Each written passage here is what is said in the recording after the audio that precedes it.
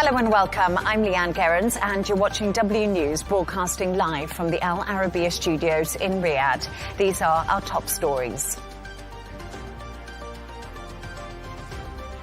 Iran and Oman have agreed on a framework that could reopen the Strait of Hormuz within days. Fighting is flaring up again between Israel and Hezbollah following ceasefire talks with Lebanon in Rome. Rubio and Miliband meet in Washington as Ukraine, Iran and European security top the agenda. And Sheikh Hasina says she's returning to Bangladesh after 2 years in exile.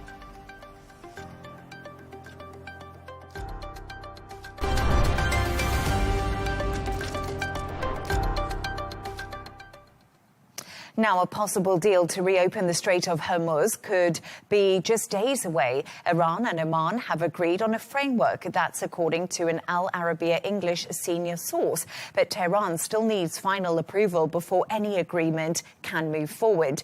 Meanwhile, Pakistan and Oman continue to play a big role in the diplomatic push to end the tensions in the region. Take a listen. Ladies and gentlemen, Pakistan remained engaged alongside brotherly countries. Our sincere efforts to resolve the crisis in the Gulf and the Middle East, especially with respect to the standoff in the Strait of Hormuz. As a littoral state overlooking Strait of Hormuz and the Gulf, Oman has, let us add that Oman has consistently played a very constructive role in promoting regional peace and stability.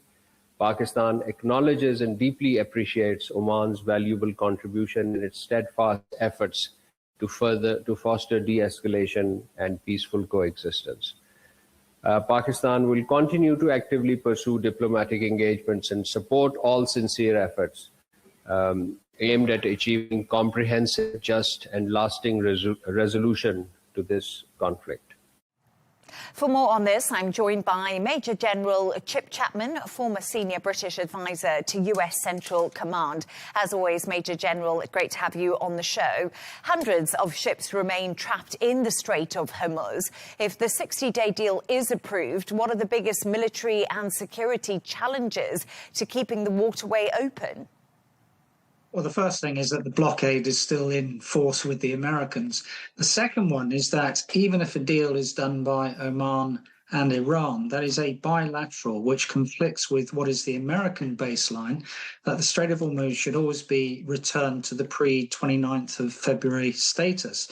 The pre-29th of February status is codified in international law under the UN Convention of the Law of the Sea, which is that everyone has the right of transit passage. No one can interfere with that. So though they might do a deal which goes through technical, security, legal and environmental reasons, and indeed Iran might want to have a 5 to 7% fee, the real thing in international law is that transit passage gives all ships a non-suspendable right of continuous and expeditious passage. If you are going to mess with that, then you've got a real problem.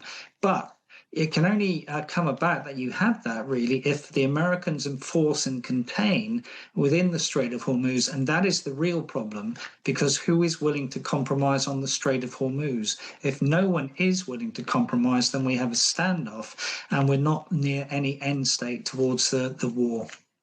Well, Chip, that's quite interesting because according to Al Arabiya English sources, a proposed Hormuz deal effectively gives Iran control over inbound shipping. Is that one of the biggest concessions the US has made to Tehran when we're having this conversation at the moment? Well, they haven't given any assent to that at the moment from the Americans. If that were to be something which the Americans would do, then you could absolutely say that they have lost the war, because that is something that is not an end state they will gone towards. But if they are going to do that as a precondition for trying to get a deal on the nuclear issue, which is supposedly the reason they went to war in the first place, then Trump will try and sell that as a victory at home. What the Americans can't do, really, is continue to do what they're doing at the moment, which is this recurring pattern of US threatening strikes and then calling them off at the last moment, which they've done 5 times since April. And essentially, they've been mowing the lawn. And the problem with that is what Churchill called an insanity, doing the same thing over and over again and expecting different results. There will not be a different result, and they can't compel Iran. And that is the problem they have when, at the moment, America is limiting the ways it can do business because it's only using air power. And one of the things that General Mark Milley, the former chairman of the Joint Chiefs of Staff, said in 2017 was that there's a myth about war that we need to let go. And that is that you can win wars from afar just by dropping ordnance. You can't. The Americans, for military and political constraints, are not willing to mobilize the means to sort that problem out, which would mean a land invasion for really 4 reasons. Firstly, that would lead to a rising oil price. Secondly, they've got dwindling stockpiles. Thirdly, they've got declining approval ratings for Trump, so it would be political disaster. And lastly, Congress may not allow him to do so, with the War Powers Act coming into force if he were to take those sorts of measures. And I want to talk to you a little bit about these dwindling munitions that we've been hearing about, because obviously the Washington Post reports President Donald Trump did pull back from additional strikes on Iran, and that was all over concerns over munition stockpiles. If that's true, what do you think it says about America's ability to sustain a prolonged conflict in Iran? Because it seems like Iran is taking the pain. It's swallowing that bitter economic pill in order to win this war. Well, if you look at what those stocks are, the ones who would be taking the pain are the Gulf states, because it's the interceptors which are the key thing. And therefore, that puts a caveat on what the Americans can do. We already had it once that Saudi Arabia prevented strikes from America by what we call access basing and overflights. And it is that which really will caveat the future, because the losers, should America start any more further campaigning, would be this what we call strike and withhold concept from the Iranians, which is they've already struck American bases, but the withhold aspect of that is on the infrastructure within the Gulf. And Chip, how much pressure are Gulf states likely to put on Washington to avoid another round of strikes, given the risk to their own economies and what you just said about interceptors? Well, I think a lot, because re-escalation still doesn't go towards this end state, which I mentioned earlier on. So from a Gulf perspective, de-escalation is certainly the way to go. It's how Trump can sell that at home as a win, which is going to be the difficult thing for him politically. But certainly from a Gulf perspective, they want to limit the war, because that will limit the fallout for them, because they will be the real losers. And I want to just ask you a little bit about some breaking news we've been getting in the last hour or so. At least 45 Yemeni government troops have reportedly been killed and dozens wounded in Houthi attacks on military camps. What do you make of this new escalation that appears to be unfolding in Yemen? Well, of course, that is part of the withhold from the Iranian perspective, because the Bab al-Mandeb could be exercised. It already was, you could argue, this week with an Indian ship being sunk. That is one of the things which could lead to a horizontal escalation, by which we mean geographic. I still think that is still in sort of stasis at the moment. It's not gone towards a complete spasm escalation, but it's one to watch for the future. And just a final thought from you. Who has the upper hand here? Is it the US or Iran, or are we just basically in a stalemate?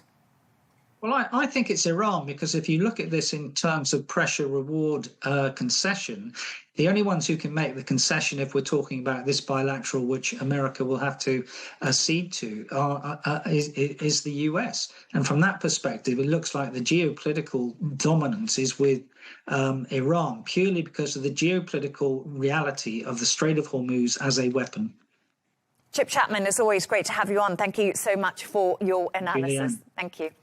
Let's continue this conversation with retired Turkish Ambassador Cengiz Firat. Cengiz, as always, lovely to have you on the show. Could the Strait of Hormuz framework be signed today? And if so, would critics see it as a US capitulation to Iran? I think the negotiations are going in the right direction. Whether it will be seen as a capitulation, I'm not quite sure. But what we are seeing is some sort of a institutionalization of the crisis. So basically, the Iranians have realized that after the war started, since February, they have a major card up their sleeve, which they're using, and that's the Strait of Hormuz, and also even the Strait of Bab el-Mandeb. So now what they're doing, and what we're seeing with the reactions from the US, is that the US is up the ante all the time, saying we will destroy whatever remains of the infrastructure in Iran, etc. The biggest bombardment is coming since the Second World War. But in the same sentence, we get something like, oh, by the way, the negotiations are going in the right direction. So it looks like as if the Iranians are playing their cards right at the moment, and they are getting what they want. What we see is that it looks like as if some sort of a toll or some sort of a voluntary payment scheme is going to be adhered to the ships passing through the Strait of Hormuz. That's the trickle down that we are getting from these negotiations between Oman and Iran. Now, some people are saying, but it's contrary to the United Nations Convention on the Law of the Sea. But let's not forget, neither the US nor Iran are party to this convention.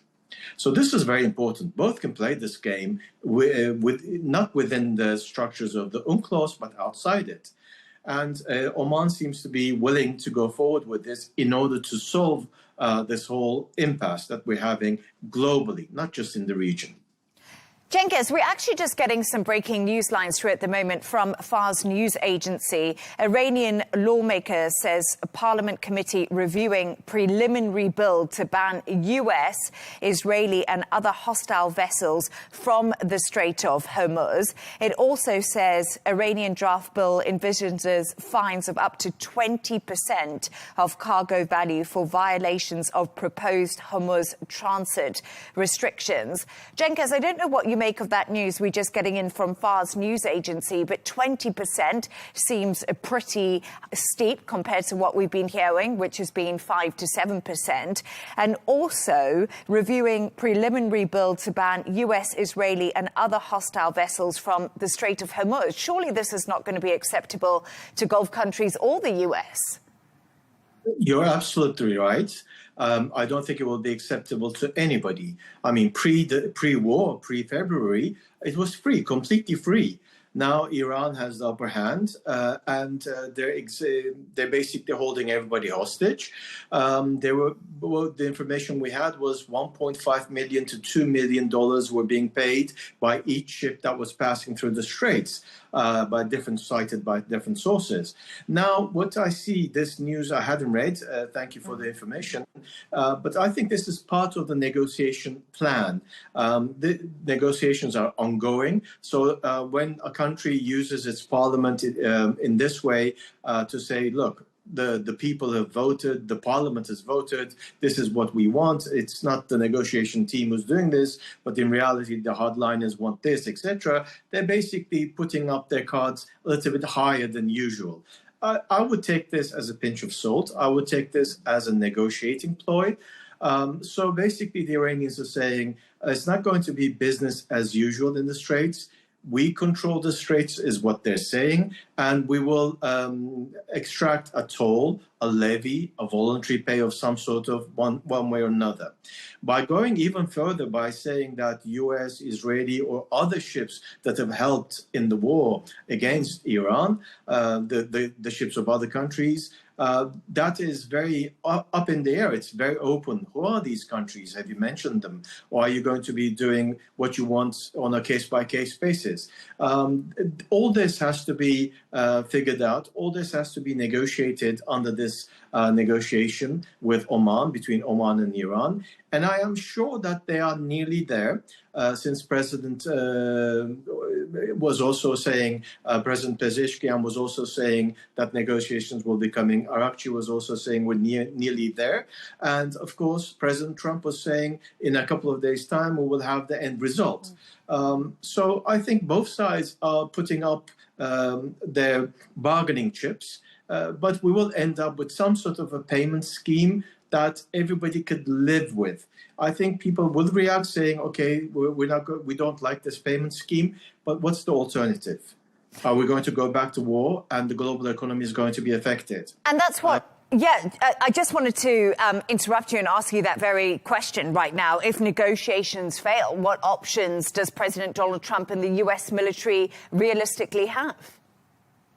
Well, we saw what they're saying a lot of their munitions have been depleted. They're saying that they cannot go on with this forever. And let's not forget that there are elections coming up in the US. I believe that what they probably would like to do is to gain a couple of months and in the meantime make sure that the straits are open one way or another. So the sequence, as far as I can read it, is let's get an agreement on the straits so that the global economy breathes a sigh of relief. Petrol flows, all other sorts of trade flows for the straits. And then afterwards, let's start negotiating one after another the items that were on the Memorandum of Understanding. Since there are no agreement on what's going to happen in Syria, what's going to happen in Lebanon, what's going to happen in Gaza, all of these issues are up for grabs, are up for negotiation. And also the final word is, of course, the nuclear issue with Iran. That's not even on the negotiation table at the moment. So we have a lot of issues to tackle, one after another. But in the meantime, the regional countries are also working and they're trying to reroute some of the petrol that is going to be going out of the straits. So all sides are taking measures, trying to negotiate, trying to develop alternatives. But the alternatives will take time. Iran has the upper hand at the moment, but after a couple of months, maybe after 6 months, it no longer will have the upper hand. Once the elections in the US are over, once the elections in Israel is over, who is to say to them, look, you have elections coming, be gentle, make sure that everything is calm in international waters. After the elections, they will have a free hand as well. And Iran knows this. Until the elections, they will push the US as much as they can. Cengiz Firat, as always, great to have you on the show. Thank you so much for joining me today. Thank you for having me. Pleasure.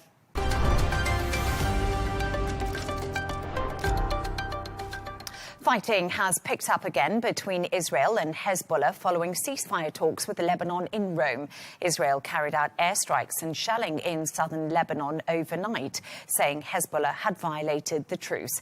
The renewed clash comes after Israel reported its first military deaths in Lebanon in more than a month. For more on this, I'm joined from Beirut by Makram Rabah, Assistant Professor at the American University in Beirut. Makram, as always, great to have you on the show. Thank you so much. Thank you for having me. Pleasure. Israel says the explosion that killed 2 of its soldiers was a blatant ceasefire violation by Hezbollah. How likely is it that this incident will escalate tensions as we do witness a second day of bombing in southern Lebanon? Well, anything that happens in the south of Lebanon will not disrupt the process that is ongoing between Lebanon and Israel. This is unfortunately the case because Lebanon has made it clear that it did not enter the war, and thus it is not responsible for what Hezbollah is doing. Yet, this will be felt, the ramifications of this will be felt because everyone is hoping that this ceasefire will last. However, in practical terms, the ceasefire which Donald Trump has enforced excludes Beirut. It doesn't really cover the south where the Israeli army is systematically demolishing Lebanese villages, and I think this will make things even worse. However, I don't think it will threaten the whole process of negotiations. So you don't think it will threaten the process of negotiations? So in some respects, cautiously optimistic that these talks that have been happening and wrapped up in Rome will actually possibly produce lasting stability. But do you think that's possible given the fact that Hezbollah's not at the table and we keep on seeing violence happening? Well, the most alarming part is that even Hezbollah is not fighting in the south of Lebanon. The people who are leading the fight are the Iranians themselves. The leadership of the IRGC are actually operating and commanding what remains of Hezbollah's military infrastructure. And the Secretary General of Hezbollah and Hezbollah in general have made it clear that they are ultimately organically connected to Iran. So whatever we try to rationalize with what remains of Hezbollah, we will never be able to make them admit that using weapons will not change much. Many of the attacks against President Aoun and the Lebanese government is saying that they were not able to achieve anything. Ironically, these negotiations, as weak as they are, have been able to give us at least 2 villages. They are destroyed, true. However, none of the weapons at the disposal of Hezbollah have changed anything, at least when it comes to the actual warfare. So down the road, betting on these negotiations to get us out of this quagmire is much better than trying to bet on Hezbollah and what remains of its demolished infrastructure as well as leadership. And Professor, the pilot areas seem to be one of the main sticking points. What are the key disagreements over who should control these areas and how security arrangements should actually be carried out? Well, the pilot areas are a slippery slope because ultimately they are a test for the Lebanese army and for the Lebanese state if they are willing to actually disarm Hezbollah. And this doesn't really require a direct confrontation. One has to stand their ground, and the Lebanese army, unfortunately, have on one occasion refused to do so. These 2 pilot zones, which have been offered to Lebanon, is a test. This is why on the ongoing negotiations over the last 3 days, when the Lebanese state asked for more pilot zones, there was no response whatsoever. Not because they don't want to give them this, but because they want them to earn it. And this is something which everyone wants, including the Lebanese public, because at the end of the day, Israel, there's a reason why Israel is occupying the south of Lebanon, because of an Iranian occupation and because they are set on totally demolishing and disarming Hezbollah. So the only way for Lebanon to take over these proposed pilot zones or the entirety of the Lebanese South is for these weapons to stop existing. And at this particular moment in time, we are far away from achieving this.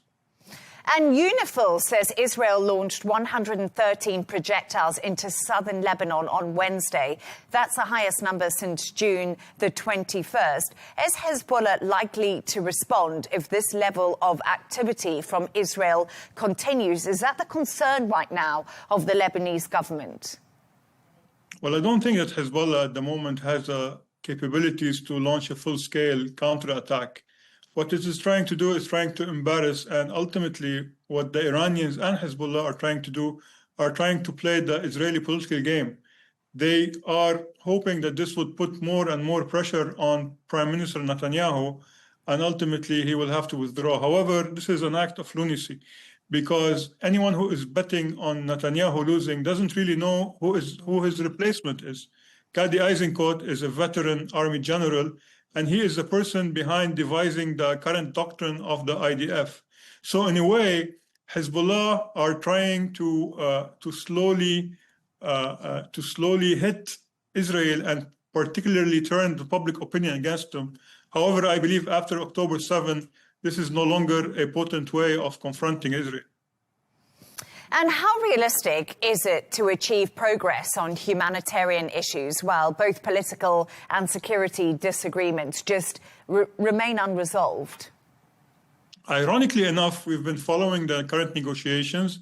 Despite somewhat of the stalemate when it comes to the political aspect, the humanitarian aspect, particularly on the issue of the prisoners of war, which are currently in the possession of Israel, we see that Israel and Lebanon are doing baby steps vis-a-vis this file. And Israel and Lebanon are basically bringing in the International Red Cross, which means that this potentially can be resolved even without resolving the political disagreement. So all in all, if we are to take the prisoners of war thing, it's a good sign. However, the return of the over 1 million displaced Lebanese Shiites to their homes is far from being achieved. Makram Rabba, as always, great to have you on the show. Thank you so much for your analysis and for joining me. Thank you.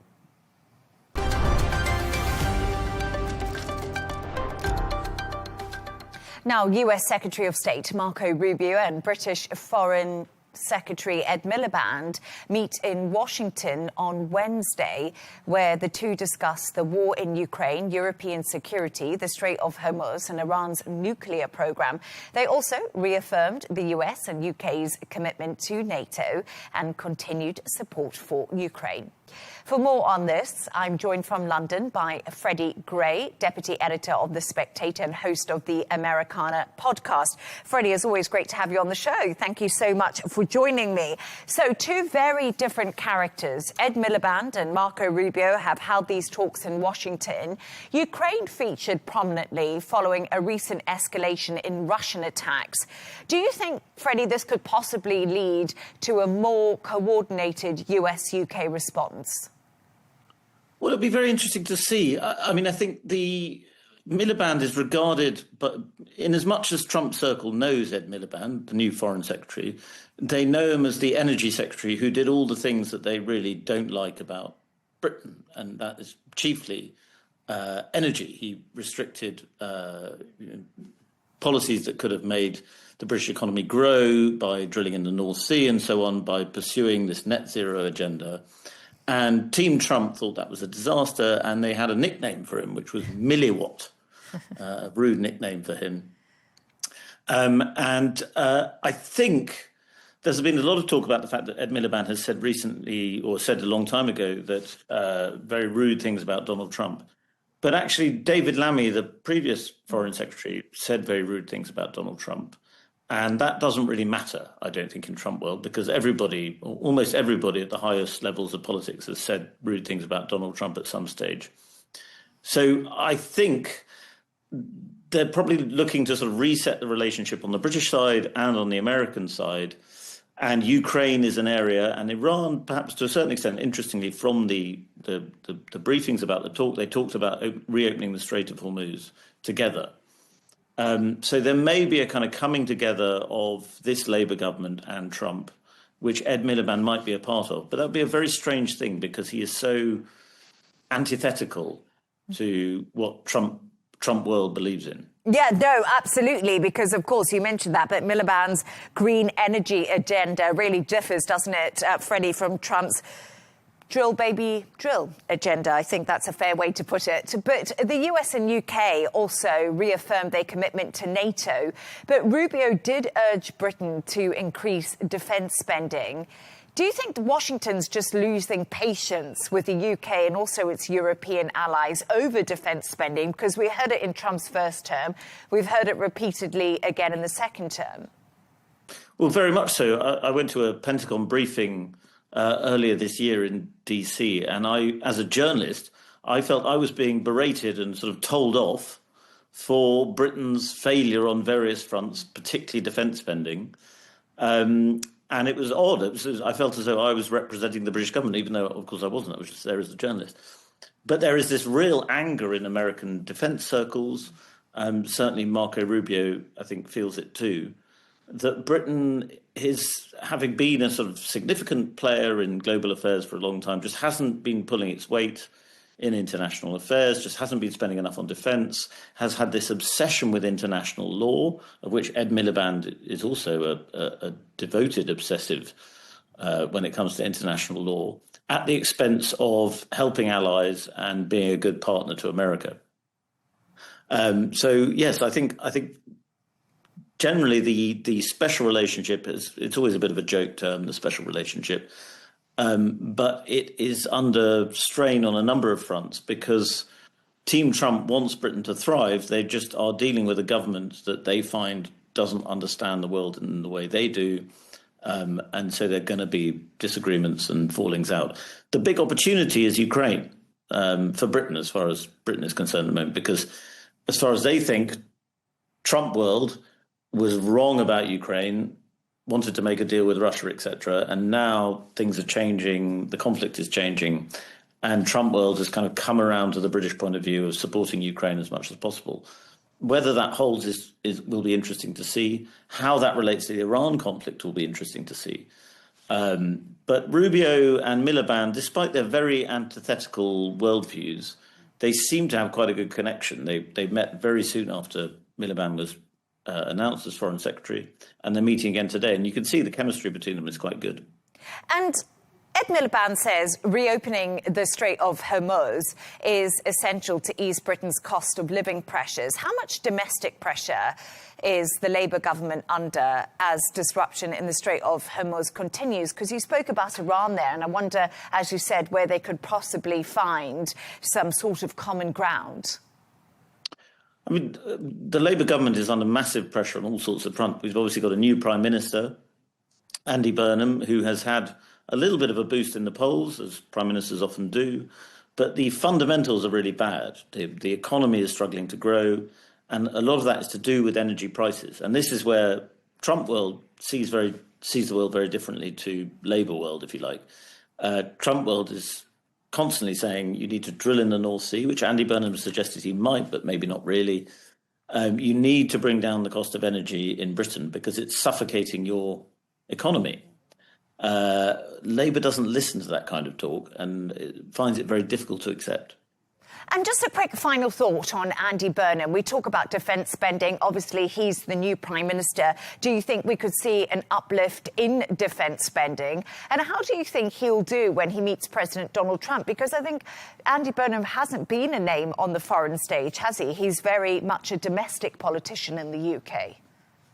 Yes, nobody really knows Andy Burnham's deepest thoughts on foreign policy, probably because Andy Burnham doesn't have very deep thoughts on foreign policy. I think when it comes to defence spending, it's very interesting because Ed Miliband, who is now, of course, Foreign Secretary, as we've been discussing, was lined up, was favourite to be Chancellor, much more important job in many ways, controlling the purse strings of the British government. But he was scuppered at the last minute. Burnham decided to appoint the former Defence Secretary, who pushed very hard for an uptick in defence spending and had actually resigned from the previous government because he didn't get enough of a push on defence spending. So it looks as though Burnham is committed to defence spending, and it's interesting that Rubio today said we want Britain to... America is pushing Britain very hard to commit to defence spending. And I think the Labour government have realised that if they want to keep this very crucial ally on side, they have to show that they are willing, and more than just show, actually be willing to commit to much, much bigger, deeper defence spending, because the British military, the British Navy are not in the condition that a lot of the public would like them to be. The British Navy in particular is becoming regarded as a bit of a joke in American defence circles, and that's not something any British person wants to happen. Yeah, no, indeed. Freddie Graves, always great to have you on the show. Thank you so much for joining me. Great pleasure, Leigh Ann.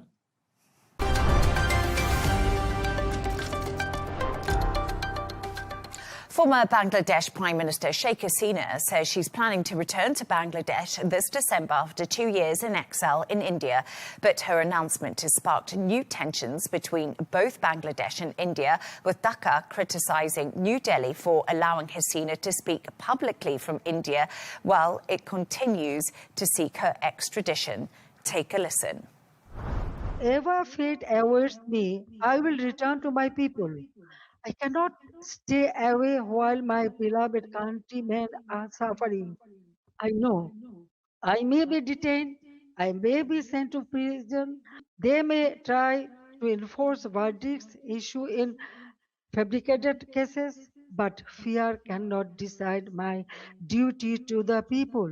My life moved beyond calculations of personal safety long ago.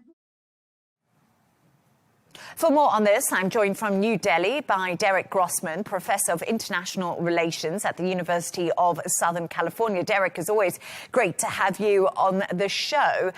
Derek, let's begin with Sheikh Hasina. She says she plans to return to Bangladesh. We just heard that clip. She might come back this December.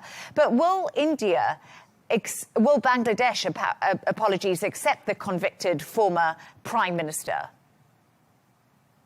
Well, thanks for having me, and it's coincidence that I'm here a day after Sheikh Hasina gave that unprecedented press conference in which she said that she would go back to her home country and potentially face the death penalty there. And I have to say that Sheikh Hasina has been in India since the coup took place in August of 2024, and it has been a real irritant in the India-Bangladesh relationship. And so if Hasina were to voluntarily leave India and go to Bangladesh, I think Bangladesh would be very happy about it. But I think Bangladesh would be even happier if New Delhi decided to extradite her back to Dhaka to face punishment, because that would be a sign of goodwill and would indicate to Dhaka that the bilateral relationship can move forward. Because just to give you a little bit of history here in the audience, a little bit of history,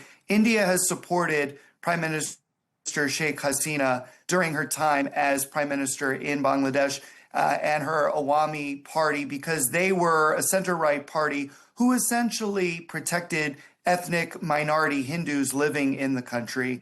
And she was very, against terrorism, Islamic terrorism in particular. And so that kind of fit Indian interests. And her ouster was a major, major blow to Indian strategy in Bangladesh. And New Delhi has been kind of slow to come to grips with the new reality, which is you have the Bangladesh National Party, the BNP, in power under Prime Minister Tariq Rahman. It's a very different picture these days. So, as you say, the political picture in Bangladesh is very different to what it was. But Bangladesh is also criticizing India for allowing Hasina to speak from New Delhi. Right now, this incident that we're actually talking about between each other, how much has it strained the diplomatic relations between both of the countries? Well, it certainly doesn't help anytime Hasina speaks out, especially on the anniversary of the coup. So this August 5th, yesterday, New Delhi time, was the second anniversary of the coup. So, it doesn't help. It only kind of rubs salt in the wounds in Bangladesh. But at the same time, it's interesting to see that the Indian Ministry of External Affairs has distanced itself from the press conference. They said they had nothing to do with orchestrating it. They had no role whatsoever. It was simply Hasina wanting to engage with the press on her own avail. And so I think that distance is, something that Dhaka can take home and say, well, India is not fully on board with everything that Hasina is doing or saying. And hopefully, from both perspectives, that will help mend the ties after the coup in 2024. But among members of Hasina's now banned Awami League party, does her announcement rekindle hopes of a political comeback? Or do you think this is just a high-risk gamble right now? It seems unlikely that she could make a comeback because, the BNP won in free and fair elections and really by a significant margin. Now, it is also fair to point out that the Awami League members were banned from voting. So we don't know how the election would have looked had they been able to participate. But the reality is that the BNP has a very firm grip on power as it stands right now in Bangladesh. And it's hard to see somebody who is accused of and was convicted of crimes against humanity within their home country. She's accused of essentially ordering the murder of at least 1,400 people in her country. It's hard to see how she would have any momentum to try to win an election in the future, because at this point she's going back to face either life imprisonment or the death penalty. And if we have a look at the broader picture, you're in New Delhi at the moment, but are there some similarities, do you think, between India's youth-led cockroach movement and the student protests that, of course, helped bring down Sheikh Hasina back in 2024, Derek? Yeah, there's a lot of common themes across all of these youth movements, these so-called Gen Z movements, right? And I think what you're seeing is the younger people are emphasizing the fact that their leaders need to be accountable, that corruption is not an acceptable practice. And not only do leaders need to be accountable to the people, but they actually need to improve the lives of the people. And we've seen this in Bangladesh. We're seeing it in India, as you mentioned, although, you know, the BJP and Modi's party here are still firmly in control. But we've also seen it in places like Nepal as well. So I think this is something that is going to continue. I don't think it is the same as, you know, the Arab Spring in 2011. I'm not going to equate it to that quite yet, but I do think that there are some similarities, and it's something that's worth paying attention to in the future. And just briefly, Derek, if you can, what implications will her return have for China and the United States? You know, I think from China's perspective, the return of Hasina is essentially a good thing for the BNP, and China is trying to forge good ties with the BNP, the Bangladesh National Party. And so I think, and it's also, you know, the return of Hasina is kind of a recognition that India's strategy had failed in Bangladesh. And so as India-China competition continues to play out, I think Beijing is going to claim a victory here, that this is a good thing, that Bangladesh is thinking for itself, it's acting for itself, and is no longer a pawn of India, and can have a freer hand in executing its foreign policy to include having a better relationship with China. For the United States, it's a bit more complex. I mean, President Trump really hated Mohammed Yunus, who was the interim leader between Hasina and Rahman, and that's primarily because of personal reasons. Yunus was a big supporter of Hillary Clinton and was considered, you know, part of the deep state and part of the liberal cabal against Trump and MAGA. So I think he's glad to see Yunus gone, and I think he's therefore has embraced Rahman. But at the same time, he has said that the persecutions of Hindus within Bangladesh, or at least alleged persecutions of Hindus in Bangladesh, is completely out of control. And I wonder if Trump, you know, if he knows anything about the situation, I think he would want Hasina back in the seat, because that would help deal with that issue and to help him forge better ties with India, potentially sacrificing his relations with Bangladesh. But I don't think we've seen much in terms of him wanting to have much of a relationship with Bangladesh to begin with. So I think it's more complex, but I also think that in general, the return of Hasina is probably not as much to the liking of the United States as it is to China. Derek Grossman, it's always great to have you on the show. Thank you so much. Thanks.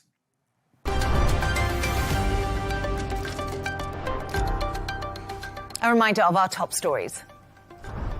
Iran and Oman have agreed on a framework that could reopen the Strait of Hormuz within days. Fighting is flaring up again between Israel and Hezbollah following ceasefire talks with Lebanon in Rome. Rubio and Miliband meet in Washington as Ukraine, Iran and European security top the agenda. And Sheikh Hasina says she's returning to Bangladesh after 2 years in exile. And that's all from us on W News. Don't forget to subscribe to our YouTube channel. Of course, follow us on X. We'll be back in a couple of hours with W News Extra. Goodbye and thank you.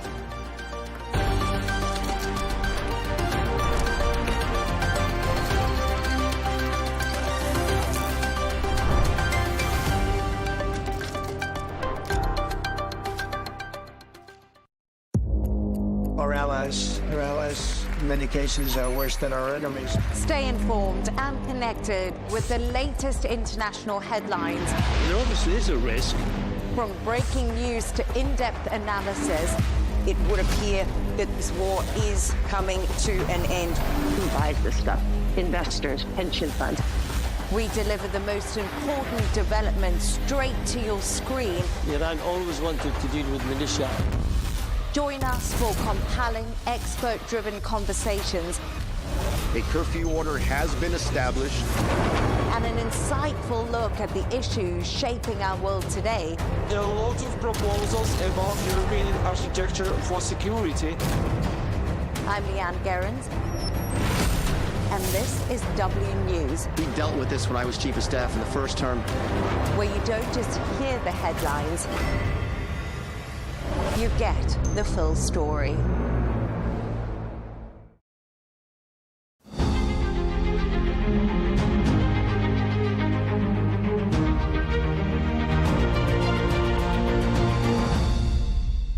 Sir Tim, thank you so much for being with us. It's great to have you at the Farnborough International Air Show. Have you had to make any changes in your decision making? Has there been any tangible impact on your bottom line or profitability, or have you been able to mitigate it in other ways? Well, we in the first quarter we had planned that this was probably going to go on a bit longer than we thought.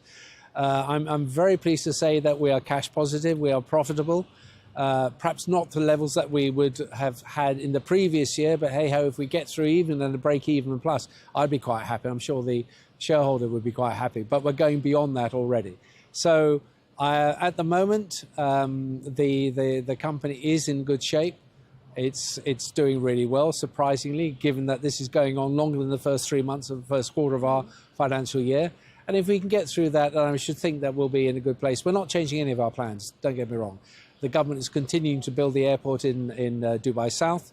We are continuing with our orders. We have over 350 aircraft on order. It's about $150 billion worth of kit coming in. We're going through the major retrofit program, which is, we've done the 100th aircraft now. We've got about another 120 to do.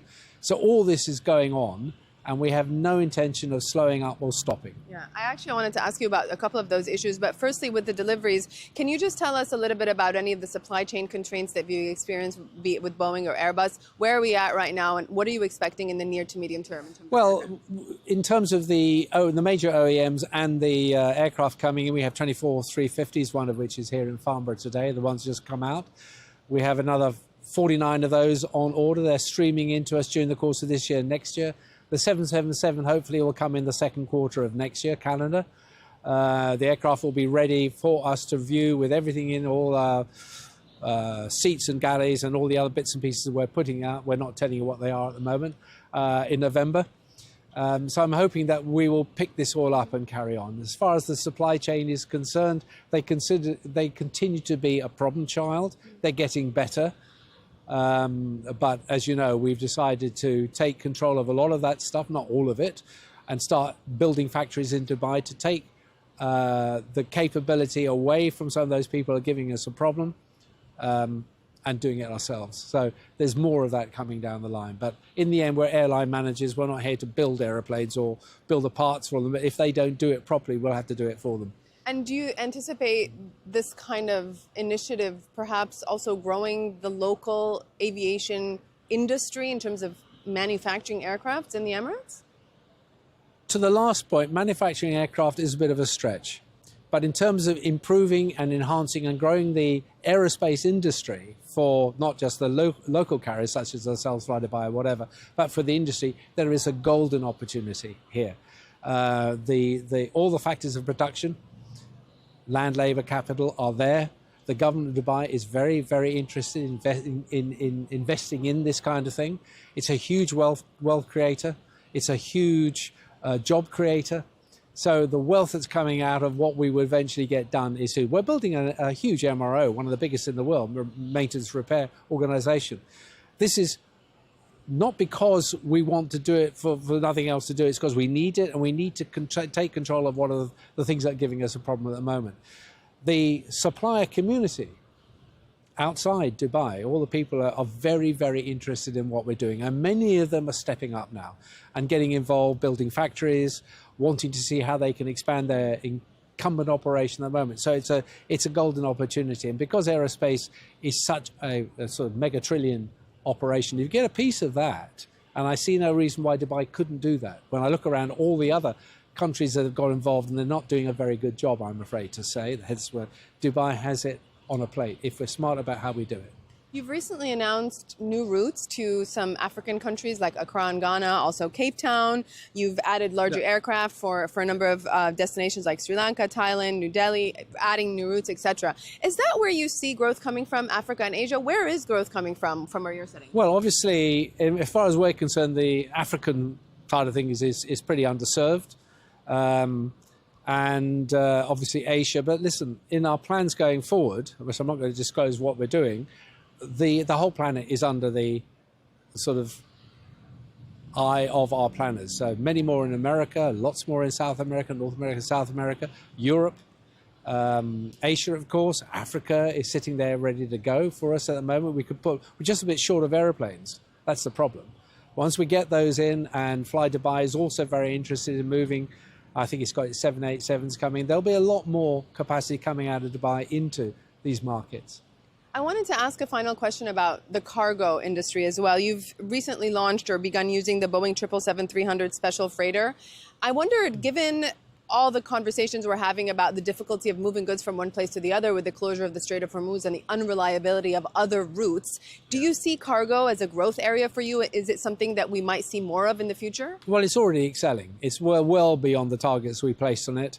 It's no coincidence that with the ERF that you've just made mention of, we have a plan to take up to 20 of those, plus the existing freighters that we have on order, and a few more to come from Boeing, to grow the cargo business. Now, along comes the difficulties that we're facing at the moment.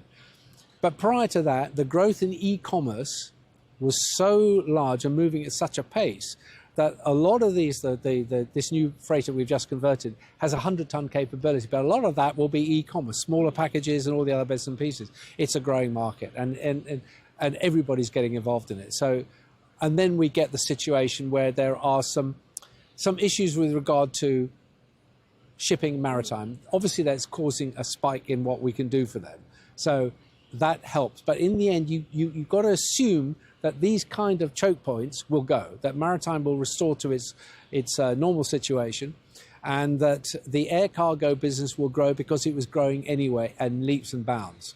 So I don't bank this spike as something that's going on forever. I look at it as short term, but in the end, we'll get back to equilibrium. Maritime will sort itself out. The airline community will grow its cargo business simply because just in time will come back into the mix in terms of production plants, whether they be in the Ruhr, whether they be in South Africa or even Dubai. Thank you for being with us.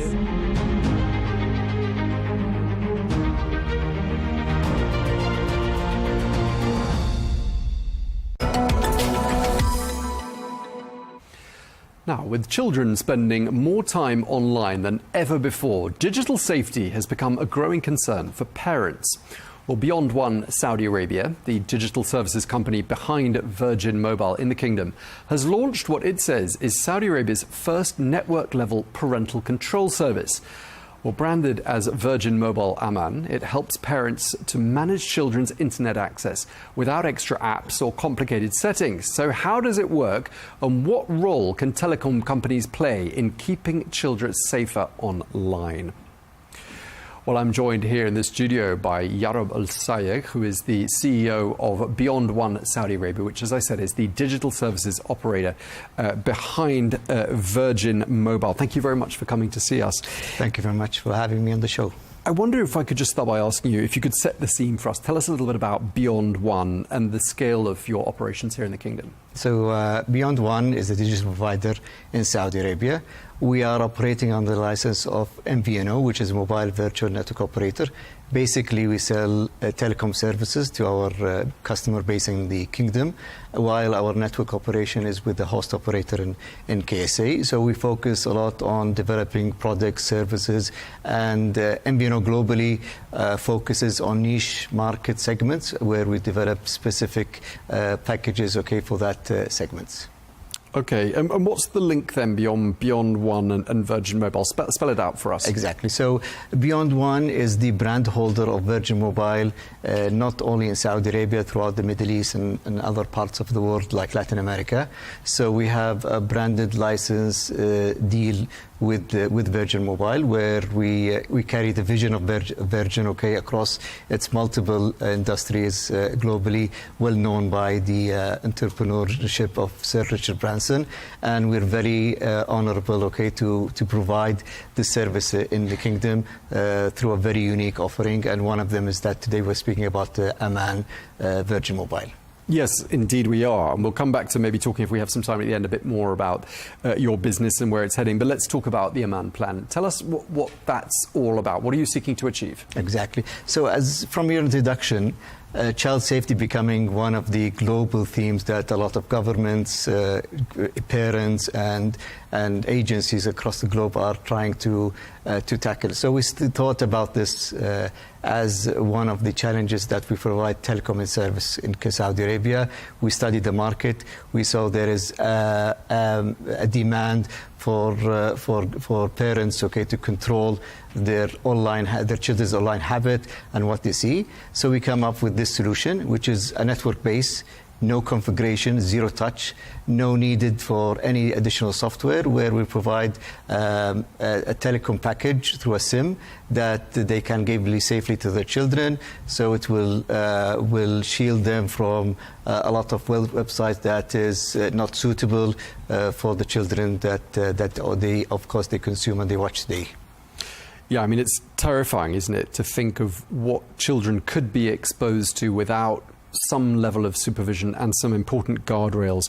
And lots of governments have been addressing this issue. What are your thoughts on how different world governments have tackled regulation when it comes to keeping children safe online? We believe, personally I believe, in a more comprehensive view about how we can tackle these challenges, and protect our children from the threat. So governments around the world, and we see a lot of regulations, they're banning social media for certain ages, 16 years old and below. So this is one angle. The other angle will be, I think, education of parents themselves, where they take the responsibility, the guardianship of their beloved ones, and provide them with the necessary tools, technology that make it easy, no configuration, nothing that you have to do additional. Today we live in a very complicated world, and this is where we thought that there is a chance and opportunity for us to provide this safety in a very, very easy zero-touch approach. What are the sorts of threats that the Oman plan seeks to address specifically? So basically we block the main social media platforms, which inherently also are not suitable for the target age that we have. We have also YouTube, which they have a specific safe version, that we have through the Oman plan, not the public and general YouTube with its content out there. So it's very catered. It's very, we believe, can provide the minimum protection, for the young ones through this plan. Do you think, as wearing your telecoms hat, do you think there is a bit of a conflict of interest between what the governments want and what the telecom companies want? Because, of course, blocking social media and blocking content, doesn't that mean less revenue for you? Well, yes, absolutely. But I think this comes from our brand values and where Virgin can play, So a lot of ventures that happen Virgin throughout the years is coming from to be safe, to be brave, and to challenge the status quo and provide the service. We know out there that this plan will not be, of course, suit the needs of everyone. So still, we will see that the growth of social media, internet consumption will happen. However, also we realize that there is this segment of very keen parents, guardians who want to have a tool, for this. So I don't see in the immediate future that this will cannibalize or affect the consumption of internet as wise. There are calls all around the world from society for products to be made family safe, for online content to be safe for younger ages. Do you feel like a lot of the demand is coming from society here in Saudi Arabia? Absolutely, yes. And I think societies across the globe, but for Saudi for sure. As you can imagine, and launching a new product, we do a lot of surveys. We interviewed a sample of our customers and potential customers to see, and we saw a common thread of parents who are very, very keen to provide safety tools for their children. They want to provide them with a SIM that goes into their tablets, and then they can, when they go out in the evening, out it, but they want it in a very safe way. So this is one of the things that gave us confirmation that there's a local KSA demand for such products and such a plan, and this is where Oman came came live. With almost all the business models we talk about and all the innovations we talk about in the kingdom, we always find a link back to Vision 2030. Is there a link here? Of course, okay. So we're very lucky to operate under the local authorities, okay, with the sponsorship of the Ministry of ICT and the Commission of Space and Technology. We always see them to push us for more innovative products and services, not only to provide data and minutes. And this is where I think the licensing of MMO, such of us, okay, where we provide innovation to the market.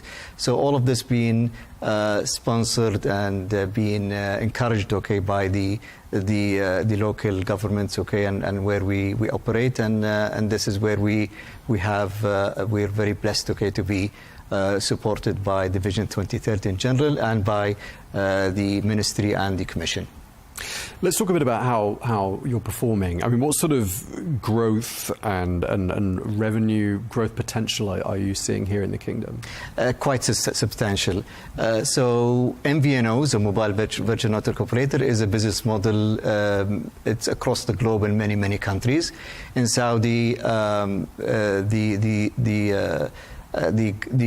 local regulation sees MVNO as a way that promotes more growth, okay, the Saudi market for telecom services, provide also innovative products that doesn't exist, okay, without the competition and the new licensed MVNOs.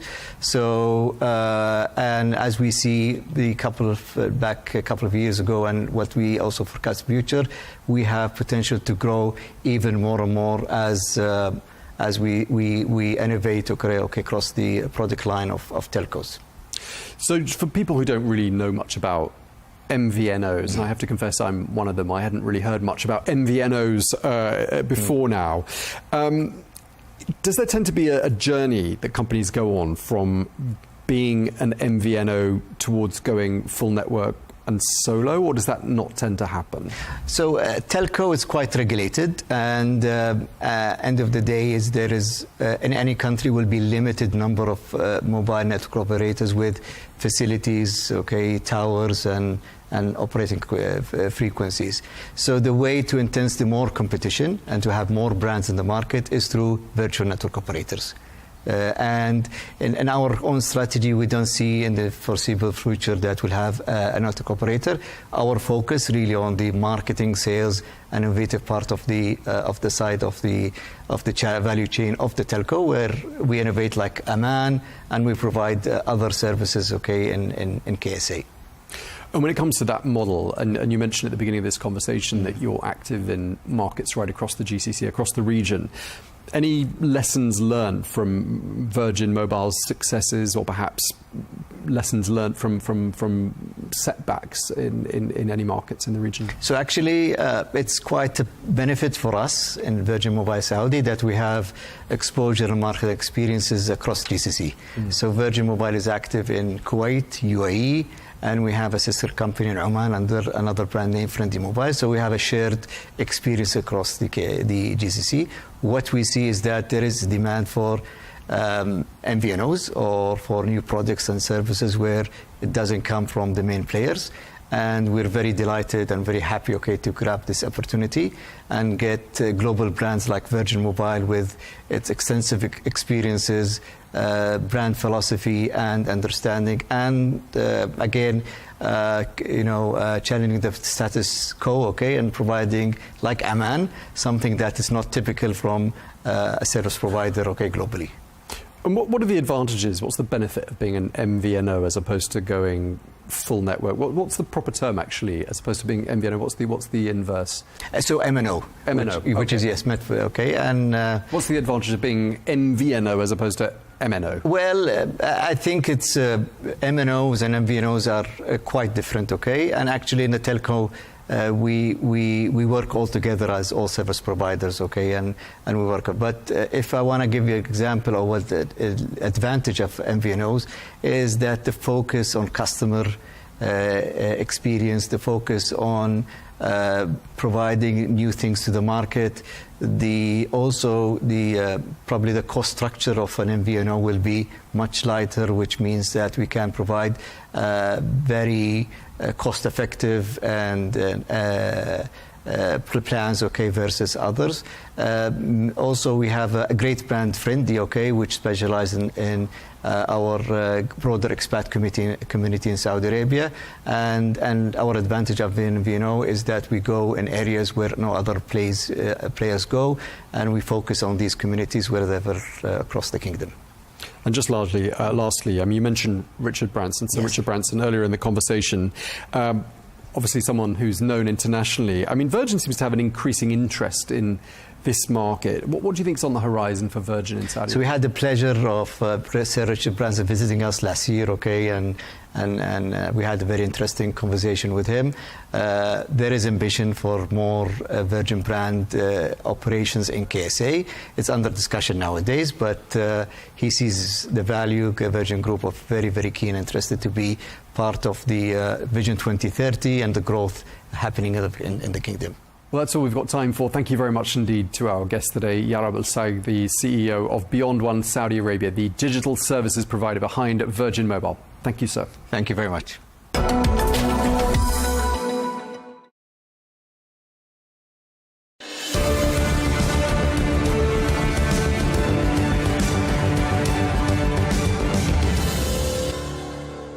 Hello and welcome. I'm Riz Khan. The Trump name is a loaded one and carries with it both positive and negative traits, depending on your view of the current US president. For Fred Trump III, it's a name that has often created challenges because of his strained relationship with his uncle, perhaps even more so since Donald Trump returned to the White House. Fred is a passionate advocate for people with disabilities, as his younger son, William, now in his mid-20s, has serious communication and physical challenges. In his book published in 2024, All in the Family, The Trumps and How We Got This Way, Fred said that Donald Trump, in his first presidential term, had told him to let his son William die and move to Florida. Despite the rift, Fred Trump is still keen for his uncle to support his advocacy for disabled people. Although, as he told me, he believes Donald Trump's second term as president is a dangerous one. Fred, it's good to speak to you. It's been almost a year since we last spoke. And at that time, Donald Trump was campaigning. We discussed a lot about what would happen if he got into the White House again. Now, what did you make of what seemed to be, for a lot of people saying, is a decisive victory? Yeah, I don't think it was decisive in terms of the numbers. For sure, it was a very slim majority that he won, which he did. But we've never seen anybody like him who will take a razor-thin majority and turn it into what he's turned it into. And you have to give him credit for that. I mean, I said it in my book all along. He is relentless, and he is going to do many of the things I said. He is full charged, full of energy. And does he make mistakes? In my opinion, yes. He'll never admit that. But he's doing stuff that no other president does. Now, you either agree with it or not, but he's in your face every single day. In your opinion, what defines this presidency of Donald Trump compared with his first term? A couple of things. He surrounded himself with what you may call legitimate cabinet members and folks that were around him. Yes, we've all used the word, guardrails. I was with him often at the beginning of his first term, and you could tell he was not happy with it. He comes from the hard-charging New York City real estate world, and now all of a sudden there are people telling him that there are rules that have to be followed. Second term, all bets are off. No guardrails, no rules. He will take advantage of anything he can. And again, as a Democrat, and I am a Democrat, I've always, since I was able to vote, have voted Democrat. There's a little envy in me, and I have a little Twitter account that has, a few thousand people, and I'm just constantly saying, it's hard to say, but Democrats have to stop being so principled. They have to learn how to fight like he does. And just selfishly, I was kind of disappointed that the Harris campaign didn't use me a little more, because I grew up in the same neighborhood Donald did. I'm from Queens, and we know how to fight. So and that to use a word that Donald uses almost every day, that campaign, in my opinion, was a disaster. It should have been a victory for the Democrats. In terms of where things are for the Democrats now, where does it leave them? Because, of course, it was one of those situations where people said, well, this was an opportunity, but obviously it was lost. Yeah, it was lost. Bad campaign managers for Harris. Yeah, listen, she was thrown into a very difficult position. But when she didn't sort of disavow some of the Biden policies that she was involved with, I grant you. But here's the way I look at it. Donald's constituents, his fans, if you will, love him. I mean, you saw the Madison Square Garden before the election. I mean, they love him. In fact, there was one guy that spoke I actually went to junior high school with, and he was telling a story that I remember quite well. But these people, they have their signs. They have Was there anyone that really would cry in the stands for Kamala Harris when she came out? There was no true enthusiasm, except if you throw Beyonce in there. That was tough. You can't. I mean, you have to match his energy if that's possible. The thing is that it seems, according to the critics, that Democrats don't have anyone with real charisma now to take on someone like Donald Trump. I mean, irrespective of whether he's a good guy or bad guy, according to your position, he's got that presence that people seem to like, especially in America. And I couldn't agree more. And if you don't mind, I'll throw out some names that I think are really ones to look after. Wes Moore, the governor of Maryland, Andy Beshear is the governor of Kentucky, this state senator from Texas, James Tallarico. Now, he should start off running for Senate.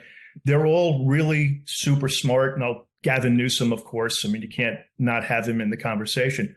But they're lacking that ability to attract passion from their people. I love Wes Moore. I think he's got a great backstory and all this. But I just don't know if he has the ability to go out there and take a knockout punch to his opponents. We seem to live in a world, though, where, if you like, the strong guy seems to be the hero for a lot of people. We have Benjamin Netanyahu in Israel. He's pretty much doing what he wants. We have Vladimir Putin in Russia doing pretty much what he wants, and Donald Trump in America doing pretty much what he wants. It seems it's a time for these guys who are really strong to just plow their way through. Yeah, there's no doubt about it. And I'm sure that list could be expanded by dozens. I keep saying, and I'm sure you're aware of what's going on with Texas, with the redistricting. And I was, again, on my Twitter feed saying, all right, Democrats, don't just say, oh, if they do it, we're going to do it.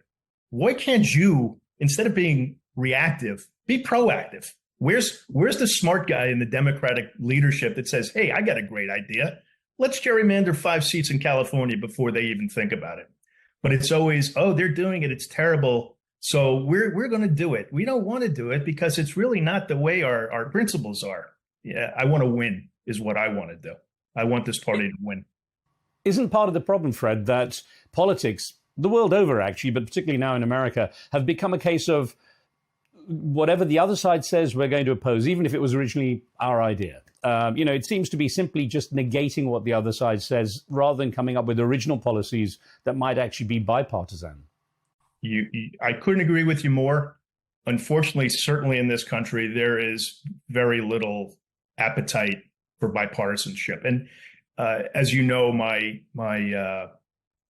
incredible advocacy and passion and wanting to get out there to speak on the rights of the disabled, I kept saying, it shouldn't be a partisan issue. Disability is going to, in one form or another, it's going to affect every family in this country. Yet there's no consensus on what to do about it. And it's a huge issue. And what I really was disturbed at with the Harris campaign, and again, I had a personalized letter sent directly to her and her chief of staff saying, I'm here. let's forget, if you can, for a second, what being disabled means and the tens of millions. Let's put it in pure political terms. There are 60 million people in America that are afflicted with some sort of disability. That is a huge voting bloc. And believe me, I was involved with many organizations, and all of them are saying, we can't believe that the head of our party right now, Kamala Harris, and the vice presidential candidate, Tim Walz, who has a son who's disabled, I didn't hear them use the word disabled once. So again, if you want to put it in truly political terms, disability is a major voting bloc. Fred, I'm going to circle back around to that in a minute, but let me carry on with what Donald Trump's been doing since he's come into office and how much things have changed since January of this year.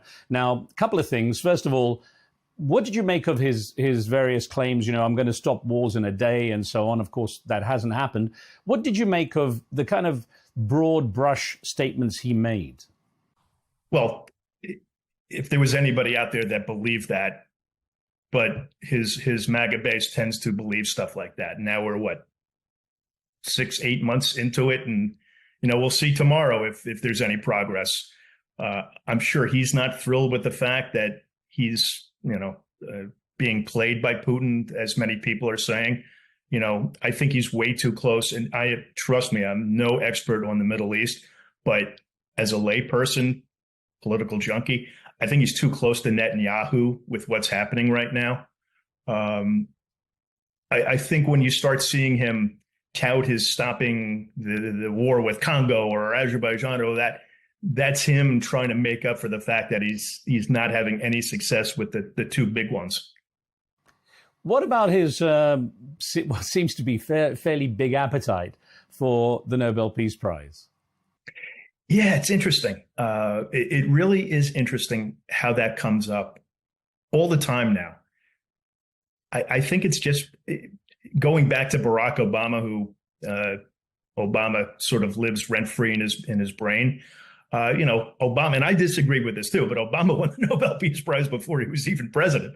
So I don't know how I think that really drives Donald nuts.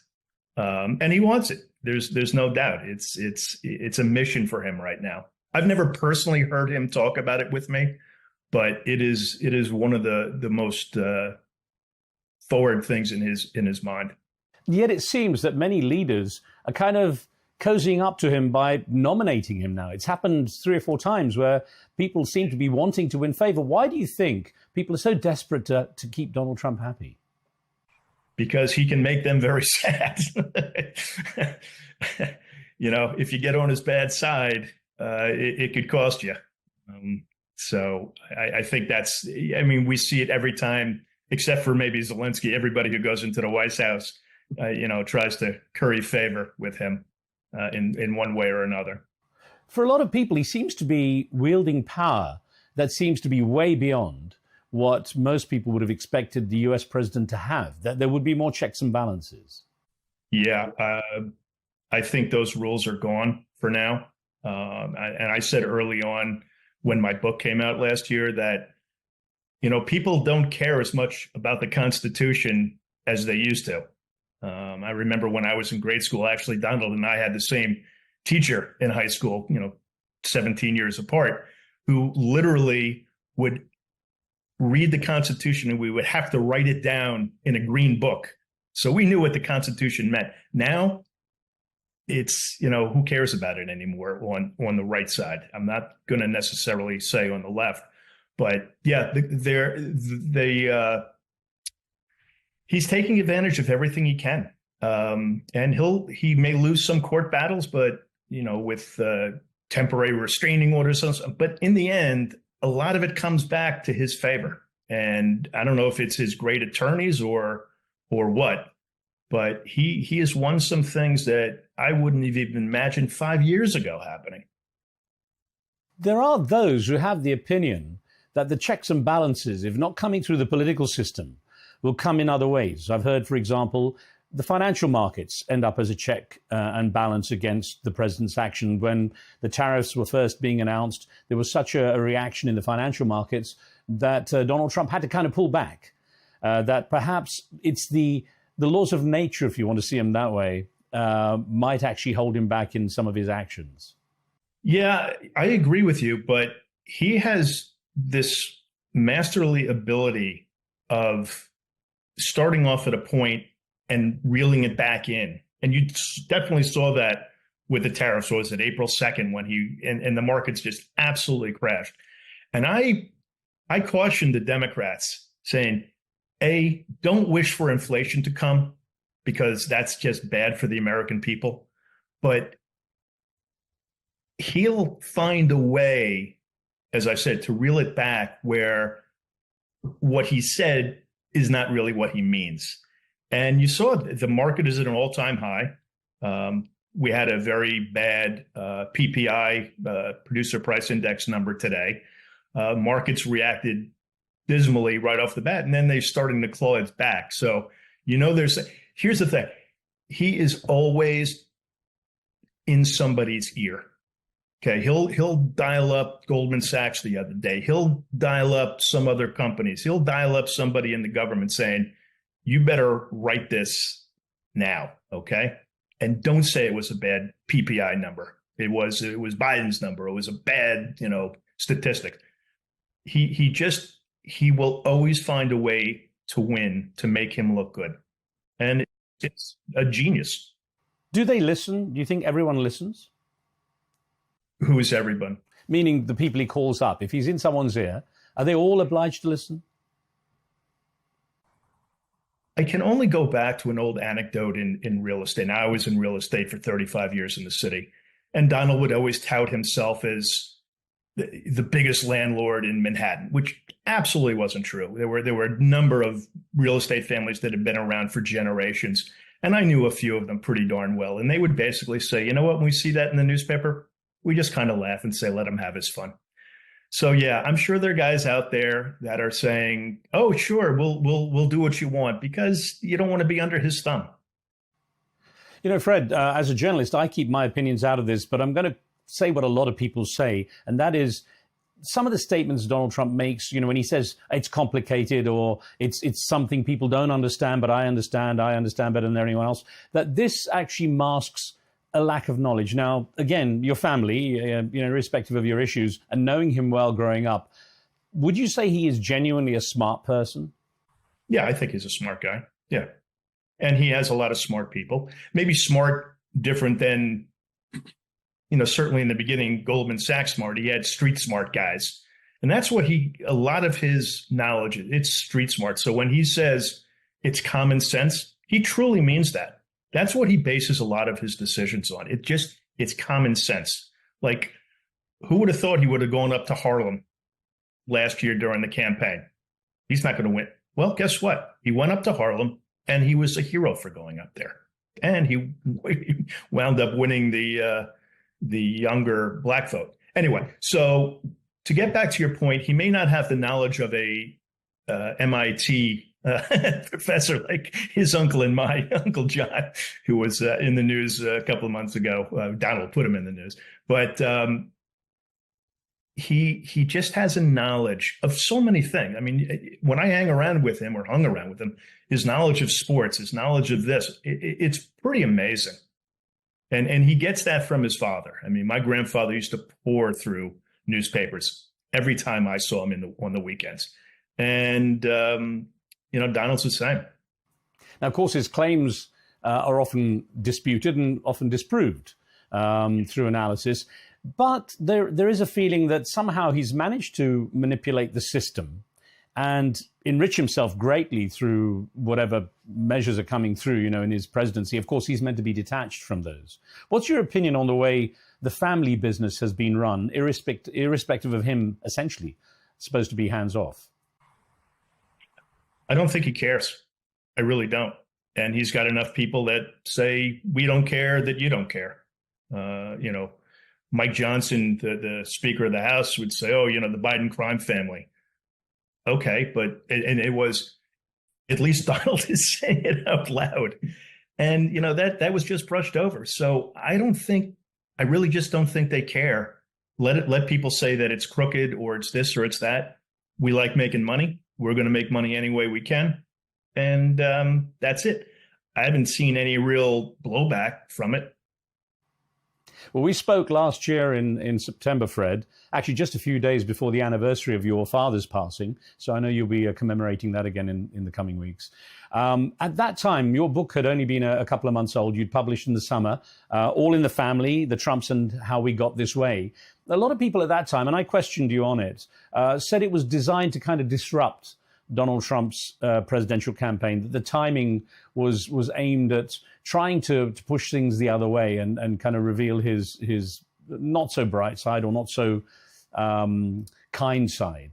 What sort of feedback have you had since then on the book? And in light of the presidential win, perhaps any feedback from your family? Well, I'll say that the feedback was, yeah, I of course got the, you're just doing this for the money, but and that's fine. I knew that was coming. It was initially not written for that purpose. I thought it was a very well balanced book, and that is generally what most everybody says. They appreciated the fact that I tried to do it in a level-headed way. They knew that I would take shots from my family, but I thought that what was going to occur with Donald's second term would be a dangerous thing. And I turned out to be pretty right in most everything I said. Now, do I regret some of the things I said? I've been back and forth with one of my cousins, and we used to have a good relationship. It's very tense. I would like to get back in touch with Donald. When the assassination attempt came, I wrote him something after the election. I congratulated him and said, look, I'm not congratulating you on your policies. I'm just congratulating you because you're my uncle. I hope to somehow get back to have some type of relationship with him. I said very clearly, I was actually in DC being interviewed by a few UK outfits. And I said, what I really wish he had done was say, okay, pal, I know how important disability issues are for you. So why don't you come down and let's figure out something to do? That never happened. And that was troubling. But again, yes, there were some things that people misconstrued that I regret saying about him. So I'm sorry for that. But I disagree with nearly everything that's happening right now. It's uncomfortable personally for me. My family, my direct family has been adversely affected by it, but that's the way it goes. I'm not whining about it. It's just the way it is. Now, you did say, Fred, the book was written to basically honor your father and his memory as well, and also to explain your passion, your advocacy for people with disabilities. And I was going to ask you first, and it was something I should have asked at the top, I guess, of the show, is how is William doing? Thank you for asking. William's doing well. He lives in a group home in a town right next to one my wife and I live in. Let me just tell you, this country is so ill-equipped to take care of people who need assistance like this. And it's not just what's going to occur with cuts to Medicaid, because that's coming and that's going to be devastating. It's also the immigration issue, where nearly every caregiver I know is not born in this country. And I mean, they're all here legitimately, but those who are on temporary protective status, we all have heard stories of ICE going after them. Now, these are people I've gotten to know. And when that Haitian thing happened last summer in Springfield, Ohio, I spoke out about it. I said, wait a second. Many of William's aides are Haitian, and you come and do that job, okay? It is a tough, grinding job every single day, and they have to take care of their family, and they probably have another job because they're only getting paid $18, $19, $20 an hour. It's sick in this country that we can't figure it out. And I got to know a great old friend of mine, worked with Ingenuity at Pepsi for decades, and I had the opportunity to speak with her, and she goes, Fred, it's great what you're doing. And because my book was was out in India, she goes, You got to tell that story because it's rampant in India. It's rampant in Australia. Every country that I have had the opportunity to speak to, disability issues, and I don't get it. You know, we're all going to be affected with it. I mean, I'm probably 10, 15 years away from needing home health care or something like that. We all are. We're all getting. I just had a good friend who's had his third child, and she's going to be in the hospital for 2 months. And what effect will that have on the rest of her life? And who will be there to help? It's an issue that's just got to be dealt with. It's actually interesting that in the Middle East, in general, there's been kind of a move to see people with disabilities not as being disabled, but having determination. So the term often used is people with determination. 100%. I mean, I've always said that about William. He's the most courageous person. Imagine being in a wheelchair, not being able to speak, not being able to bathe yourself or brush your teeth or do it, or tell people that you're hurting. Imagine the courage it takes to have somebody you don't know come in and start taking care of you. But yes, the absolute determination of these people, it's so humbling. It is a very small word to what it really is. I give everyone who lives with a disability, no matter what it is, this country looks down on those people, and they shouldn't. They should, and you make a great point. They should look to them with respect. Well, we touched on last time how the story had come out, how your uncle Donald Trump had essentially quietly said to you, you know, why he doesn't know who you are. William doesn't know who you are. Why don't you just leave him to die and move to Florida? That stuck with me, of course, and that's been quoted quite widely. Yeah, no, he said it, and I wish he hadn't. I don't know if he wishes he hadn't said it. And that's just, that's just the way it goes. I tried to make the case that, there's the lack of empathy. And empathy is what this country really needs a little more of. Well, the reason I'd waited on this topic until now, Fred, is also because when we spoke last time, you talked about how many immigrants, you mentioned again now, how many immigrants are involved in the care services. And in the case of William, too, you said many of the people who have helped him are also from immigrant backgrounds as well, not born in the USA. And I'm wondering, since we last spoke, has there been any indication from what you know that any of those people have been affected, that obviously they're probably a bit wary now with the whole ICE agent situation? Yeah, obviously I can't get into any specifics, but sure, yes, I've heard of situations, not just for the caregivers, but for their family members. So yes, it is out there. I was going to say, are you sensing a general tension among the immigrant community where you are? Sure. And by the way, it's not easy to have the last name Trump when this is all happening. It's not that easy. Yeah, I was going to ask you about that. Of course, it will always be something you carry. You had actually said earlier on in our conversation how you were disappointed the Democrats hadn't used you in the campaigning prior to the election. That would have been partly, obviously, or largely perhaps, because of your Trump name. But then there's also that potential liability, isn't there? The liability in terms of? Well, meaning that, again, bringing a Trump on the other side, it becomes more again about the Trump name, and perhaps would be counterproductive. Yeah, I thought I had a great story to tell, but they thought otherwise. And okay, I also went into local races. There was a woman who was a representative from the town I went to school in, Bethlehem, Pennsylvania, and I remember sending her a signed copy of the book before the election, way before. And I got in touch. I said, why don't you have me here? My dad went to Lehigh. I went to Lehigh. My son went to Lehigh. I know these people. Why don't you have me come down and at least talk? And they wanted no part. So, yeah, maybe they're smarter than I am. Maybe mine was more of an emotional thing. But there is possibly the risk of retribution, because there is a feeling that if you cross Donald Trump, that there's going to be some kind of outcome. Yeah. No, I mean, I've had other than, people that I come in contact with, every now and then, there's no black and white. They either love him or they hate him. So if they know me and they're MAGA Republicans, they're going to let me know that my book sucked and sorry.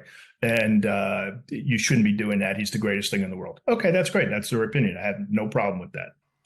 You're not the only one who wrote about it, though, Fred, because obviously your sister Mary also was quite scathing in her opinion. Yeah, I would say more scathing than me. Mine, of course, was based on real personal history with Donald, as opposed to Mary, who really didn't have a relationship with him. Let me ask you about what's happening in the health sector as we're talking on this topic. One of the people I interviewed on my show during the presidential campaign, and he was running for president at the time, was RFK Jr., who then ended up as health secretary. What have you made of, well, first of all, your thoughts on him as a person, because he's also quite divisive, but then also on how the health sector is going and how it might affect the lives of your family members, including William? Just very quick anecdote. The first time I met Bobby, he was in a battle with Donald. Donald owned a piece of property up in Westchester and wanted to put a bunch of golf courses, a golf course and a bunch of houses up there. And Bobby Kennedy was on his water. You know, he was pro water. You can't use all this water. It's very important. And while that was going on, I flew down with Donald and my wife and my baby daughter, and Bobby Kennedy was on the plane. And I'm like, oh, that's interesting. You know, here they are fighting against each other, but oh, take a ride on my plane. It did give me the opportunity to meet Ethel Kennedy, though, which was one of the great treats of my life. But RFK Jr. seems to be stirring it up in the health sector anyway. How do you see the various things happening? I think he's just a very dangerous guy. How anybody listens to him. Now, his healthier eating, okay, I get that. That's fine. But when I don't want to rely too much on very, very smart people, but in this case, I want to listen to what the scientists have to say. And there's a large majority that think he's just a hack and dangerous. And I'm disappointed in Donald that he would put somebody in that position that is so important. And frankly, we may not know the effects of his policies for years to come. That's part of the problem. And look, I hope it all goes well. I don't want anyone to be hurt. I just think the way he goes about it is absolutely wrong. There was a sense among some people that he has had to pull back a little bit, having taken on this role, the responsibility involved. And of course, he has to now work for everyone, that perhaps he's pulled back a little bit on some of his ideas. Yeah, you don't hear as much from him these days. So maybe he's trying to serious up a little bit and getting a lot of blowback. I hope so. Fred, the last time we spoke, of course, The Apprentice, the movie, the biopic on your uncle, was coming out. You said you wouldn't see it. Did you end up going to see it? No, I had no interest. I never watched the TV show, to be honest with you. Yeah, I was thinking irrespective, just to see what sort of take they had on Donald Trump. No, I honestly didn't care. Now, you had mentioned also at the time your book might become a movie. What were the prospects of that? Not very good. No, some people have talked to me, but it would just take too much, and it was too much, and that's fine too. That was more maybe my ego being stroked a little bit, but yeah, no, there was no real chance that was going to happen. Well, certainly it wouldn't be the best time for it to happen now with Donald Trump in the White House, but it's possibly something that might get revisited. Maybe. What do you see in terms of the follow-up on the story? Do you see, I mean, obviously you've done this book as a tribute to your father and to William. What else do you see yourself delving into when it comes to the Trump family and what you might want to write about? Oh, I don't know if I have another book in me. I just want to, again, say pretty much everything I said regarding Donald and his policies, Project 2025, have all pretty much come to fruition. And we have, 3.5 more years to go through. We'll see. Next November is going to be extremely important with the congressional races. Democrats should, if history shows the party out of power comes through, but I wouldn't put anything past Donald and his Republican colleagues of pulling something out. Well, there has also been mention of Donald Trump seeing if the Constitution can be changed to allow him to take another term. Well, again, if you remember, I did say that he will run again in 2028. And I think the Supreme Court decision last year, giving wider sway in executive powers. Maybe he'll just say, I'm going to sign an executive order making me president again. I certainly wouldn't put it past him. I laugh nervously, but I wouldn't put it past him. There was also a film called Civil War that was made about America becoming so divided, and it was pretty grim. It was taking a journalist perspective on the story. In that sense, how do you feel about the way the USA is going in terms of its society, in terms of the divisions? Do you see the greater divisions that a lot of people talk about, and do you ever see those being healed? I do see the divisions. I think they're obvious. They're unfortunate. I've said it before. I'm a huge Godfather fan, and one of the great lines is, it takes a war every 5 years, every 10 years. If the Republicans get clobbered next November, it'd be interesting to see what happens to the Republican Party then. Are they just going to finally say, we're done, we got to move forward? Or is Donald going to, do what he does? Just say, not me, we're moving forward. I didn't lose that election, it was you guys. It's going to be a combination of that and the Democrats getting a real leader in the party, because it sure isn't Chuck Schumer and it sure isn't Hakeem Jeffries, who I had great hopes for being a New Yorker. But I just don't see anybody with the pizzazz to really get out there and bare knuckle fight.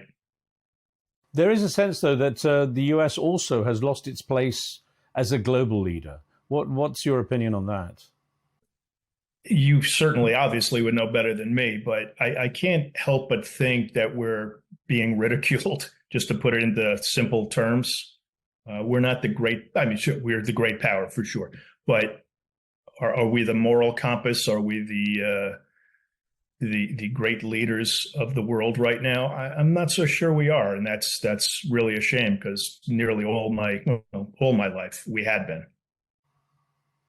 Well, as we wrap up, Fred, I was going to say, when we spoke last time, you'd said how your son William loved the song Road to Joy by Peter Gabriel. I did drop him an email. I never got to hear back. He's a very busy guy. But perhaps we can revisit that, and maybe you'll have a chance to connect there as well. Fred, always a pleasure to speak with you. Thank you for making the time. Riz, thank you so much. Take care. Well, Fred Trump III there discussing the second term of his uncle, US President Donald Trump. And that's it for this edition of the show. Thanks for watching. Don't forget to subscribe and leave your comments. And I'll see you next time.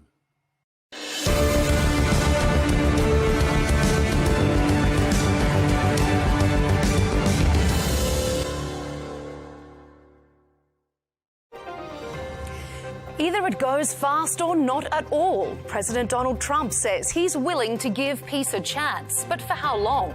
Options to reopen the Strait of Hormuz are being negotiated, but can it be resolved before President Trump runs out of patience? We'll put it to our panel here on Counterpoints with me, Melinda Nucifora.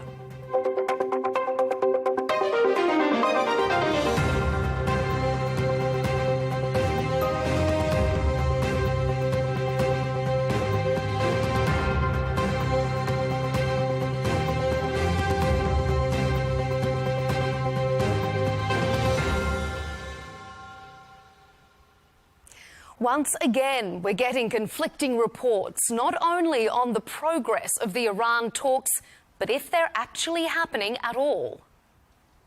And right now they're talking to us about making a deal, but if we didn't do it tough, there would be no talk. You can't bribe them, you got to beat them, and we're beating the hell out of them, but we'll see how it turns out. Not so, says Iran's foreign ministry.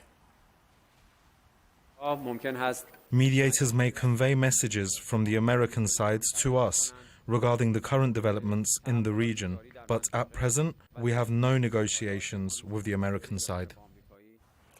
Iran says the US is stuck and struggling. It's an interesting assessment when you consider it alongside reported remarks from the top US military commander in the Middle East.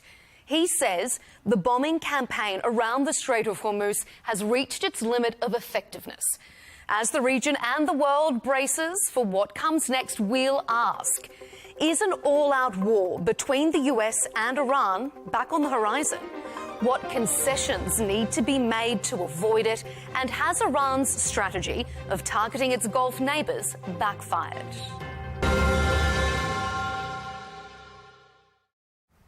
Joining us for the debate is Dr. Dania Thaifa, Executive Director of the Gulf International Forum, an independent Washington-based institute. Mir Mohammed Ali Khan is joining us, an investment banker, author and political commentator. And rounding out this Counterpoints panel is Josh Hammer, Senior Editor-at-Large at Newsweek and host of The Josh Hammer Show. To all of you, welcome to Counterpoints. Well, trust is low. Both the US and Iran have defined strong red lines, and US President Donald Trump has renewed threats to use military action if the talks fail. It's certainly not an ideal starting point for fruitful negotiations, but reviving the Iranian Memorandum of Understanding was never going to be easy. There's a lot of mixed messages coming from both sides, which isn't unusual in these situations. But one thing does appear to be clear and consistent, and it's that neither side, it's in no one's interest for this full-scale fighting to resume. But how to avoid it? Mr. Ali Khan, let's start with you. Maximalist demands are being made by both sides. Who needs to make concessions to ensure that we get this memorandum back under control? First of all, thank you so much for inviting me. Secondly, this should have been thought before they signed an MOU, that who's demanding what. I think a framework was already on paper, the 14 points, and it is after that, one side says the other side broke the MOU. They both keep blaming. Trump has always been, and I used to be a Republican in America, by the way, you know. I don't think I'm a Republican anymore after Trump. He keeps threatening, and the whole disagreement came at point number 5, where in actuality, Iran and Oman were to decide a way in 60 days how Straits of Hormuz should be handled. And then what the popular belief is that Iran broke the agreement, and the other side says that Americans were escorting the ship, which they were not supposed to. So you see, a main-scale war, I live in this region, a main-scale war in this region will have devastating effects because this region, especially the GCC region, was a very stable region in the entire Arab world. I think it was the GCC, the only time they had a war was 1991, the Gulf War. After that, the whole region is prospering. We in Pakistan, we share borders with Iran. So we have a serious threat because we have signed an agreement a defense agreement with Saudi Arabia to protect them. And so we have would you like to see Iran making more concessions in that case? Do you think that they should be doing more to keep the situation calm? What is it that America is asking of Iran? Let's be very clear of that. The whole idea here is we have no idea who's asking what. What if America comes out and says, these are the 5 things we want Iran to agree to? So all of us, people, public commentators and everyone, research analysts, defense analysts, can at least evaluate and say that, okay, this is not right. America should make concessions, or Iran should make. We just have got a little technical glitch with Mr. Ali Khan's connection there. So we're going to reinstate his internet connection. While we do that, Josh, let me go to you for some response on what Mr. Ali Khan has been saying there. Do you think that the US hasn't made it clear now what it wants and who should be making concessions to ensure that we don't end up back in this regional chaos again?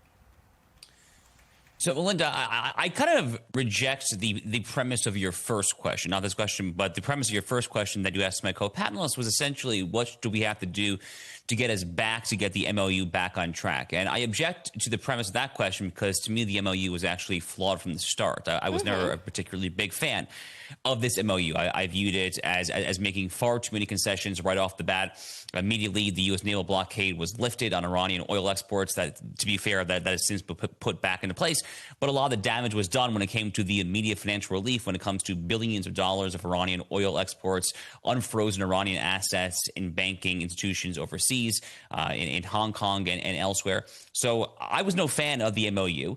But to your other question right now, which is, has the United States done enough to make clear what we are asking?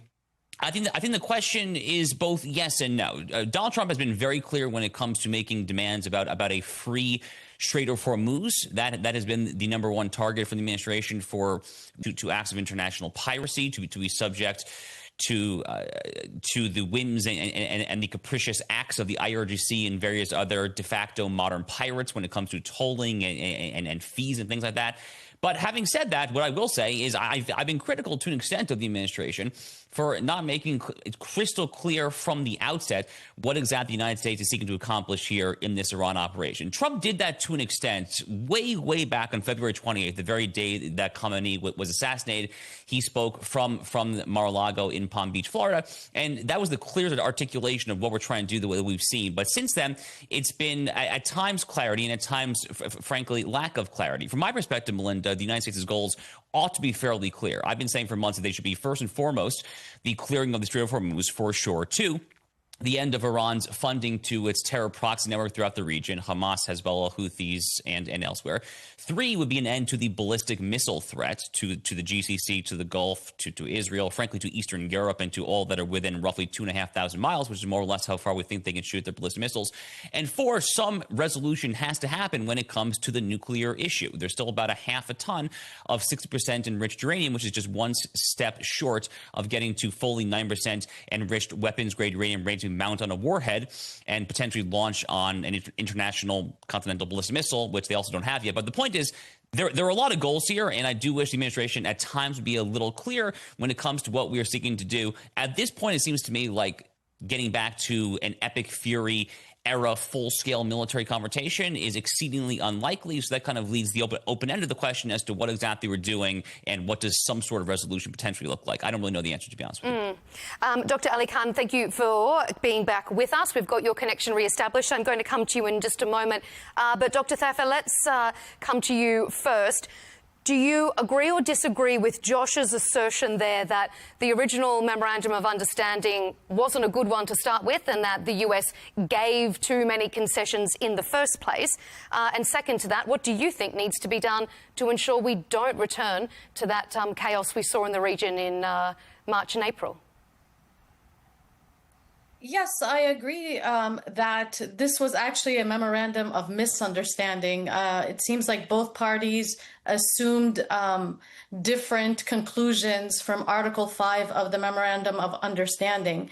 And so it is very concerning what is the actual goal of this MOU, and are we trying to move back to having another MOU that really, in my view, solidifies that Iran almost won this war because the MOU offers so many incentives to Iran. Also, when you talked about concessions, I think that Iran has overplayed its hand, if you will, in the Strait of Hormuz, because Iran always will have the capability by virtue of geography to disrupt the Strait of Hormuz. I think that's enough leverage in terms of securing deterrence.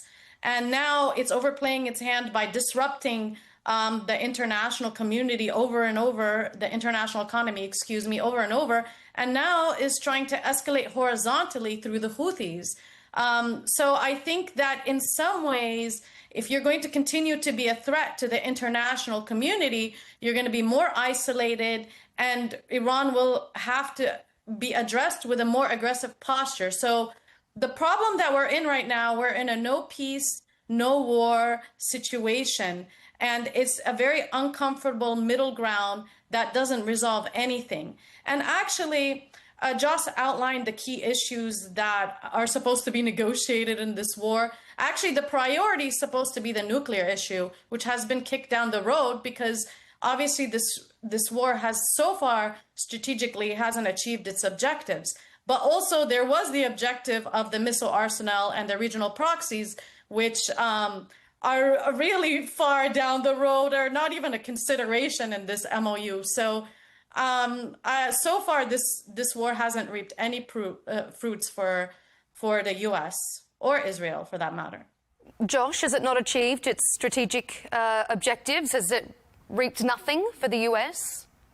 So look, I agree with much more of what Dania said than what she did not say. So let me start off there. But I see it at least slightly differently. To be clear, I have expressed frustrations in my own show many times over the way that President Trump has vacillated since prematurely calling a ceasefire on April 8th.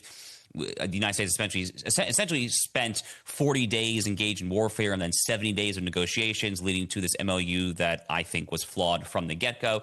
And then we were bombing for 2 nights, some assets, and now we're calling it off. It's very difficult to know what to make of this policy that at times I think can best be characterized, frankly, as schizophrenic. And the downside of that, really thinking ahead, is the message that this sends to America's many enemies around the world. What message does this send, frankly, to Xi Jinping in Beijing? I'm sure that he is eyeing Taiwan perhaps a little bit more closely than he was prior to the war. By the way, that was not always the case, actually. Immediately after the strike of Khamenei, for the first week or two after that, there was satellite imagery showing that the PLA, the People's Liberation Army, the Chinese military, they were engaged in the fewest aerial flyovers and maritime voyages in the Taiwan Strait over the past 2 or 3 decades. There was essentially no activity because they were so deterred. Now, frankly, if I'm being candid, I think it's actually the opposite. So the message that this sends to America's enemies is not a good one. But where I disagree slightly, I mean, let's be real. There clearly are at least some tangible wins that have happened as a result, not just of Epic Fury, but also Midnight Hammer last June. We definitely have done some damage of an amount that we can agree to disagree when it comes to the nuclear facilities, Fordow, Isfahan, and so forth. Khamenei himself is a pretty serious scalp. He's been the leader there for essentially as long as I've been alive, going back to 1989. That is a major scalp. The regime is clearly damaged in meaningful ways, but it's a mixed result at best, which is why I continue to say that the best result for America, if we have the fortitude and the will to do so, would be to actually finish this job on our own terms, which thus far we have not seen a true willingness to do that. Mr. Ali Khan, what do you think of what Josh has said there? Has it been detrimental for Iran? I mean, has the US achieved what it wants to achieve and Iran is quite crippled? When has America ever been able to achieve clearly what they wanted to achieve? What did they achieve in Afghanistan? What did they achieve in Libya? What did they achieve in Iraq? What did they achieve in Syria? I mean, the world is absolutely confused as to what America wants. American hegemony is absolutely going towards arrogance. What they say is, let's finish this on our terms. What are your terms? To get somebody into submission? Are those the goals? To absolutely bring a country down by the military might and American military might. Anybody has to admit it has the strongest military might in the world. I was recently in Iran. I think what America has done by the martyrdom of Ali Khamenei is that they united the entire country. I spoke to tens and tens of leaders in Iran. And their point of view was that the entire country may not have been that resilient or may not have been so united as they showed the unity this time by coming out for the funeral procession. So, the whole plan or the arrogance was that we'll kill Ayatollah Khamenei. 3 to 4 days, everybody will be on the street. They'll topple the so-called regime, and all will be hunky-dory after that. Doesn't work like that. This region, not every country collapses. Just because Venezuela collapsed doesn't mean that because Trump keeps kept giving examples of Venezuela in the beginning. Iran I am sure there were lots of countries who were saying to the Americans that don't do this. And Netanyahu has been promoting this for half of my life. Literally half of my life, I've been hearing him that they're 2 days away, 15 hours away, 30 seconds away, or maybe they're 2 seconds away, sarcastically, that Iran is ready to, is developing a nuclear weapon. What is America going to achieve that they had not achieved with JCPOA? Let's ask Josh that. What's your answer to that question, Josh? Listen, Iran is the largest terrorist regime on the face of the earth. They've been trying to kill Americans, at times horrifically successfully, for 47 years now. I think it's worth noting that when the regime first took power in 1979, there's a lot of chatter here in the United States. People say, oh, the United States is fighting a war on behalf of Israel. And I always feel compelled to say that actually, no. When the mullahs first took power, the radicals who took over in 79, their very first move was actually to storm the United States Embassy. And they commenced a 444-day hostage crisis. They've been killing Americans since at least 1983, the Beirut barracks bombing, and on, the death toll from Qasem Soleimani, hundreds of American dead soldiers and Marines in Iraq with the roadside IEDs. There's actually a man currently sitting in a federal jail cell in New York City right now, a Pakistani national, for taking orders on behalf of the IRGC for trying to assassinate Donald J. Trump. So ultimately, this regime is a massive threat to the United States and to all of our interests there. I'm not necessarily saying that we commence this with the intent of trying to foment regime change. But I outlined my goals earlier in a conversation with Linda, which again are a free, straight end of terror financing, end of the ballistic missile threat, and above all, as Dana correctly says, and some sort of real resolution to the nuclear issue, because this is fundamentally an apocalyptic regime. It is a regime that has their own, shall we say, highly idiosyncratic view of eschatological ends. And unfortunately, the problem with these people is that this is not engaging in Cold War diplomacy with the Soviets back at the time of the Cuban Missile Crisis, because the Soviets could be deterred by something known as mutually assured destruction. Not still the case with this regime, and we have to make sure they do not get their hands on the most dangerous weapons known to man. There's a lot to be said about Trump, and again, I've been critical at times of how he's handled this war, but at a really kind of gut level, I think he understands that these absolute fanatics cannot get their hands on a nuclear weapon. Mr. Ali Khan, I'm going to throw it to Dr. Thafer in a moment, but I feel like you wanted to respond to some of Josh's comments. Yes, I do. Yes, I do. Americans and all pro-Israeli people keep saying that Iran keeps killing Americans. What is America doing in Iraq? That's my first question. What business does America have with Iraq, having their soldiers there? And wasn't Straits of Hormuz free before America attacked? When was any given time, ever Iran intercepted any ships or threw rocket launchers on any ships? Third point is ballistic missiles. Israel can have ballistic missiles, but Iran cannot. Wow. Absolute arrogance. Everybody can have ballistic missiles, Iran can't. Everybody can have nuclear weapons. Terrorists cannot have ballistic missiles and nukes, and Iran is run by terrorists. It's pretty much that simple. You call them terrorists. I call Netanyahu an IDF terrorist. And what the world has seen is what they have done in Palestine. You will absolutely say there is no genocide. It bothers me that a person of Jewish faith who have faced Holocaust are inflicting Holocaust on other people. How could that be? That is the most baffling thought that has always come to my mind. Okay, so you obviously don't know what you're talking about. I'm happy to kind of actually go through Geneva, talk about what genocide actually means under international law. I'm happy to cite all those statistics there, but frankly, I feel like I would just be shouting into the wind. We're having a conversation here about Iran and the United States. I'm really sure why you brought Israel. I can only assume that you saw a Jewish co-panelist and immediately wanted to seize the conversation, steer it over to the world's Jewish day. But I thought we were having a conversation about Iran and the United States, and frankly, that's where I would like to keep the conversation, if at all possible.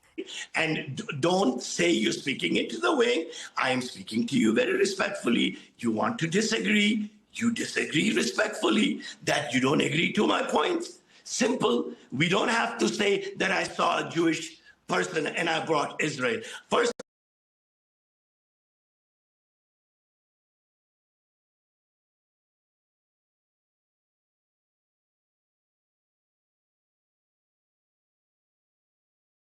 Judaism and Zionism are completely two different things. Okay, I grew up in America. Don't play this with me thinking somebody says, you should not engage me on the relationship between Judaism and Zionism because you're going to lose that. And I am just going to put a pin in that. You've both been able to give your perspectives on it. I don't want us to descend too far off topic, so I'm going to steer us back onto Iran specifically, as we've got a lot to cover before we run out of time. So, Dania, I'm going to bring you back in here. Dr. Thafar, give us your perspective on the Strait of Hormuz. We've heard from each of your co-panelists about whether or not this is a strategic success from Iran or whether this is an act of international maritime terrorism. Do you think that Iran is holding the world to ransom over the Strait of Hormuz? And did the US hand them that opportunity too willingly? Yes, I think that, it's not Iran's right to have a veto on the international economy. And mind you, Iran's rhetoric is that it's always going for South-South solidarity. But which economies paid the highest prices for the disruption of the Strait of Hormuz? It was the global South, not the global North. So even Iran is targeting the people it's supposedly supporting in its asymmetric warfare. Mind you that more than 80% of Iran's attacks were on 9 sovereign Arab states in the region. Again, goes against Iran's narrative that it could have attacked Israel, right? But only less than 20% to Israel. And the reason being is Iran is looking for the easiest pressure points, and everyone else is expendable in Iran's strategy and its asymmetric warfare. And so I think the Strait of Hormuz is not a right for Iran to disrupt. And, even the fact that the Gulf states who are sitting within the Strait of Hormuz, who are locked there, for example, Kuwait and Qatar, who are the most hydrocarbon wealthy Gulf states, Iran has went ahead and practiced economic warfare against them by blockading them by virtue of the fact that they have hydrocarbons. So I think Iran is not playing fair and also it's counter to the Iranian narrative of South-South solidarity, and the other question you should ask is, who is Iran really fighting for? Iran is fighting for hegemony in the regional order. And it's very clear. And Strait of Hormuz is actually part of that story. It's not separate from that story. May I, if you allow me? Please. First of all, this new narrative that Iran is being unfair, it attacked Kuwait, it attacked Qatar, it attacked Saudi Arabia. Let me ask you a question. If you take over my neighbor's house and you start throwing grenade in my house using that neighbor's land, I'm not supposed to say something or attack back?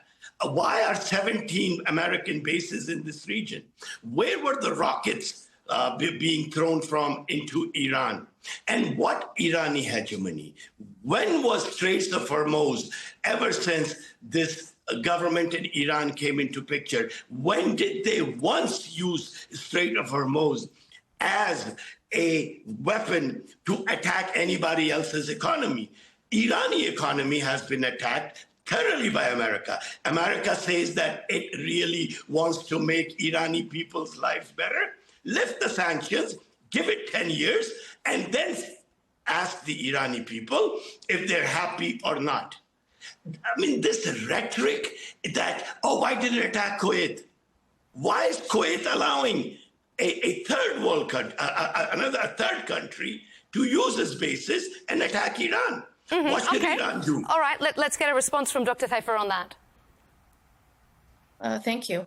Well, first and foremost, when this war started, the Gulf states lobbied against this war, and they said that was against their interests. Second, there was an agreement with Iran that they would not allow any U.S. attacks from their territory. Now, what did Iran do? Within 10 minutes, mind you, I was in the Gulf when it happened, Iran pushed buttons and attacked the Gulf states, all 6 of them to varying degrees, and specifically certain ones more aggressively. I will say that after, I don't know, dozens of days of being attacked, I think it's the Gulf states' right to be able to respond to an attack. I don't think Pakistan would accept Iran to attack its territory, regardless of who's in its territory, and not respond in any way. So I think, you are kind of conflating and reducing the situation. In terms of the Strait of Hormuz, yes, it was open before this war, and I'm in disagreement with the start of this war in the first place. So I'm not saying that this war was serving, the Gulf states' interests, the U.S. interests, or the international economy's interests. But I would like to mind to you that Iran could have just used this leverage and said, look, I can disrupt the international economy. The MOU was very favorable to Iran, and Iran could have taken that, had sanctions relief in there. It had release of assets in there, even some reconstruction fund down the road. But Iran chose to play its hand and wants to have control over the Strait of Hormuz because it found that it was more leverage than having a nuclear weapon. And it wants to flip the equation in the region. It wants to make sure to expel the U.S. out of the region, to make sure that it has regional hegemony. And so it's trying to create this incentive structure for the Gulf states to decide that the U.S., having the U.S. there is not in its interest, so Iran can have complete regional hegemony. And so that's just obvious. And I apologize if that doesn't go along with your perspective. No, I really welcome your point of view. It has nothing to do with neither I am an Irani government nor I have any stake in this thing other than the fact that I want regional peace. My simple point is, if Iran wants hegemony, in the past 47 years, a sanctioned country with terrible economy, how could it create hegemony? And the people who want hegemony are the Americans who have put bases surrounding Iran. Well, let's be very realistic. A country surrounded by American bases wants to create hegemony where they have no air. But if you think about the Iranian proxies that have been operating all throughout at certain points in Iraq, Syria, Lebanon, Yemen, I mean, isn't that a little bit of hegemony tentacles? Isn't America fighting through ISIS? Who created ISIS? Wasn't America fighting through ISIS? Please don't be surprised and don't act like you have no idea. Sorry, about what is your allegation that the United States created ISIS? Is that literally what you're saying right now? Created. You go to Iraq, you talk to them. You go to Syria, you talk to them. I have been there. I've spoken to everyone. And who was fighting ISIS? Okay, there is simply no sort of open and public evidence to support that. So, and I didn't know Netanyahu was on the panel. And he absolutely is not. We have Josh Hammer, who is certainly not representative of the Israeli government. But I should say, for the record and for clarity and for legal reasons, that there is no evidence that the US created ISIS. They were fighting ISIS via CENTCOM. So we're going to put a pin in that part of the discussion because, Josh, I want to bring you in again. Iranian foreign minister says the United States is stuck and struggling. I mean, 5 months into the war and they still can't get the Strait back open, can't get Iran back to the negotiating table. Have they been exposed a little bit here? Sorry, they being Iran or the United no, States? they being the United States military. Look, the U.S. military is still the greatest fighting force on the face of the earth. Melinda, but we If saw they are, then why are we in this position 5 months on? Because a ceasefire was called prematurely by the commander-in-chief on April 8th, 2026. What happened between February 28th and April 8th was overwhelming military might. We saw America dominating on the military field. We saw that happening for about 35 to 40 days. So the fault in this case lies with our leaders in not seeing the job through. The functional analogy, Melinda, of what happened, to kind of borrow a soccer or football analogy, as the rest of the world calls, we just had the World Cup. The analogy here is coming out of the locker room with a 4-0 halftime lead and then begging for a draw or begging to go to penalty kicks. That's essentially what the United States just did. To me, it remains absolutely inexplicable as to why we called a ceasefire on April 8th. We had our foot on the jugular of the opponent. When you're in a situation like that, you go for the win. You don't actually go for a tie game. Unfortunately, after that 35 to 40 years of overwhelming military dominance, we engage in this back and forth, this diplomacy, including in Pakistan, where the vice president went there and tried to negotiate for essentially 22, 24 hours with Steve Witkoff and Jared Kushner. Couldn't get a deal. Why? Because the other side are a bunch of apocalyptic fanatics. Then J.D. Vance almost went a second time. They called it off because we didn't even know who at that point was purporting to represent the regime. And then we got this MOU, and it's just been kind of one plot twist after the other. But when it comes to the actual firepower of the United States military, no, the United States military is the most overwhelming force on earth. They proved it in Epic Fury, and if they wanted to unleash hell again on an enemy at the commander-in-chief's wish, they could absolutely do so at a moment's notice. Dania, do you agree with that? Seeing as you say, the Gulf states are the ones who have been bearing a lot of the brunt of the US's actions. Well, I think if Trump saw that he was on the path of winning the war, I think he would have continued it. I think it was. I mean, if you're here in Washington D.C., there's so many wargaming scenarios and assessments of what would happen if the U.S. has attacked Iran. This is not a novel issue that has been discussed in the policymaking community. And I will say the overall assessment was it was too risky, that Iran would conduct asymmetric warfare as it did, and it would disrupt the Strait of Hormuz as it did. And unfortunately, I think the plan that Trump had, he thought there was going to be some sort of overthrow of the government, didn't work. And I think he thought as time would pass that this war would be more costly to the United States. And what I see now is that he kind of escalates, and when he sees gas or oil prices high, he de-escalates and sees if there's room at the negotiation table to have some more favorable terms. And then perhaps would escalate again. But I think this middle sort of interregnum period of no war, no peace is very problematic for the U.S., for the international community, for the Gulf states.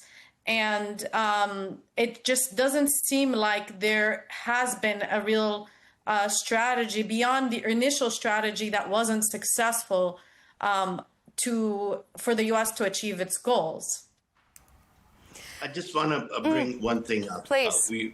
Josh talked about Pakistan. I've served as a federal advisor in Pakistani government. So I have firsthand information of who walked away, who's a maniac, who's what. Simply put, with time at this point, because of sensitivity, I will not say anything. But soon enough, the world will come to know who walked away, who abruptly started a press conference while the Iranian side was waiting in the room. They were in two separate rooms. There is so much more. Just using derogatory terms just because you don't like any government, it's just an opinion and that opinion.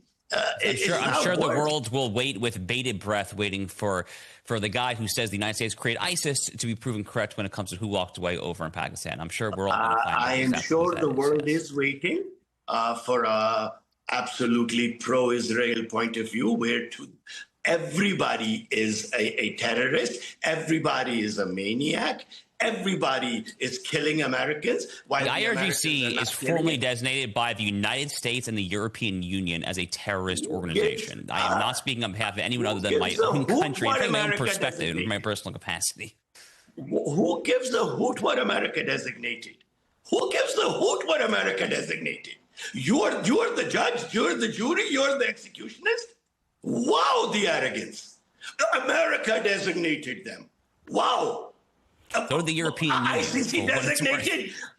ICC designated genocidal Netanyahu a genocidal maniac. But when it comes to that, all of you say, no, ICC should be dismantled. Well, the American authorities should be given a wake-up call. Actually, the ICC just dismantled their own chief prosecutor for sexual harassment, which is neither here nor there. I suppose it shows you something about the endemic corruption in the institution. Well then, Josh, there has been talks, allegations, suggestions, analysis about who was pulling the strings at the start of this conflict. We've seen Israeli Prime Minister Benjamin Netanyahu meet Donald Trump in the White House for their first sit-down since in the Oval Office, or in the White House, I should say, since this war began. How much of what happens next in Iran do you think is reliant on how that meeting between President Trump and Prime Minister Netanyahu went? I think it's actually not going to be particularly determinative, to be honest with you. The Trump-Netanyahu relationship is at an interesting place. I would say I think Trump and Netanyahu at a very personal level actually like each other quite a bit. They've known each other for a very long time. They've known each other for decades. They're actually very similar figures in some ways. They're both nationalists for their own countries, but they've both been persecuted, frankly, relentlessly by their own deep state, by their own prosecutors, by their own courts. So they have a lot of biographical similarities. I think that Donald Trump is clearly frustrated with the situation with Iran and when it comes to the Middle East. I will say, Melinda, that you're alluding to the run-up to February 28th and the Khamenei strike and did Israel kind of pull America's strings, this whole broader conversation. So Bibi was in Florida in late December. He was actually at Mar-a-Lago, I think even on New Year's Eve. The reporting that was contemporaneous at that time from the New York Times and Axios and various other American media outlets was that, if anything, Trump was actually the aggressor in that conversation, that he was the one who was saying, it's go time, let's go ahead and do this. But I will say this also. The one thing that my co-panelists here, my pro-Iran co-panelists, the one thing that he said that I actually agree with, probably the only thing he said that I agree with, is that the Venezuela operation actually, I think, had a major role to play when it came to America's decision to pull the trigger on the Khamenei strike. So the Venezuela operation happened about a week after the Netanyahu-Trump meeting at Mar-a-Lago.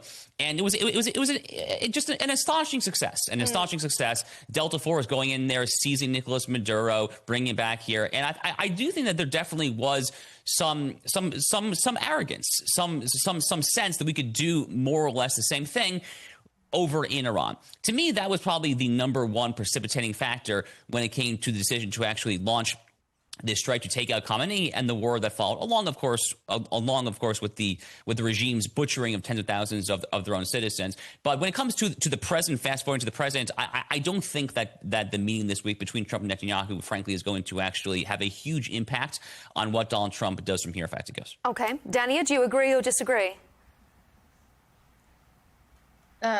Agree or disagree that with regards to the outcome of this meeting between the president and the prime minister, do you think it's going to have a direct impact on what happens next? I mean, I think whether Netanyahu is in Israel or in the United States, I don't think would change the course of what would happen in this war. I'm sure that's going to be one of their many topics of discussion, but certainly, you know, you have to say that Israel is the U.S.'s number one ally. And if you listen to, I mean, if you read the National Security Strategy of the United States, the adjective that's used to describe the relationship between the U.S. and Israel is it's an ironclad alliance. So certainly they're going to be discussing the war and areas of mutual interest when it comes to the war. But I think there's many other files that the Americans and the Israelis would discuss. We're almost out of time, so I want to bring us finally, before we end up, back to a regional and Gulf state focus. And to wrap up our discussion, Mr. Ali Khan, I want to ask you, has Iran miscalculated with regards to the targeting, as we've been talking about earlier, of its neighbours in the Gulf? Did Iran miscalculate with that strategy and has risked becoming further isolated from the broader region? You see, war is a chaotic situation, and historically, within the time when war is going on, there's always blame thrown on who miscalculated, who was right, who was wrong. It doesn't matter at this time. To me, I think both parties should sit down, come to a conclusion, and both sides should show that they're willing to come to a peace agreement. Just because America is mightier in a military strength, I don't think America should bully anyone. And just because Iran can close down Straits of Hormuz, I don't think I think Iran and Oman should sit together. And as it is in the MOU, they should sit together and come up with a way how to manage it. And please save tens and thousands, if not hundreds of thousands of millions of people in this region to live in peace. We can't afford any more war, especially in this region. Josh, has Iran miscalculated by targeting its Gulf neighbours? And is it now on the path of just complete regional isolation?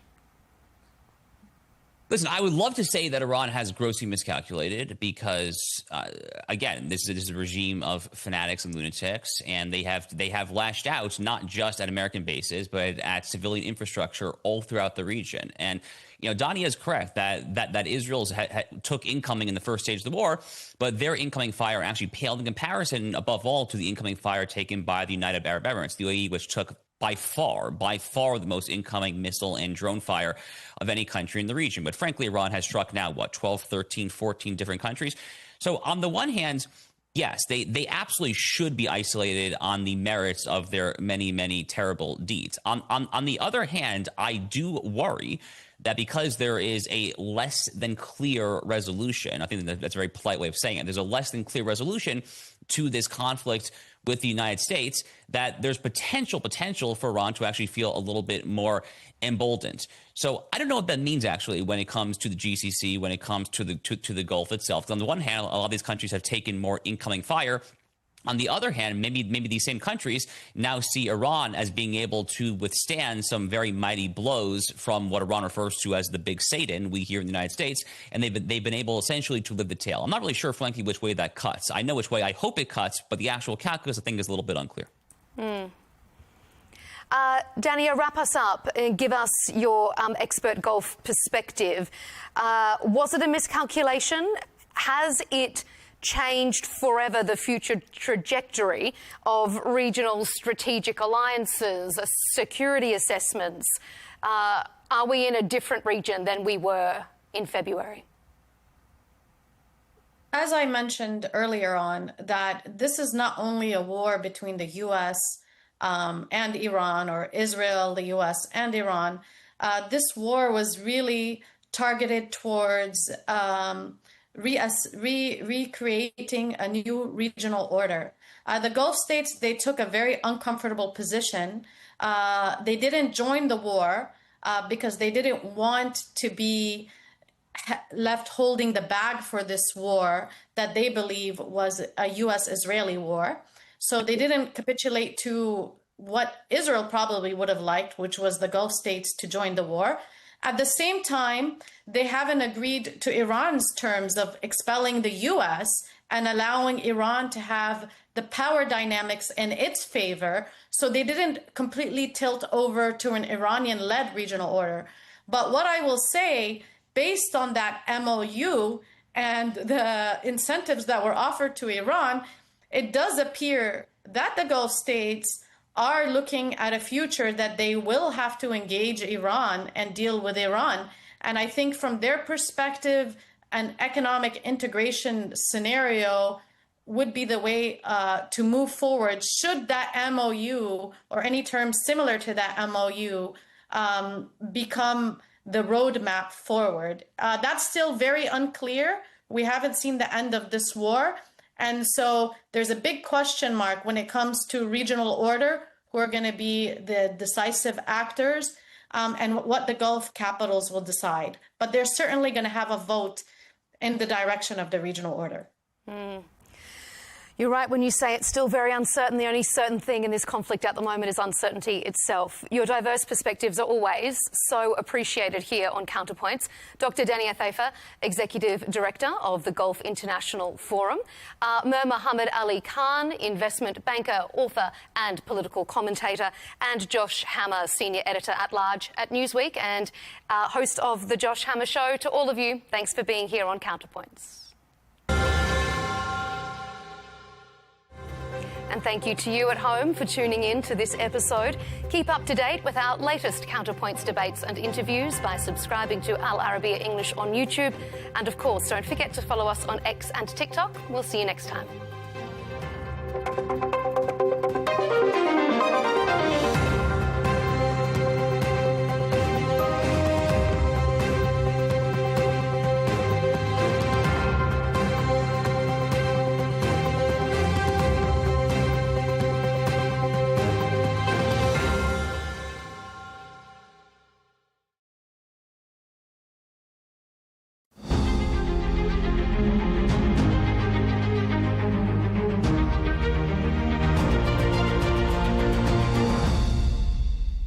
Sigrid Kaag, co-chair of the United Nations Foundation, former Deputy Prime Minister of the Netherlands and currently advisor to the Gaza Executive Board. Welcome to Al Arabiya. Thank you, Talal. Delighted to be here. After leaving the United Nations, you remain active in international geoeconomics and political affairs through different prestigious engagement. But can you explain to the tens of millions of our viewers in the region and around the world your role in the Gaza Executive Board that advises the Board of Peace presided over by President Donald Trump? Yes.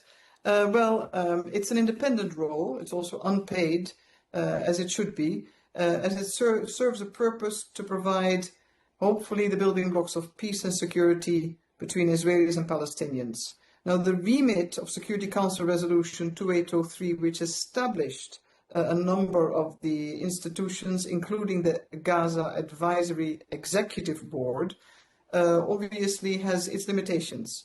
A practical one is, in the entire era and recent developments of recent months, the board has yet to meet, the Gaza Executive Board. So, in earnest, I can't tell you very much. Individual members, including myself, have spoken to one another. We're trying to support and shore up the political, policy and financial support to the National Committee of the Palestinians, which to my mind is the centerpiece from a viewpoint of legitimacy, political credibility, as well as the connect that is essential between Gaza and the West Bank. Ultimately, this is not only about the alleviation of immense human suffering by Palestinians in the Gaza Strip, but also about the future of a Palestinian state alongside a safe and secure Israel. So it remains a lot of work. If you look at the facts on the ground, I think nobody could suggest significant progress has been made. Fortunately, the living hostages and the bodies of the deceased have been returned in the first phase. The negotiations on the disarmament by Hamas, as well as the withdrawal by the IDF. I cannot speak to this in public. I'm not privy to that level of information. But ultimately, civilians in Gaza are kept prisoner time and again in an ever-shrinking physical space. Living conditions are hell on earth, with no prospects of significant change in sight. And this, to my mind, if there's one message to your audience, it's a reminder how and why international humanitarian assistance aid cannot be conditioned or tied to political progress. Individuals, Palestinians in Gaza have rights, the right to food, the right to proper shelter, to medical care, the right to education. There are those who argue that since the adoption of Resolution 2803 on the 17th of November 2025, that endorsed, of course, the US-backed comprehensive plan to end the Gaza conflict and authorize the establishment of the Board of Peace as a transitional administration and to deploy a temporary international stabilization force ISF to secure Gaza, to oversee demilitarization and to protect the civilians.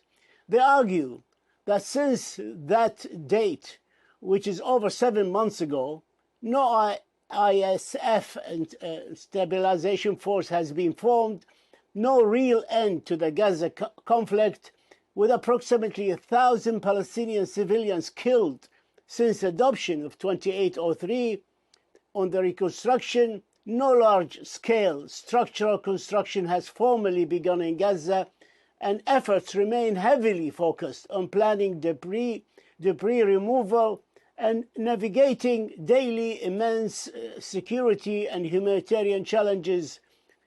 Do you agree with them?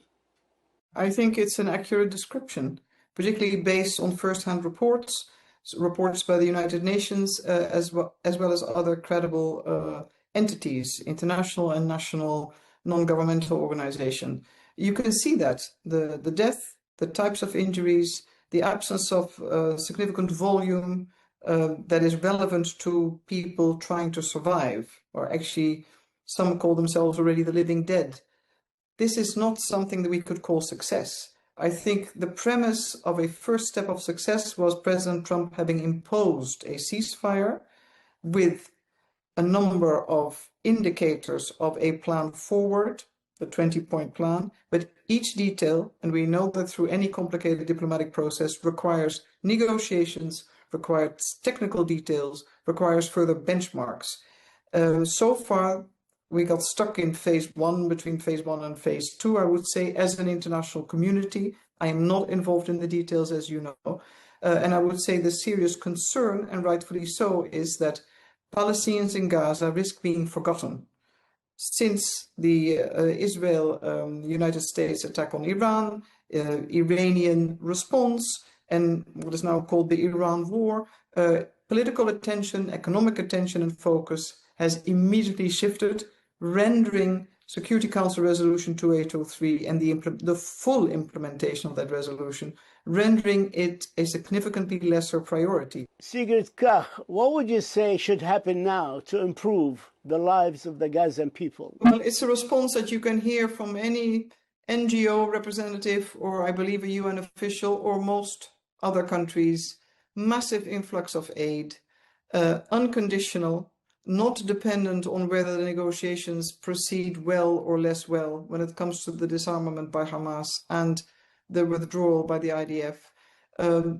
The encroachment by the IDF into further shrinking the space Palestinians are permitted to live in, that needs to be altered straight away. And of course, the death toll, it keeps rising. That's one. Second part is early recovery materials need to be allowed in. The amendment of the existing dual-use list risks impacting second and third tertiary negative consequences for all civilians from a health perspective, education, pure survival when it comes to the absence of forms of decent shelter. I could go on and on. The Economist a few weeks ago had a very sad but very telling title: "In Gaza, only rats are allowed to roam free." Just picture that for a second, and then you can imagine what it is like to be a Palestinian civilian trying to survive one day more in Gaza without any prospects of serious change, let alone improvement in sight. Last but not least, medical evacuation. Some countries in the region have performed miracles to allow patients in, to have them treated free of charge, to bring their relatives.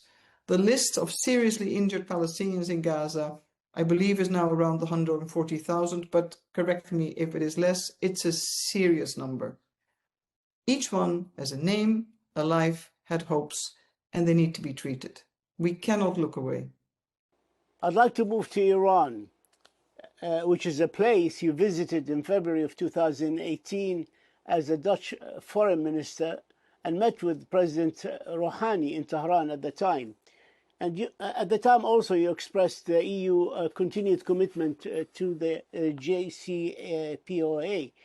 What is your take on the latest development in the Gulf and on the Switzerland diplomacy, and where and when did we, or diplomacy, failed us in case of this conflict? Well, I think 2018, and since the withdrawal by the Trump administration, the first Trump administration of the JCPOA, we've seen, of course, a rapidly changed environment. But I think we also have to look at where we are now, or since the terror of 7th of October, the onslaught on Gaza, and the continued suffering, as well as all the reactions, counter-reactions, the military hegemony established by Israel versus an Iran and a regime that is fighting for its survival. All these are aspects to take into account. Where we are now, I believe that we have seen once again that a war without proper strategy and strategic objectives, let alone a political strategy, definitely runs into a serious set of issues. That's one. We've also seen that asymmetry is weaponized, be it geographically, or otherwise by use of proxies. The third part is that there is a return, and by necessity, to diplomacy, from coercive diplomacy to actually proper diplomacy, which means you need to sit down with your adversary. You need to figure out where compromise lies, how it can be legitimate, not only against international law or treaties, but also how it can be legitimate in the eyes of the different populations. So you have a chance to build a path forward. On Lebanon, you served from 2015-2017 as the UN Special Coordinator for Lebanon, during which, of course, a period of constitutional paralysis. Lebanon situation, of course, today is different, with the election of new president, the formation of new government headed by our previously judge and ambassador here to the UN, Nawaf Salam, entirely different from the one you experienced. But how do you read the current developments in Lebanon and the way forward? First of all, I think the government of President Aoun and Prime Minister Nawaf Salam have made a few bold moves. In the interest of the country, in the interest of the state, and reinforcing statehood, including the very difficult one, already covered under Security Council Resolution 1701, the need to have the monopoly of state established over all arms and armaments. That, of course, is domestically a tough one, given the fact that regional allies, Iran and Hezbollah, and domestic equations do not necessarily match up, certainly in the last 2 years, and this is a difficult one. So I don't think the question is how to read, the question is more what and how the international community could support and where they need to focus. And you need to be mindful of the complexities and the sensitivities and the history of Lebanon. I'd like to move to Syria. You know it very well. You led the OPCW United Nations Joint Mission in Syria in 2013 and 2014 with a team of 100 experts that successfully oversaw the removal of Syria's declared chemical weapons under active wartime conditions. That mission, of course, I remember interviewing you on the last day from Cyprus, on the last day of the removal of the last remnants of the chemical weapon, declared chemical weapons from Syria. And of course, we know what happened afterwards. That mission met its stated objectives, but however, Syria subsequently used chemical weapons again against its people. What does that history teaches us about the durability of internationally verified agreements when the political will to enforce them is non-existent? The mission at the time had stated agreed objectives set between the Russian Federation and the United States of America, confirmed by the Security Council, carried by a treaty, the Chemical Weapons Treaty, and led and implemented by the joint team which I led. So we did what was agreed. If the parties have agreed to leave remnants or to not touch certain areas, that's a second phase. The second part, and it puzzles me a little bit now in the negotiations or the start of talks around Iran and, of course, the importance of its nuclear enriched material, I believe there are good examples, including the Syria mission, whereby the international community, in this case the IAEA, maybe the UN, and a few other actors could team up, provide for the leadership, provide for a verified, monitored implementation plan that ensures whatever is agreed gets acted upon and reported back to the Security Council. That triangle is an extremely important one. Ultimately, yes, political will is always important. Political will to monitor, to call out when violations occur, to have sanctions if need be, and where needed. And. That's a long list, but you can negotiate that. Sigrid Kaag, we thank you for your time. We thank you for your insights, for this exclusive interview, for sharing with us your thoughts. And we also thank you for your history of service to the Palestinian people and the people of the region. Thank you so much. Thank you. My duty. Thank you, Tara.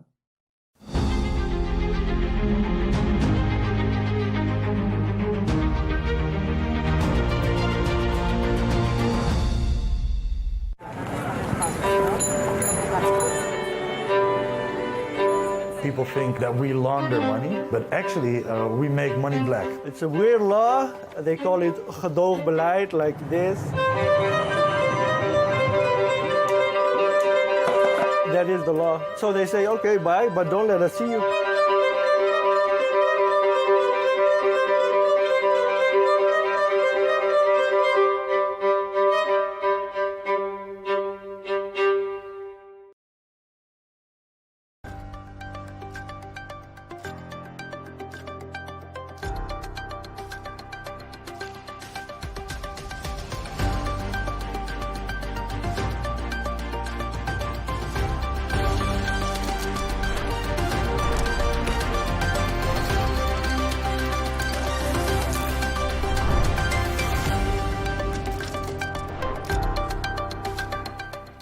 Hello and welcome. I'm Leigh Ann Gerrans and you're watching W News Extra, broadcasting live from the Al Arabiya studios in Riyadh.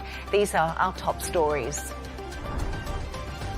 Iran and Oman have agreed on a framework that could reopen the Strait of Hormuz within days. Fighting is flaring up again between Israel and Hezbollah despite ceasefire talks in Rome. Rubio and Miliband meet in Washington as Ukraine, Iran and European security top the agenda.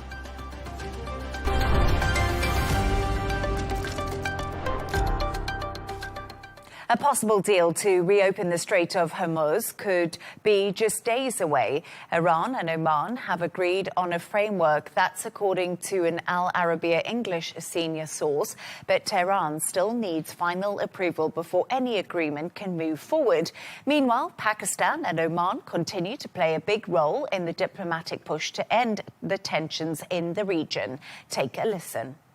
Ladies and gentlemen, Pakistan remained engaged alongside brotherly countries in our sincere efforts to resolve the crisis in the Gulf and the Middle East, especially with respect to the standoff in the Strait of Hormuz. As a littoral state overlooking Strait of Hormuz and the Gulf, Oman has, let us add that Oman has consistently played a very constructive role in promoting regional peace and stability. Pakistan acknowledges and deeply appreciates Oman's valuable contribution in its steadfast efforts to foster de-escalation and peaceful coexistence.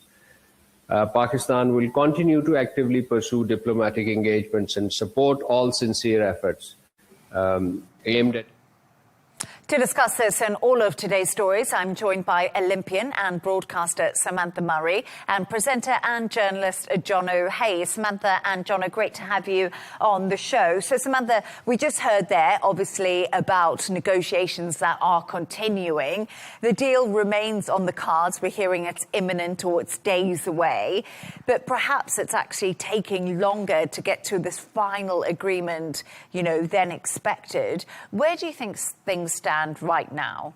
Yes, it seems today that this sticking point with Iran and Oman and safe passage through the Strait of Hormuz, we have this positive insight coming through, but we're waiting to know the details of this deal and if this 60-day arrangement will actually be announced. What we're hoping is that there'll be safe passage. However, there's the political angles on this from Iran, who want to have a percentage of profits of inbound cargo, and then Oman wanting something on the outbound. And from a US perspective, that's not exactly what the US wants. They want to see that they have a hold over the Strait of Hormuz rather than Oman taking the upper ground at the other end of this potential deal. JD Vance has cited that that Iran have been difficult to deal with and describes the situation messy. That's what we're hearing there. So diplomatically, there's definitely momentum, but operationally and politically, there's still a long way to go, it seems. We're all waiting for the information to be revealed at this point, but it might be a short-term solution to the passage in the Strait of Hormuz and hopefully lead to better diplomatic conversations for the region as a whole. And I think that's exactly what we're hoping for, this bare bones framework, so broader talks can happen. But it's also important to highlight that Iranian lawmakers say the Parliament Committee is reviewing a preliminary bill to ban US, Israeli and other hostile vessels from the Strait of Hormuz. And Jono, that's according to the Fars news agency. We've been hearing this, of course, ahead of any agreement being released by both sides. Surely the US will not find this acceptable. Well, I think at this stage, the US is just looking for a deal. We have to look at the bigger picture of what's going on here right now. And I think the US will be looking to try and come out of this at some level of a win. In the last couple of days alone, we've had President Trump, and even in the last hour, actually just before we went on air, President Trump is becoming increasingly impatient with this. Said, listen, this is Iran's last chance. Tehran have not, because they've publicly and outwardly said, we are denying that any negotiations are taking place. Well, now we're hearing of this deal, which is imminent between Oman and Iran, which indicates that, yes, talks are taking place. And what Trump is essentially saying there is, yeah, when he says they're talking, regardless of what Iran says publicly. Some level of mediation is going on there as well. We're now 2 days since that Tuesday Strait of Hormuz reopening mandated point that he'd put as a deadline. And now it seems like that's just been extended a little bit further again. So it's a bit of a disagreement over what reopening means. And Sam just said to it there, because we're hearing about this charges on shipping, where we also have to get, there's a lot of other things that come into play. And he wants it open by tomorrow is the latest that we've heard. But I think you got to look at everything that comes into play in terms of insurances for ships that travel through there as well. There's also talks of that 20% of the value of the ship's cargo if you breach the restrictions that are in place. So there's a lot of this preliminary stuff that's in the bill that we don't know enough about yet, that it seems is going to be, it's a couple of days, weeks, potentially to iron it out. And then if we do get that 60 days, that's going to be when the actual action happens, so to speak, where we're going to get some actual deals past the line. And Sam, let's just talk a little bit about that, because there's been this massive back and forth, hasn't there? Iran says they're not negotiating with the US. The US says talks with Iran are going well. So it feels like we've been stuck in a sort of circle for the last few months, that one says something's happening, the other one doesn't say it's happening. It's quite a confusing picture. It's confusing but fascinating. I've learned so much about Iran during this piece of time. I'm watching the Iran Lego videos online, and you're hearing suddenly this perspective that before this war, I just wasn't paying attention to Iran. And in a way, Iran see this and they're trying to play this whole scenario to their advantage. And in terms of their neighbours in the region, they're looking at a way to bring this strategy towards them and say, hey guys, now you've got to work with us if you want to get through this and not be affected internally in your respective countries. So I think from a sort of perspective of sport and seeing how it's playing out, Donald Trump, I understand his frustration because, quite frankly, Iran have played this perfectly. And yes, that's a really good point. I was speaking to Chip Chapman a little bit earlier, and he was saying to me, right now, Iran just looks like it's winning, especially when it comes to negotiation and leverage, because geographically, they're so close to the Strait of Hormuz. They have that ace card. But, Jono, let's bring it back to you, because reports about US weapons stockpiles are also raising so many questions right now about how sustainable these prolonged campaigns are for the US military. How long can they actually carry on bombing campaigns, and is it just diplomacy now that they have to go to the table for? So the reports that are circulating today, and if they are accurate, I'll come back to that in a second, but if they are accurate, there is a big question there, like how long, because let's face it, they're the world's biggest military power. How long can they continue this high-intensity conflict that we've seen? But also, how many can they continue at once? Because Washington has said, look, this was the whole thing about Trump and Hegseth, saying that there was an argument between the two. Trump has vehemently denied that. He said no, he supports Pete Hegseth, thinks he's doing a great job right now as well.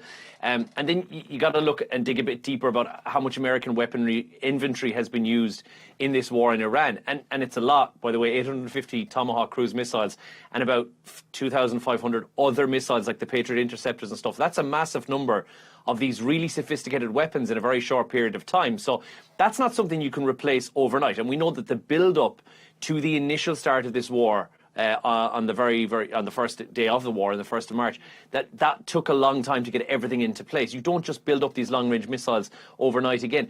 But the US is also supporting allies in other commitments. So you've got Europe continuing on, the rest of the Middle East, the Indo-Pacific. And of course, they need to keep some back at home as well, you know, in the off chance that they're under threat. So you don't want your adversaries to know that your stockpiles are going down, because I'm sure Russia, China, and of course Iran more than anyone else, they're going to be looking at this saying, right, well, how much have you actually consumed? Now, the White House said that this tiff, I'm going to call it more than anything else, between both parties is 100% fake news. He said, actually, you know what, Washington Post, this is treason. There was no argument. Hegseth's doing a great job. So the Pentagon has completely denied that as well. But there's no doubt that, yeah, a massive amount of ammunition has been used in the last 4 months of this conflict as well. And now it's a case of how sustainable is that. But the US, you know, it's not a case of if they have enough weapons. Of course they do. It's whether they can replace those weapons as quickly as this modern conflict, which, as I said before, has been the most expensive conflict in terms of how much was spent per day thus far in history. Can they replace them quick enough or as fast as they're consuming them? That's a bigger question.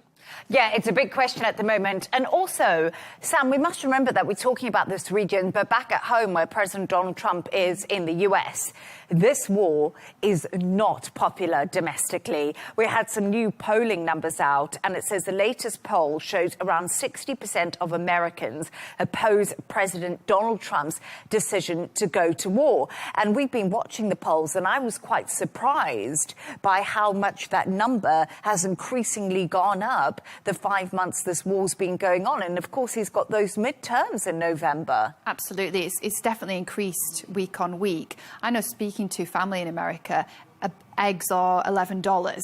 Your basic groceries are really expensive. And so for everyday Americans, they're really questioning the legitimacy and reason for all of these operations a very long way from home. And of course, that influences political decision-making of an electorate who otherwise might not ever consider changing their vote. And it's an interesting time for Donald Trump, how he's going to reassert himself within the Republican Party, but also all of those people that turned out and voted for him in that landslide election win. On America First, which he campaigned for, which is, of course, MAGA. But thank you so much for your thoughts on that, Jono and Samantha. Let's move on to another story now. Fighting has picked up again between Israel and Hezbollah following ceasefire talks with Lebanon in Rome. Overnight, Israel carried out airstrikes and shelling in southern Lebanon, saying Hezbollah had violated the truce. The renewed violence comes after Israel reported its first military deaths in Lebanon in more than a month. Jono, let's come to you first, because strikes in southern Lebanon, despite ongoing negotiations. What's triggered this, and where does it really leave these talks that are happening? Well, I suppose more than anything else, it shows how fragile those talks really are and how fragile that whole Lebanon track still is. That new military action was triggered by Hezbollah. They violated the ceasefire yet again. So we've seen Israeli airstrikes and fire across Lebanon. Tyre is back to the fore of the headlines with this once again. And yet in Lebanon, they're saying, look, one person was killed on Wednesday, 4 were wounded in the strikes as well. But the Israeli side, and that's, as you mentioned earlier, and that 2 reservists were killed. That's the first time there's been Israeli military fatalities in Lebanon it's been over a month since we've had that as well. So this is all happening while the Americans are trying to mediate, as you rightly said, between Israel and Lebanon. That's taking place in Rome. Bear with me, because there's so many different negotiations taking place. In so many different places, it's almost impossible to keep up.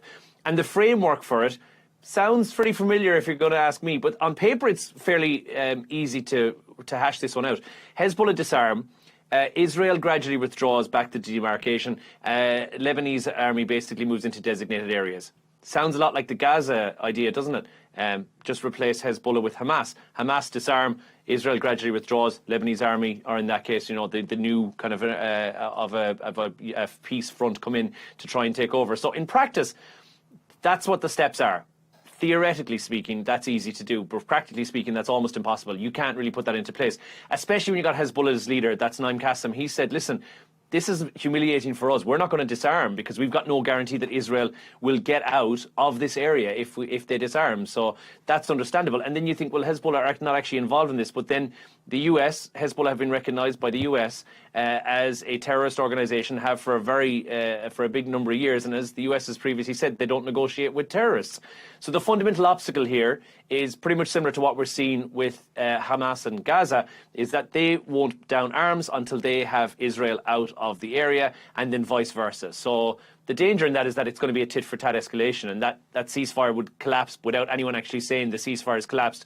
But I do think most critics would say that this has been one of the most laughable ceasefires since it came into place, because neither side has retained the ceasefire in any shape or form or any meaningful way. But then again, neither side wants to get back to a full-scale war as well. So the diplomatic, I guess, approach to it has to remain on track, even while these strikes continue. And UNIFIL actually said the Israeli military launched 113 projectiles into southern Lebanon on Wednesday, the highest since June. And, you know, a lot of the time we are reading out these numbers and these statistics, and we talk about the negotiations and the mechanisms in place when it comes to the pilot zones, but also just the huge humanitarian displacement in Lebanon, a little bit like Gaza. Right now, we can't even deal with that until the violence on the ground stops, Samantha, and we haven't seen that in either Lebanon or Gaza. Yeah, and it's circulating around that element of trust here and wondering where is Hezbollah in the conversations of diplomacy, and seemingly from the outside in, they're not really involved in that. And that's a worrying perspective. But the humanitarian cost, it's over 1,400 people have died in Lebanon. There's a huge Lebanese community here in Riyadh, and I hear stories every day from friends of people being displaced, somebody's lost their life. It's absolutely tragic. So there's a huge human consequence to what's going on, and there is a chicken and egg mentality of, you know, tit for tat, who started what and where does it go.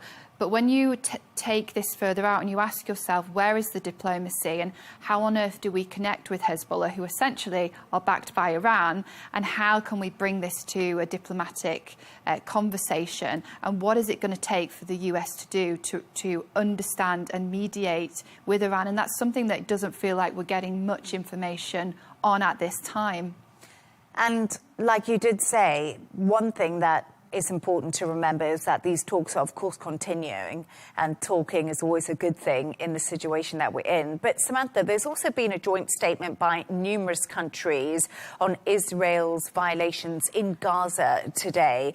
What more do we know about this, and also the timing of it? Yeah, very significant timing, and politically demonstrating an unusual degree of regional unity. So the countries, Saudi Arabia, the UAE, Egypt, Jordan, Qatar, Turkey, Pakistan and Indonesia have released this statement today condemning Israel in regards to the ceasefire in Gaza. And it's the timing is really important, given that the US have backed a framework intended to move Gaza towards a peaceful place, disarmament of Hamas and reconstruction and having this permanent ceasefire. And the statement essentially is highly critical of Israel and stating that Israel continues to break ceasefire terms and attacks civilian infrastructure, in particular hospitals, at huge detriment to the Palestinian population. Something that I found quite interesting about the statement, which is quite long and detailed, but a part of it, the statement highlights, moreover, we reject any attempt to annex the occupied Palestinian territories, impose Israeli sovereignty over it, or forcibly displace the brotherly Palestinian people. So what we're seeing often reported by journalists are this part of the occupied West Bank where villagers, Palestinian villagers, are being killed, their houses are being torn to pieces, and they're completely displaced from that land. And there's huge legal question marks and arguments about actually who does that rightfully belong to, and are we going to recognise Palestine as a state, which Great Britain actually has under Sir Keir Starmer. How that is going to unfold politically, we're waiting to see. And I just find it very interesting at a time when in the US we can see Abdul al-Sayed yesterday, who ran for the Michigan Senate primary. He had a victory over the diplomat-backed Haley Stevens, who was backed by AIPAC by $32 million. And then when you consider Memdani and him issuing that public arrest warrant to Netanyahu, you might consider broader changes in the structure of how the US consider this region, given that the unity of countries that aren't always unified are really standing up to Israel and what they're doing. And of course, going back to that human cost, does this come a little bit too late for the over 70,000 people who have died in Palestine? And that's the tragedy in all of this. Yeah, absolutely. No, I couldn't agree with you more. Jono, just one quick thought on this. We have spoken about this many times before, but when it comes to Gaza and the Palestinians, they haven't even started rebuilding yet. No, and the border peace as well, that's the same conversation. We could just, as I said, just replace it out and say the exact same thing there. The border peace said it's going to continue to get back to this yellow line, win Hamas down their weapons as well. So you're dealing with it on many fronts right now. And again, when it comes to Israel and the breaking of ceasefires, and to see countries renouncing that is wonderful, but it's also at the level that they're fighting back on these ceasefire retaliations, because we're looking at maybe 30 to 40 on any given day projectiles that have been sent, from Lebanon into Israeli airspace, versus like 450 projectiles that are being sent into Lebanon on a daily basis right now. And so you have to wonder, and of course, nobody is turning around and saying Hezbollah are right to not disarm or to hold tough for just now, but how can there be a position of trust when Israel has broken this ceasefire so many times? And even if you look at the 2024 one, they broke it 15,000 times between 2024 and 2026. So, I mean, you're kind of dealing with somebody who's likely to lie in the very near future again. It's difficult for them to trust Israel. Mistrust, yes, indeed. Thank you so much for your thoughts on that, Samantha and Jono. Now it's time for our next story. US Secretary of State Marco Rubio hosted British Foreign Secretary Ed Miliband in Washington on Wednesday, where the two discussed the war in Ukraine, European security, the Strait of Hormuz, and also Iran's nuclear program. They also reaffirmed the US and UK's commitment to NATO and continued support for Ukraine. Jono, let's start with you, because a lot was discussed, if we are to get into it all. The Strait of Hormuz, Ukraine and European security, all top of the agenda. How do you think this meeting went between, I think, two pretty different characters, two different politicians, unlikely friends, let's put it that way? Yeah, I don't know. Let's not say friends just yet. Let's figure out what's going on here. But yeah, unusual that it started off, and this was, they were both at ASEAN, and they decided at that point that this wasn't a hastily put together meeting. That was, I think, going back as far as July, and he'd just been appointed to that position as well. Because, previously there had been no reason for Ed Miliband to go and meet, so it wouldn't have made any sense in his previous position. But publicly, this has been perceived very well. Now, we're getting the UK's point of view more than anything else. They're saying it was a very warm, a very productive meeting. And they said, yeah, we dealt with some of the several big issues that the West is facing simultaneously. Ukraine was obviously central to that as well, because Miliband has said, right, well, we, Britain, so to speak, are committed to Kiev and to that Ukrainian security and European security more than anything else. And then both sides, they reaffirmed their commitment to NATO, which I guess is promising from the US's point of view as well. But the message that Rubio had to give to Ed Miliband was quite clear. Europe needs to do its own dirty work. We've heard this before. We've heard this from Trump previously as well, in kind of a roundabout fashion. But that's becoming kind of the theme, isn't it? Every time they catch up with anyone from Europe, it's becoming a case of, listen, guys, we've been here since, World War I, but it's kind of about time right now that America cannot keep going and carrying out this. And to be fair, it's a disproportionate share of the security burden that the US carries over Europe. So they're not going to abandon Europe. That's definitely not what this is about. I think more than anything else, this is shaking hands and making sure that we're all still friends at the end of this as well. Because the US has got so much going on right now. We've just been speaking about it. They're trying to deal with, the Strait of Hormuz right now, how Iran has to never have a nuclear weapon. The last thing on their mind is to try and support a country that they may have to, i.e. the UK, and I think that's probably what they're trying to do. So Europe is that primary security guarantee for Ukraine, and that's why that was top of the agenda.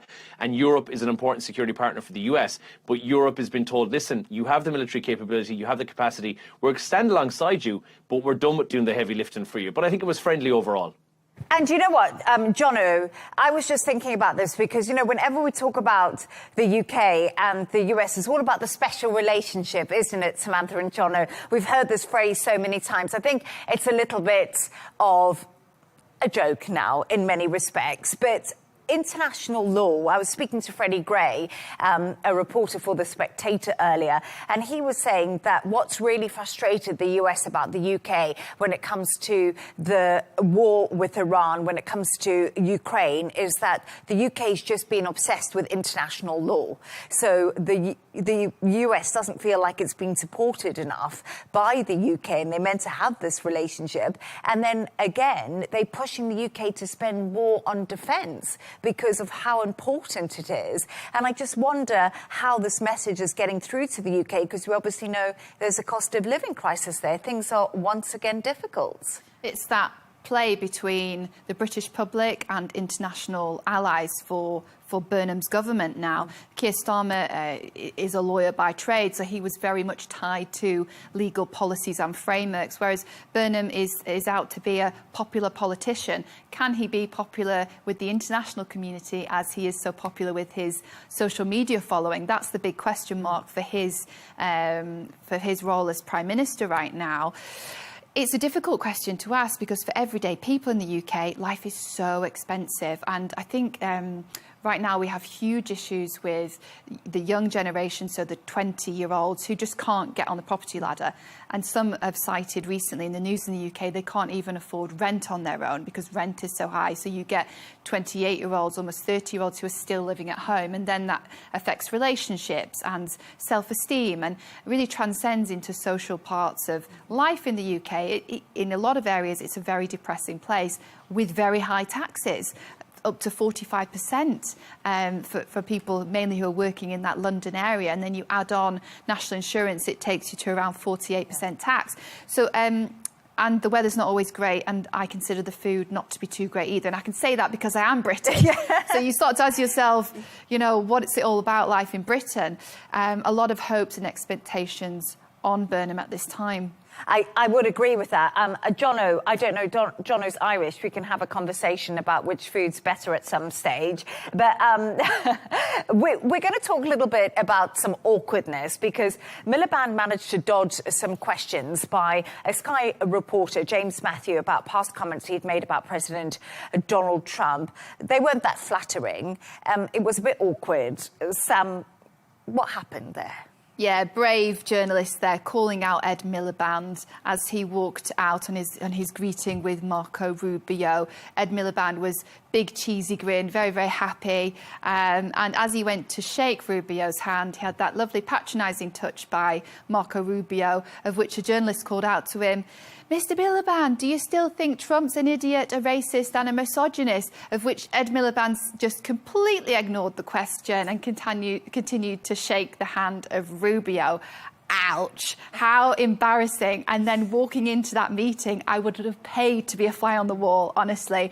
But to introduce Ed Miliband to your international audience, Leigh Ann, he's a career politician, started in politics back in 2005 for the Labour Party. He worked his way up to be the leader of the Labour Party. So he's a very successful politician. However, he's better known, I would say, with people my age in the UK for his public blunders. And he's considered a little bit of a whoopsie kind of person. He often forgets his lines in speeches and goes impromptu. Recently, he went in for an embrace with his wife and she shunned him, and that was really embarrassing. He's also, he's got a Wikipedia page dedicated to a time that he was going through Covent Garden on an electoral campaign trying to save the Labour Party, where he was absolutely starving hungry, and he grabbed a sandwich, and there's a picture of him scoffing said sandwich in the most unsightly manner. And let's not forget, he attended Oxford University. He certainly has social etiquette when it comes to eating, but that went out of the window.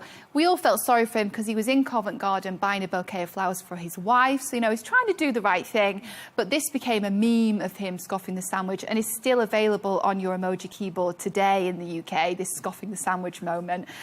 So poor Ed Miliband, and he's the principled politician, always trying to do the right thing. But this is what he said. And, you know, when you're in politics or in the public eye and you say something, it's there forever. And these stories of quotes coming back to haunt people in the public eye and politicians, and how do you deal with it now? I don't think anyone saw the Trump second term coming in the UK back in, say, 2016, that sort of time. And probably at around the time 2020, with the defeat and Biden took over, I was there in the UK, and I think the sentiment was that Trump was done. So I don't believe Ed Miliband would ever have imagined being Foreign Secretary and then shaking hands with Marco Rubio and Trump being back for a second term. And, you know, John, I just want to pick up on what you think about that, because I think a lot of us remember Ed Miliband scoffing that sandwich in Covent Garden and all the blunders he makes. But for some reason, like you did say, actually, I think he is a principled politician, but his views are so different to the White House's views. Obviously, he's all about green energy. President Donald Trump is all about drill, baby, drill. He's highly frustrated with the UK for not, you know, actually using the natural resources they have. And also, when I was speaking to Freddie Gray a little bit earlier, he says, well, everyone sort of slates Trump, and Trump doesn't seem to mind too much. He kind of gets to know the person. I know, but Ed Miliband in a foreign secretary position, probably not the ideal fit, if I'm being honest. The stuff that he said, and obviously doesn't have much, his cabinet background, like you rightly said, energy and climate more than anything else, no foreign office, no defence ministerial roles, nothing like that as well. This criticism of Trump is going to come back to haunt him again, and we know that Trump loves to have a go at British politicians. Mainly will go for the PM's jugular more than anything else. You know, I'd imagine him and Trump having a conversation about a net zero policy by 2050 would be absolute comedy gold on Comedy Central. But yeah, he's made statements in the past. He's an unusual choice more than anything else. He's going to have a difficult one to represent a government policy rather than his own personal views. And of course, he is divisive, to say the least. You know, the Labour's 2015 defeat was because of Ed Miliband. Let's be honest about it. So it's an unusual person to put into the role. I'm not entirely sure why that decision was made. Andy Burnham's obviously fresh in, but let's see how he goes in the next couple of weeks and months. But yeah, he's an unusual one for that one. I just thought it's a strange combination. Both of them standing there awkwardly shaking hands, made for some good TV. But, you know, we never know, because a lot of the times, you know, we talk about the Foreign Secretary, but it's actually the civil servants who probably put together a lot of what happens on the agenda. And so it's how good your civil servants are. So I don't know how good Miliband's team is. But I'd like to say that he looked like a prefect in an awkward suit, but he could actually do a really good job. Let's just wait and see. Thank you for your thoughts on that. Stay right there as we move on to another story now. A professor at the University of Cambridge, who's been at the centre of a plagiarism row, has now resigned with immediate effect. Jason Arday, one of Britain's best-known academics on race and education, became the university's youngest ever black professor back in 2023. But he's faced plagiarism allegations and questions over some of his achievements for the past year. Samantha, this story has actually surprised me a little bit, because It's been making headlines back in the UK. Actually, it was on front of all the newspapers, considering the fact we've had the war in Iran, you know, we've seen an escalation in Ukraine. This story has taken front and centre. It's controversial. Some would argue it took him too long to resign. What do you think? Yeah, so Jason Arday, until today, was a professor at the University of Cambridge, the first black professor ever at the University of, or the youngest black professor at the University of Cambridge. He started in 2023. He has an extraordinary story, and he cites being mute until the age of 11. He couldn't read and write until the age of 18, and then he managed to complete his degree, and he became a teacher of PE, and then he went on to do a PhD. And then became a lecturer and got promotion after promotion after promotion, and then landed the role at the University of Cambridge. And along the way represented charities, and cited in his CV that he's raised £5 million, running like 600 miles in 6 days for charity. And then in interviews he said that he was part of TV shows and all of these huge achievements and accolades, until journalists picked up on stories that there were question marks about the legitimacy of his PhD, and that there were claims that there's been plagiarism. And it started with a journalist at the Times called Jack Grove, who got in touch with Arday for a statement and emailed him 3 times over the course of 2 months, just asking, you know, for more information. Arday's response, rather than responding, was to contact the Met Police, who launched an investigation into the journalist Grove. And also he sought legal counsel with Carter Rooks, a really big law firm in London, to protect him and his brand and his position. So it was a really over-the-top reaction, you would seem. Surely you'd just have the conversation. Now, the investigation into his PhD and the plagiarism is ongoing, and the University of Cambridge today have said that yes, he's resigned for his own on his own terms due to citing like mental health and just being overwhelming for him, and that they're going to look into all of these other allegations about the things that he said he's done. I think what's riled the British public is that he's also said recently that he'd signed a book deal with Simon & Schuster for the US and UK markets at 1.4 million. We don't know if it's dollars or pounds, called Great and Unfortunate Things, and all about his life story and how all these achievements, in spite of such adversity, have come about for him. Many of which were learning, and it's almost this trial by media piece, but he didn't complete the 600 miles on a treadmill in 6 days, and he wasn't on this TV show as a child. The TV show aired 2 decades before he was born, and so now it's just taken on this bigger than him story across all platforms and news channels, talking about how did this happen? How did he manage to climb so high in academia and without all of these things going unchecked? It also leans on the conversation of DEI, diversity, inclusion, and diversity, equality, and inclusion. Big topic in the US, of course. Part of Trump's signature domestic policy was almost breaking this down and having a greater emphasis on merit-based hiring and removing departments based on DEI. The UK, this might be something that starts a process of looking into the place of DEI in British culture now. And you know what is so interesting, because I completely agree with that point of view, because when I look at the story and I just see how much media coverage it's got, I don't know, Jono, what your thoughts are, but a lot of it, I think, is around DEI and the conversation and the checks and balances that need to be put in place, and maybe things that are being missed in order to make sure that diversity is in universities at the moment. And I think that that's probably what this question is going to be about. This is about, more than anything else, were the checks put in place? Were there an internal process that was in place in Cambridge University to make sure that this does not happen again in the future, or that it shouldn't have happened in the past? And like you said, because it was so well publicised in Cambridge, youngest black professor, like Sam just said there as well, that was international news. Like, that was a big deal at the time. So his academics, his credentials, how they were assessed at the time might have been overshadowed by, first of all, his achievements. Second of all, it might have been his story that did this as well. But I should point out, he said that he's not a liar. He said he's acknowledged that there was some errors in his work, but says any suggestion that he's a liar is not true. But it is, and Sam mentioned this as well, that's trial by media that now potentially could take place, because there needs to be that proper investigation. We need to find out what actually happened. Did the university have any procedures in place? Where did it fall down here as well? Because that's their academic integrity. That's kind of at stake here.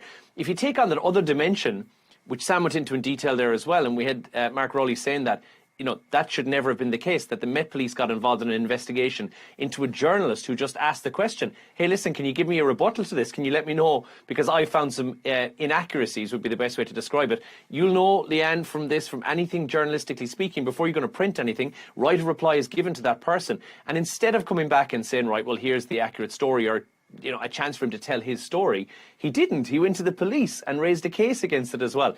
So there's a lot of questions to be asked. Press freedom is one of them. Policing is another one, because you have to wonder, why did 4 months of investigation take place into something that really shouldn't have been? The investigation should have in fact been on him. And the governance of this university, all of these things are going to come into question now. So yeah, it's a bigger story than just this tip of the iceberg. Yeah, no, I would agree with that. And also, I think it raises questions about institutions. And like Jono did say, Cambridge, it's recognised around the world reputationally now. They have to make sure they do the right thing when it comes to the investigation, Jono. But it is also important, really, to highlight that Ardei has denied plagiarism, of course, but he has also said, look, I have made some errors, and he's now stepped down himself. But it's just an insight into somebody who I do think in many respects we talk about his failures. But like you said, Sam, he raised a lot of money for charity. I'm sure he always had an impact of a professor, but it's just the unraveling of everything that happened. I think so, and academics are often quite out there personalities. Yeah. I remember my university lecturers, they were quite quirky, I'd say. So maybe he's a bit of a fantasist, and maybe he's, said he's done lots of things when maybe he didn't run 600 miles, maybe it was 150. Still an amazing achievement. And actually, he was probably a really good professor. He until this week, I was reading about the topics he was delivering within sociology at the University of Cambridge to very intelligent young minds. And in a way, it's a shame for the communities that he represents. But it leverages that question of wanting to do the right thing for certain groups of people, and where DEI has probably just spread too far and been pushed too much into policies, and rather than having a merit-based system. And there will be fellow lecturers who will have questioned, why didn't I get the promotion and why was it him? Why him over my place? And it was actually a fellow academic at Cambridge called Nathan Confraz who first raised the issue with the PhD legitimacy and claims of plagiarism.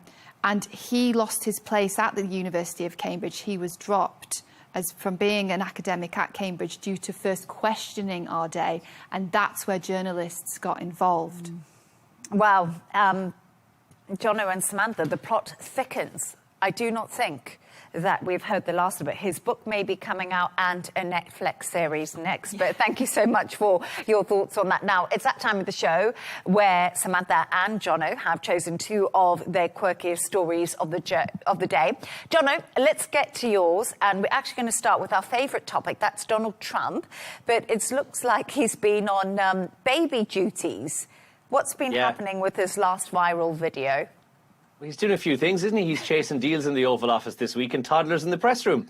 I don't think it's the presidential pursuit we thought we'd be seeing on our screens this week, but a video of Donald Trump, as you can see here, is chasing a toddler on stage. It's gone viral for all the right reasons, I think, as well. Look at this. We are used to seeing him in, a very different light. This is genuinely warm. It's funny. It's quite sweet as well, isn't it? I mean, a lot of people are saying, even though I saw this online today, somebody posted in the comments saying, Trump running after that kid was so cute. Can you imagine Biden ever doing that? So I think it's gotten people to say, you know what? He's normally up there discussing Iran, wars, tariffs, geopolitics, you name it. Trump is talking about it or taking a swing at somebody. But suddenly, we've got him doing a bit of crowd control for a runaway toddler. And I think that just reminds us of, you know, the human nature that is involved here as well. They do say that don't work with kids or animals, particularly if you're President Donald Trump. I'd say never a true word was spoken, but a nice human moment from Donald Trump, and I don't think we get to see enough of those since he got back into office again. We haven't seen these since the presidential race, I think. But I don't know, Samantha, but Donald Trump, all his kids say he's a fabulous father. And one thing I do remember is, you remember when Elon Musk was still part of the Doge team and he took his son into President Donald Trump's office while they were having that talk, and the son was picking the nose and rubbing on the table. And President Donald Trump just kind of let the kid get on with it. He's like a real granddad, actually. Yeah, and he must, he's got children, he's got grandchildren. He must have that, you know, soft at heart side to him. And I'm sure Christmas at the Trump's house is lovely. I might not go there. I'll go to my house. You know, I just don't know. There's a lot of bad things that seem to follow Trump. And getting involved internationally in these wars, but yeah, it is endearing to see him being kind to this little child, and he must have that heart somewhere. Let's hope he can apply it to his diplomatic negotiations. He's got a sense of humour, that's for sure. And Samantha, let's get to yours, because it's about a 97-year-old woman has broken a world record. That's not for the faint-hearted. What's this all about? Right, Leigh Ann. Well, we've got big aspirations when we're in our 90s, because Betty Bromwich decided to break her own world record again, raising money for the stroke unit at Cheltenham Hospital, who cared for her late husband. Betty climbed onto the wing here, you see, of the small aircraft on Cheltenham Airfield, and strapped herself together and flew through the air for 5 minutes, going right high into the sky, going upside down, 97 years old. Can you believe this? Got her goggles on there, landed back on the ground, arms in the air, and she broke the Guinness World Record, her own Guinness World Record, actually. Incredible feat at an incredible age. She said, I just don't have the word can't in my vocabulary. And she said the most difficult part of this challenge was actually climbing onto the aircraft because she's quite small. And she joked that when she's 100, she's got another achievement plan to do to raise money for charity. And she cited how it's so difficult to raise money these days and all charities are struggling. Wow. Yeah, no. What a brave lady, brave Betty. 97. I just can't imagine it. No. I wouldn't do it now because I have a fear of heights. Yeah. So the fact that she's got on there and gone upside down, I would need to know, am I glued to this plane? How is this going to work out for me? I think you'd have to really trust the pilot too, wouldn't you? Real brave Betty at 97. I don't know, Jono.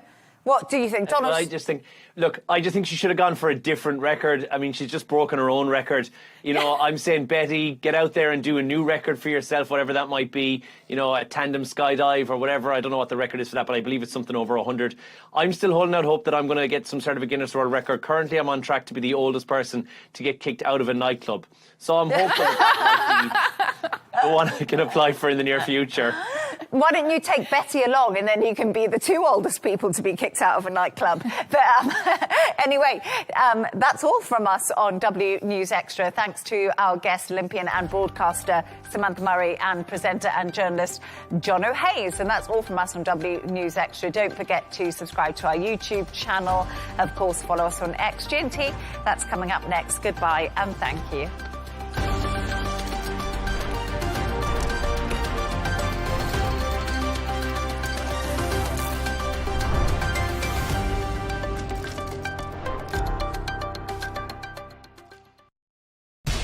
We have to take care of our people, and we're going to take care of our people first. For in-depth analysis and all the latest developments across the globe, make sure you join us every weekday. President Trump is trying to negotiate a ceasefire. With so much happening, so much information, and so much noise, international law will have no part in his administration. It can be hard to keep track. Tariffs will just fuel inflation. We're going to fight these tariffs. But you can count on us to tell you what you need to know. We stand by your side. Join me, Tom Burges Watson, for Global News Today, right here on Al Arabiya News.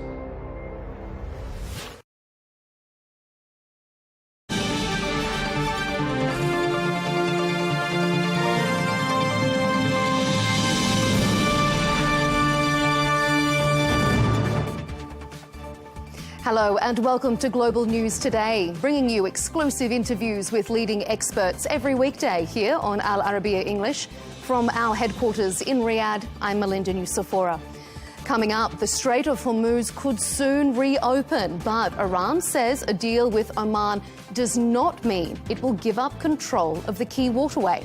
So, what does it mean for global shipping?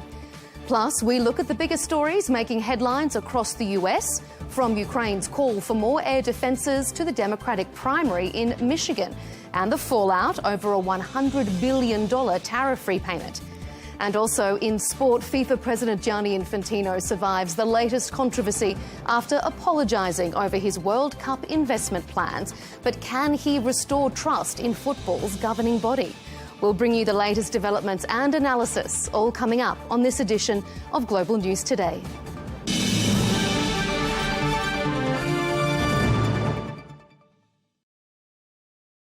Hello and welcome to the program. Well, we could soon see the Strait of Hormuz reopen. That's according to Tehran. It says it's working on the finer points of the shipping agreement with Oman.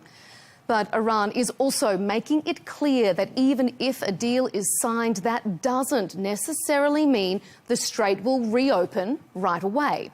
Reports also suggest the agreement could give Tehran control over ships entering the Gulf through the Strait of Hormuz, a move that would mark one of the biggest concessions yet to Iran. So, what other conditions could the agreement entail? We'll have the latest. Meanwhile, US President Donald Trump says talks with Iran are going well, but Tehran continues to insist it's only negotiating with Oman and not directly with Washington. Kevin Ayer is joining us from Colorado. He's a retired US Navy captain who previously commanded 3 warship cruisers. Kevin, thank you for being with us. President Donald Trump says negotiations with Iran are working out well and a deal on reopening the Strait of Hormuz is close. From a military perspective, do you think the administration's peace through strength strategy has finally worked? Very kind of you, Melinda. I do not know whether it has worked or not. Only time will be the arbiter of that.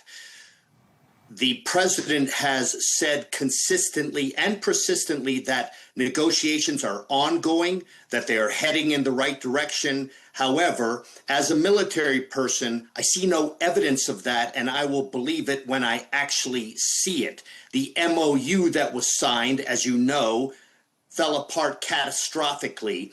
However, the U.S. Navy blockade of Iranian ports remains in place and can remain in place interminably as long as needed, and the United States military is prepared to strike upon command, so the president can say whatever he wishes with regard to negotiations, but as a military man, we'll believe it when we see it.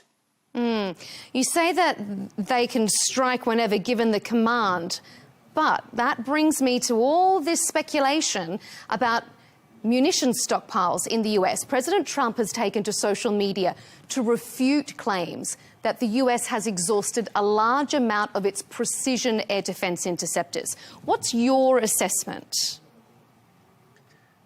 Well, I don't like to contradict the president, but my understanding of the situation is as follows.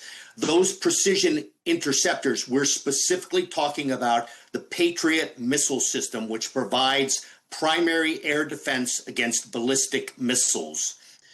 The CSES, which is a U.S. very evolved think tank, projected that there were approximately 2,300 Patriot PAC-3 missiles in existence in the U.S. inventory prior to war start. They now predict that there are approximately 1,000 left based upon recorded firings. That's a 57% reduction in the total number of interceptors.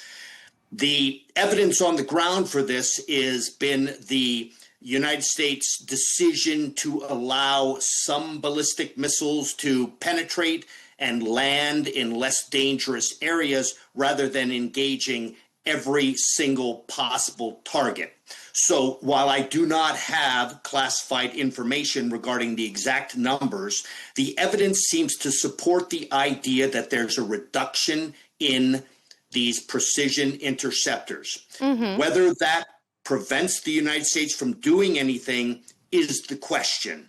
There are other methodologies for reducing ballistic missile attack against the United States. And certainly the United States and Israel have attacked ballistic missile production and launch capability in Iran. And certainly their capability and capacity is greatly reduced. So just to give us some context, with your experience, let's say that the evidence is correct and there are about 1,000 left. If you were still captain of your team, would you be comfortable with an escalation in conflict if you knew that there were only 1,000 Patriot missiles left? This is from my perspective as a military officer. My perspective is that the United States should strike aggressively because it is my impression that Iran only responds to that kind of pressure. And so my impression is that they wish to drag this out as long as possible. My feeling is that the United States should strike Iran's Achilles heel, which is Karg Island and South Pars natural gas oil fields. Whether the president elects to do that or not, as a military person, I would be completely comfortable with a significant escalation in operations because I am convinced that is the only thing that will cause the president to arrive at the place which he wishes to be, which is an end of Iran's nuclear capability or aspirations, and an assurance that the Strait of Hormuz remains open and not told by the Iranian government. So from that, can I extrapolate that if you think the president doesn't do those things, make this calculated escalation in those particular areas, you would think that he hasn't achieved his war aims? The stated war aims were to destroy their ballistic missile capability, their navy, their ability to influence their proxies like Hezbollah and Hamas, and those have been achieved. However, the other primary advertised war aim was a elimination of Iran's ability to move forward in the production of nuclear weapons. That has been reduced, but it has not been achieved. The way that things have gone is that the United States and Iran are interested in two things. The Strait of Hormuz is what Iran's trump card is, and the nuclear weapons is Trump's primary interest. I do not think that we can get to a resolution of those things, my opinion as a military officer, without a significant ramping up. Trump talking about negotiations ongoing, we're about to arrive at a mutually agreeable, successful finish. I see no evidence of that happening in the last 6 months, despite the fact that the president, who I support, has been advertising it on a virtually daily basis for the last 6 months. All right, let's look at the Strait itself, because current talks centre around how the Strait should or could operate if and when it reopens. Oman and the International Maritime Organization have proposed one route, which we've heard that Iran has opposed. Iran has suggested a different route, and both of those routes are different to the pre-war shipping channels. So for those of us that aren't shipping or maritime experts, explain to us the concerns around these alternate shipping routes.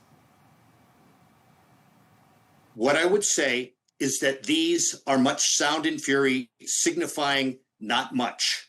This is a discussion of the exact layout of the route through which ships travel in and out of the Strait of Hormuz.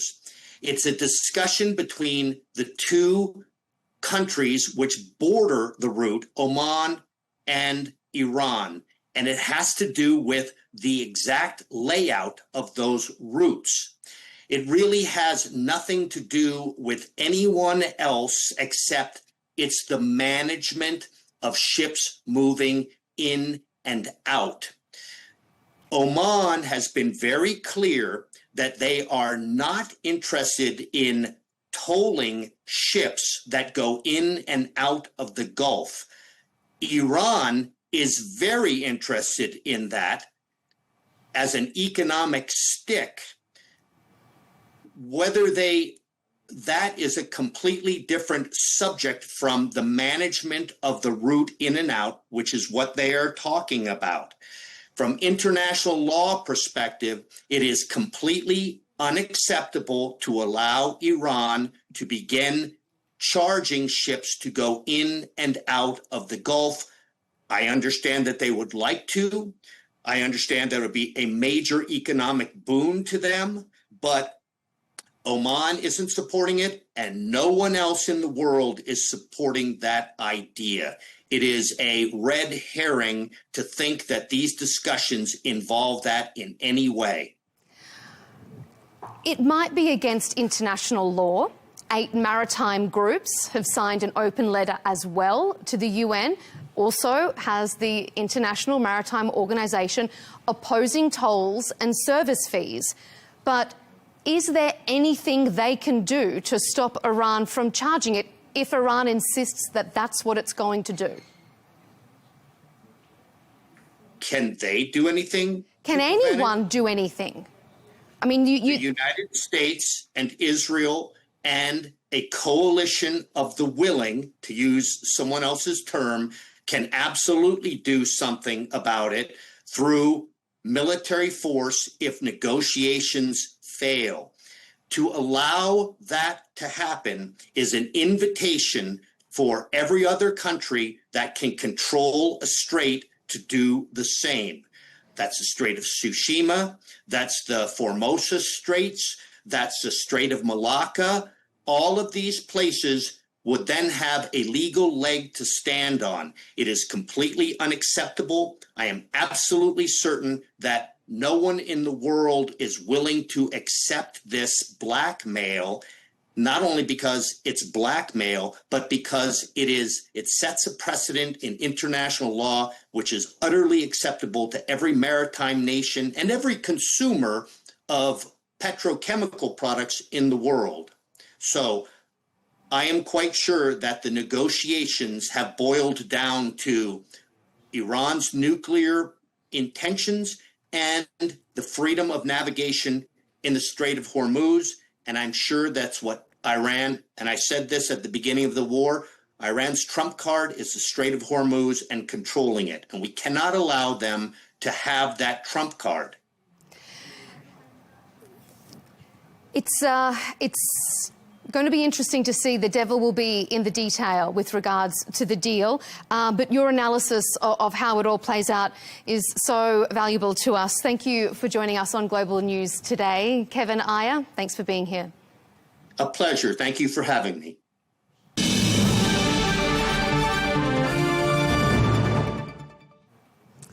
Well, for more analysis on the diplomatic state of play, let's bring in Matt Terrell, former Chief of Staff to Marco Rubio, speaking to us from Washington, D.C. Matt, thanks for being with us.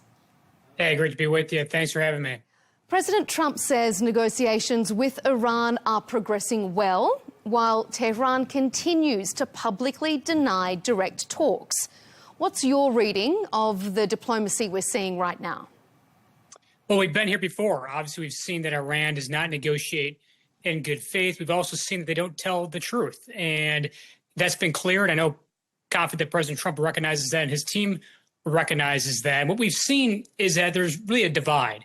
You've got some of the political folks, for example, in Iran who want to make a deal here, it seems. Then you've got the IRGC, the hardliners, if you will, who seem to not want to make a deal. The bottom line here is President Trump is the best deal maker out there. And what he ultimately wants, I think, is not just to get to a deal, but to have to be the right deal. You want to get the right deal out of this situation, and that's the goal here. So we'll see what happens throughout the next few hours here. But look, it appears that we're close to a deal. In the end, I think what President Trump is trying to avoid is more death. He spoke about that just yesterday when he's in Las Vegas, how he wants to avoid death. But obviously, he's not taking more military action off the table. Iran will either make a deal or not. But the bottom line here is President Trump wants to get to the right deal. That's the goal. Iran says that simply finalising a deal on the routes around the Strait of Hormuz with Oman doesn't mean that the strait will automatically reopen. It also wants the US to end its naval blockade. This is one of the stipulations we've been hearing from the Iranian side. Is that something you think the Trump administration would be open to?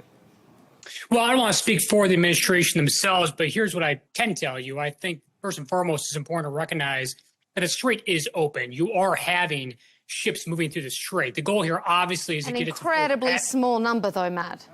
You want to get to full capacity, to your point. That's the goal here, and I think everyone recognizes the importance of doing that. But in the end, it's going to be really important to recognize what the Gulf allies are doing here. I think it's important to underline that the Gulf allies in the region, the neighboring countries, if you will, of Iran, that asked President Trump to stop, if you will, or halter on continued military action. Let's see what they do in terms of stepping up here as well in the region in terms of getting that strait to be fully open. Look, other things to recognize here are there going to be timetables that are put in place on this deal? Is it ensuring that Iran does not ever put in place a toll system? You know, there are other things that need to be negotiated through here. The strait is important, but obviously ensuring that Iran does not have a nuclear weapon is important as well. Those two things are the key here in this maybe second round of an MOU. Let's see what takes shape. Obviously, it's important to have that strait fully open. I think without question, President Trump is going to be making it clear that that's the case. Just to pick up on one thing you said there with regards to the Gulf allies, is it your belief then that they haven't done enough to support the US in having the strait reopened fully? Well, I think early on we saw some hesitation, it seemed, from some Gulf neighboring countries, if you will. But now it seems that they are really a part of this coalition that President Trump has put together. And I think that that's the great thing that you've seen here so far, is that you do have a coalition here. You're seeing Oman, you're seeing Saudi Arabia, you're seeing these neighboring countries are really stepping up to the plate here, and I think doing their part to try and put the necessary pressure on Iran. In the end, it's clear. The Gulf countries, the region itself wants a change. They don't want to go back to the terrorism ways, the havoc that Iran has put in place for decades in the region. Ensuring that we keep the strait open is important in full capacity. Ensuring Iran doesn't have a nuclear weapon is important. It's not just important to the United States. It's not just important to the world, but in particular, it's important to this region that's been really having to deal with Iran for so many decades, as we all know. So to answer your question, I think it's great to see that they are stepping up right now. And I think that's really an important piece of all this. The United States should not be doing this alone. We should be having those Gulf neighbors step up. And frankly, in my opinion, countries outside of our Gulf neighbors, you think about the UK, should have stepped up more as well, in my opinion. Reports out of Iran are that it also wants sanctions relief as part of this deal. That was part of the original memorandum of understanding that the US was broadly criticised for signing off on sanction relief to Iran. Do you think it would adopt the same strategy this time? Would it agree to sanctions relief if it meant a conclusion to the fighting? Well, we'll see what's in the ultimate deal here. That's going to be up to the administration to see what tools are needed with respect to getting to a good deal here. I go back to that. Though, if you were advising the president or advising the team, would you say accept sanction relief if it gets you over the line? I think it's up to the administration. Look, they're the ones in the room right now. They're the ones who are really at the negotiating table. I think it's important to have everything on the table when you're in negotiation, whether it's sanction relief, which obviously is important to the regime. I mean, look, their economy right now is in shambles in Iran. You're seeing skyrocketing inflation. To your point, I think it's a very important piece to the puzzle here. And we've seen, what the Treasury Department has done in terms of putting that financial pressure on the regime. It's not just been military action. To your point, it's been financial pressure on the regime. I think it's an important card to have on the table.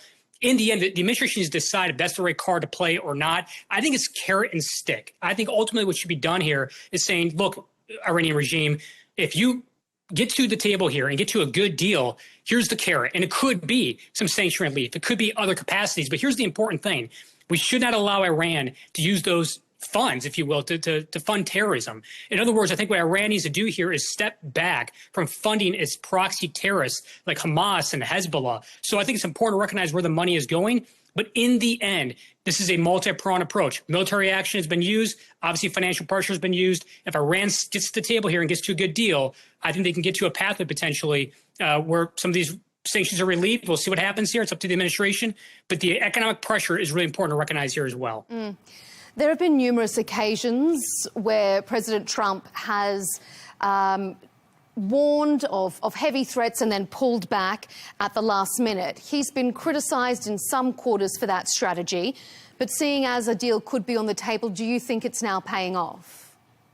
I think it is paying off. Look, this is not easy. And I think what the American people and people around the world are seeing is a little bit of stop and go here on some of these discussions. But that's just the name of the game right now, to be honest with you. And it really isn't a game. This is an important issue at the end of the day in terms of dealing with this regime once and for all. We've seen for nearly 50 years them put havoc and terrorism on the region, on the world.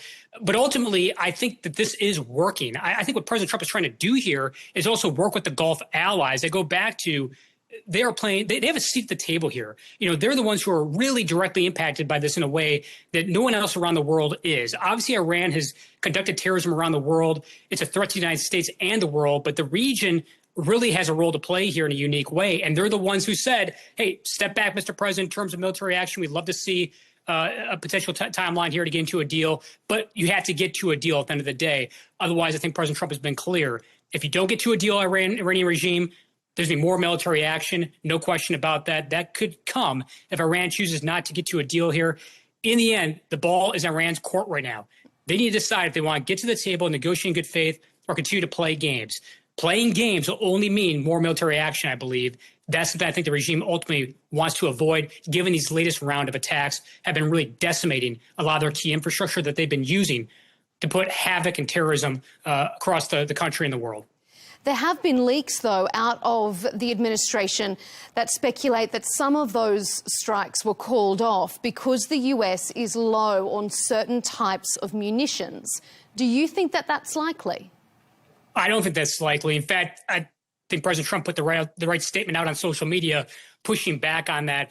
The United States is well equipped in terms of having the military capacity to conduct this war, to conduct necessary strikes going forward if need be. I don't believe that those reports are accurate. I know people have different views on that, but in the end, the United States military is strong, and there's no question that they are prepared to do the necessary steps forward in terms of strikes. In addition to that, the United States has been funding and supporting Israel, if you will, in terms of their military capabilities. In return, we get things from Israel like intelligence and other capacities as well. So this is not just a go-it-alone effort. It's not just the Gulf countries that we've talked about, but Israel obviously playing a major role, as we all know, in much of these strikes and much of the military action that's been conducted. It's a coordinated effort. It should not only be on the United States, but there's no question the United States is well prepared and well equipped, in my view, to continue necessary strikes if need be going forward. Hopefully it's not the case. Hopefully Iran decides to actually once and for all negotiate in good faith.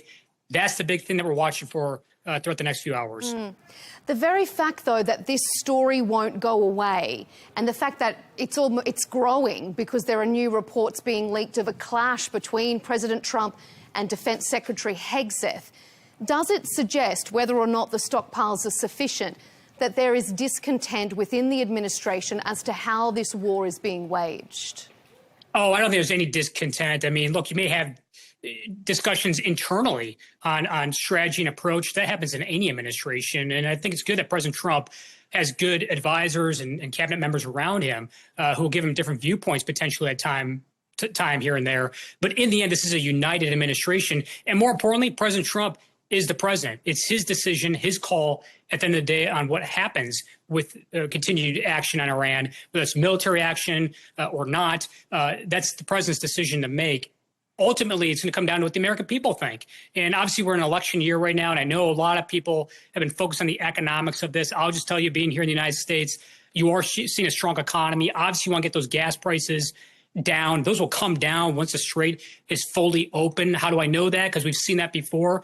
When we saw the strait more open just a few weeks ago, we saw those gas prices come right plummeting down. So obviously gas prices need to come down, and I think they will soon. But you're seeing record highs in the stock market. You're seeing strong jobs growth here in the United States, strong GDP growth. All of those things matter in terms of the economics of this here in the United States. So I don't buy into the narrative that this war has created economic havoc here in the United States or havoc in his own administration. This is a united administration that's very clear in the approach here, and that is to be united in ensuring Iran does not get a nuclear weapon, and united in getting this strait open in full once and for all. Ultimately, this administration, I think, will unite and continue to unite and provide President Trump the advice he needs, but the president's calls at the end of the day. Let's see where it takes us. It'll be an interesting 24, 48 hours ahead. Matt Terrell, thank you so much for your analysis here on Global News Today. Thank you.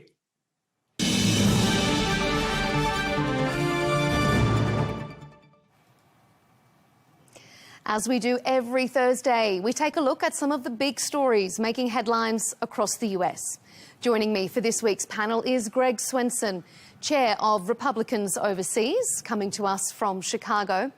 And David Kuznets is back with us, former White House Director of Speechwriting to President Bill Clinton from Washington, D.C. Gentlemen, thank you both for being here. We're going to start with the war in Iran. Iran and Oman say they're nearing a deal to reopen the Strait of Hormuz.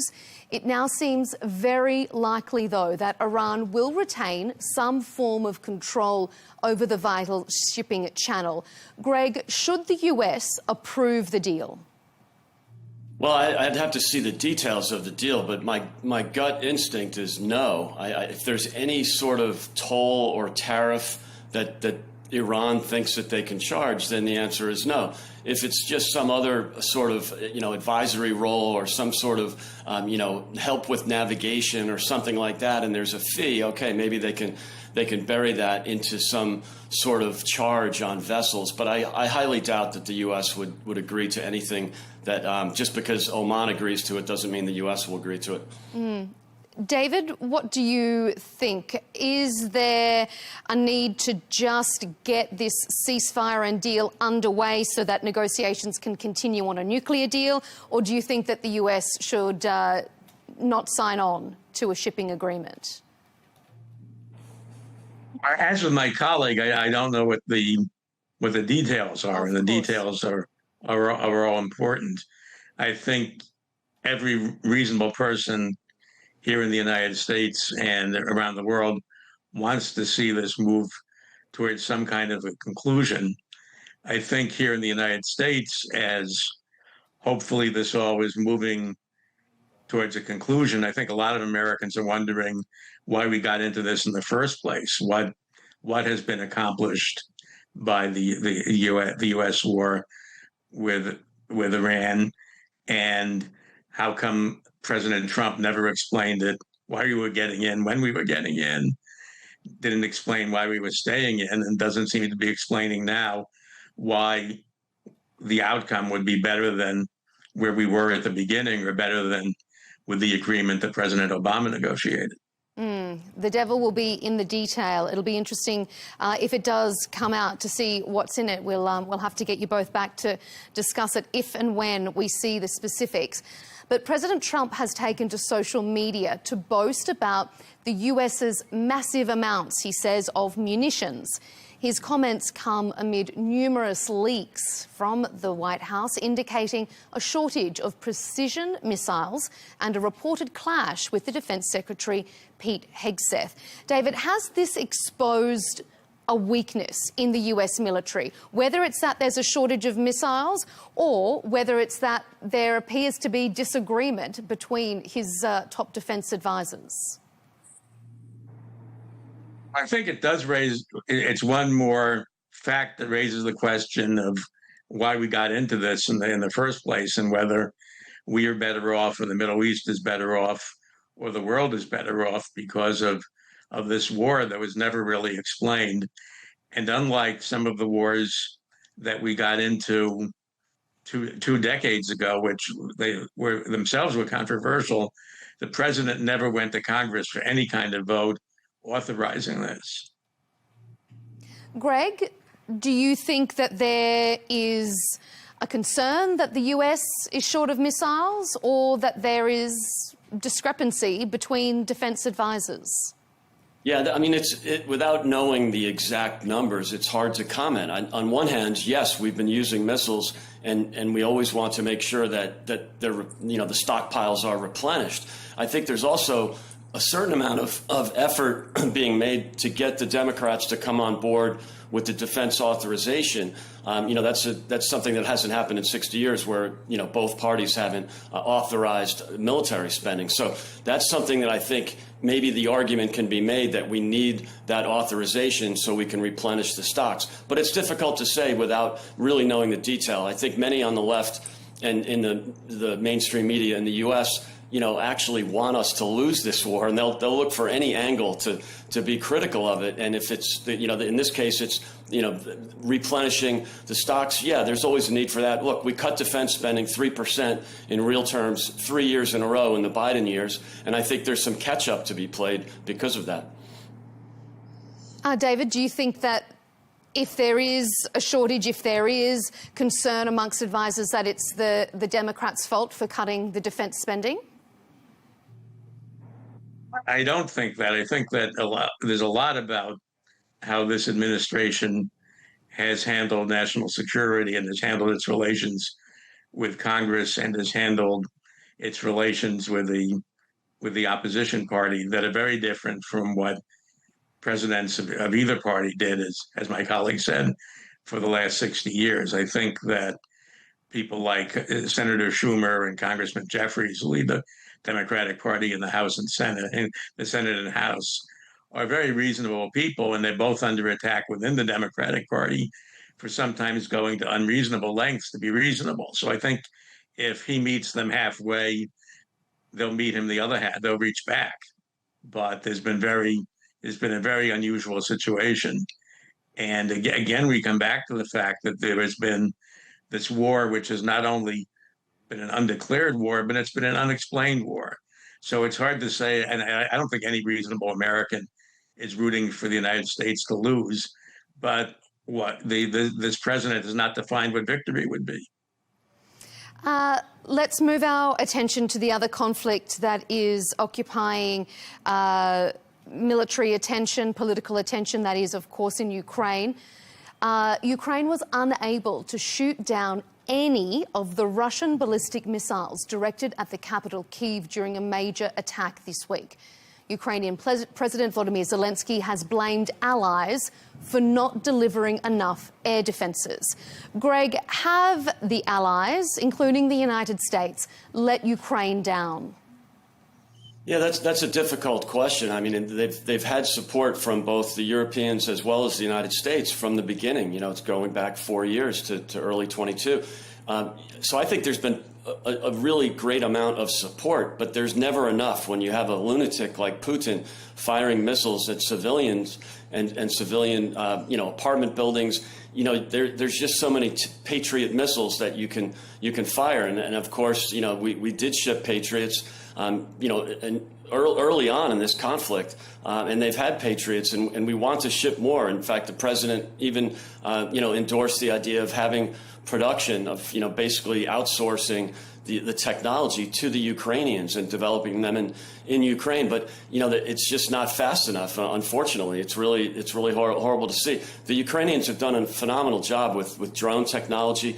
The first year of the war, they produced 5,000 drones. Last year, they produced 1 million drones. So they're winning in many respects. But the fact that Putin is firing on civilians is really difficult to fathom. And the faster that we can collectively get some Patriot missiles, or at least get the production capacity up and running in Ukraine, the sooner the better.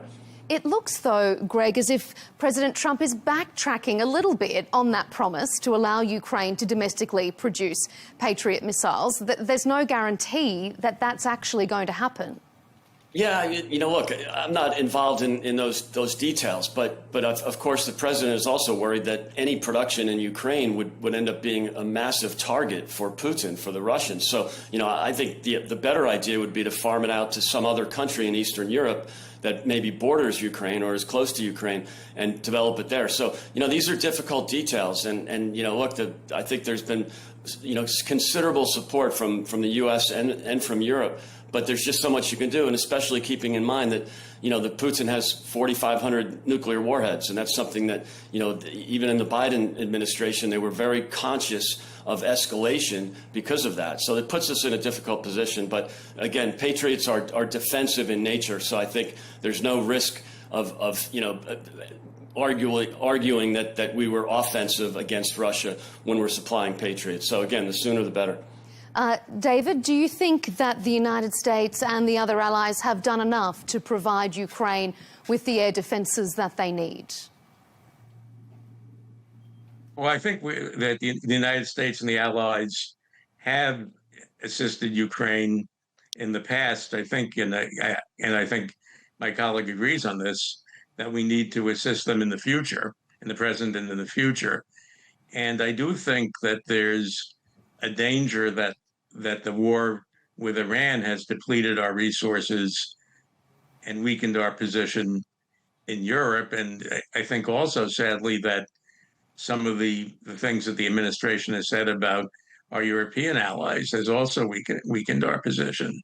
But I do think we need to move beyond all this and assist Ukraine with what, as my colleague said, is defensive action. It's not a threat to Russia, it's defending Ukraine. All right, we're going to keep moving along to cover the topics we need to in our allotted time. I want to talk about the Liberation Day tariffs, because there is news out this week that the US needs to repay $100 billion in Liberation Day tariffs. That's roughly an estimate of 60% of the revenue that it generated under the policy. Greg, is that an embarrassment for the administration? No, it's not an embarrassment. It's a headache for sure. And of course, much of that is being returned to corporations, and some of them foreign corporations, some of them domestic.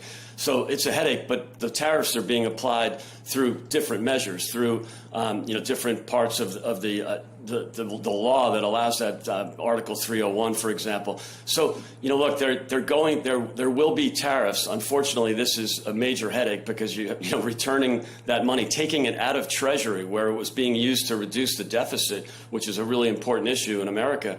That's going to go back to the corporates that initially paid those tariffs. So it's administratively a challenge. It will be completed, and then they'll continue to have tariffs through different measures.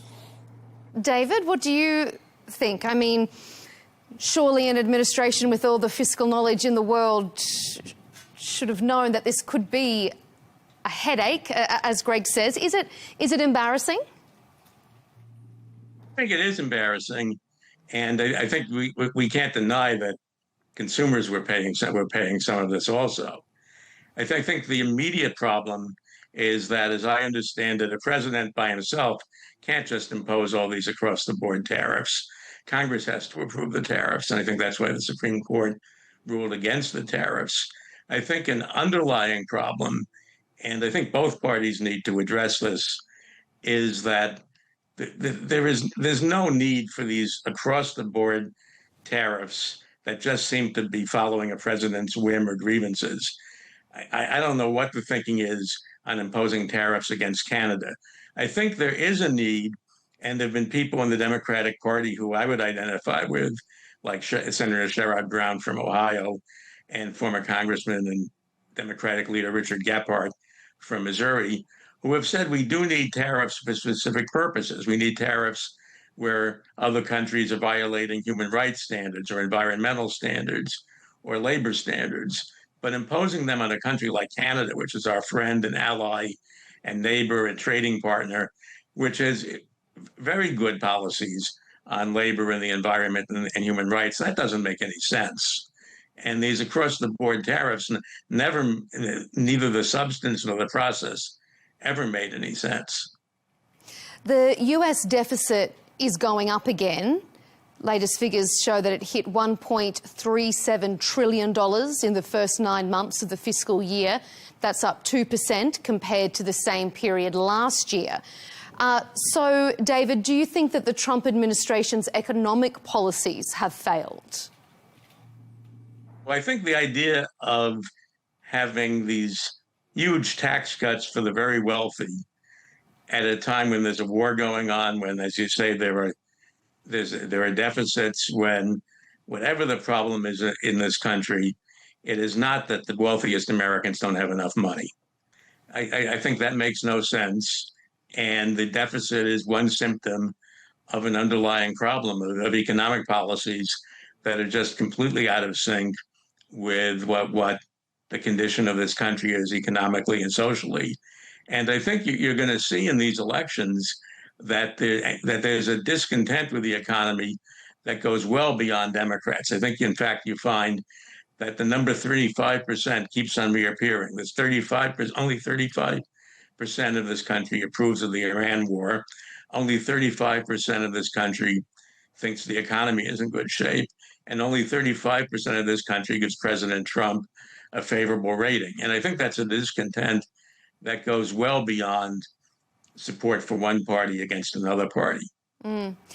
Greg, deficit going up, is that a concern? I mean, is this a slight on Trump's economic policies?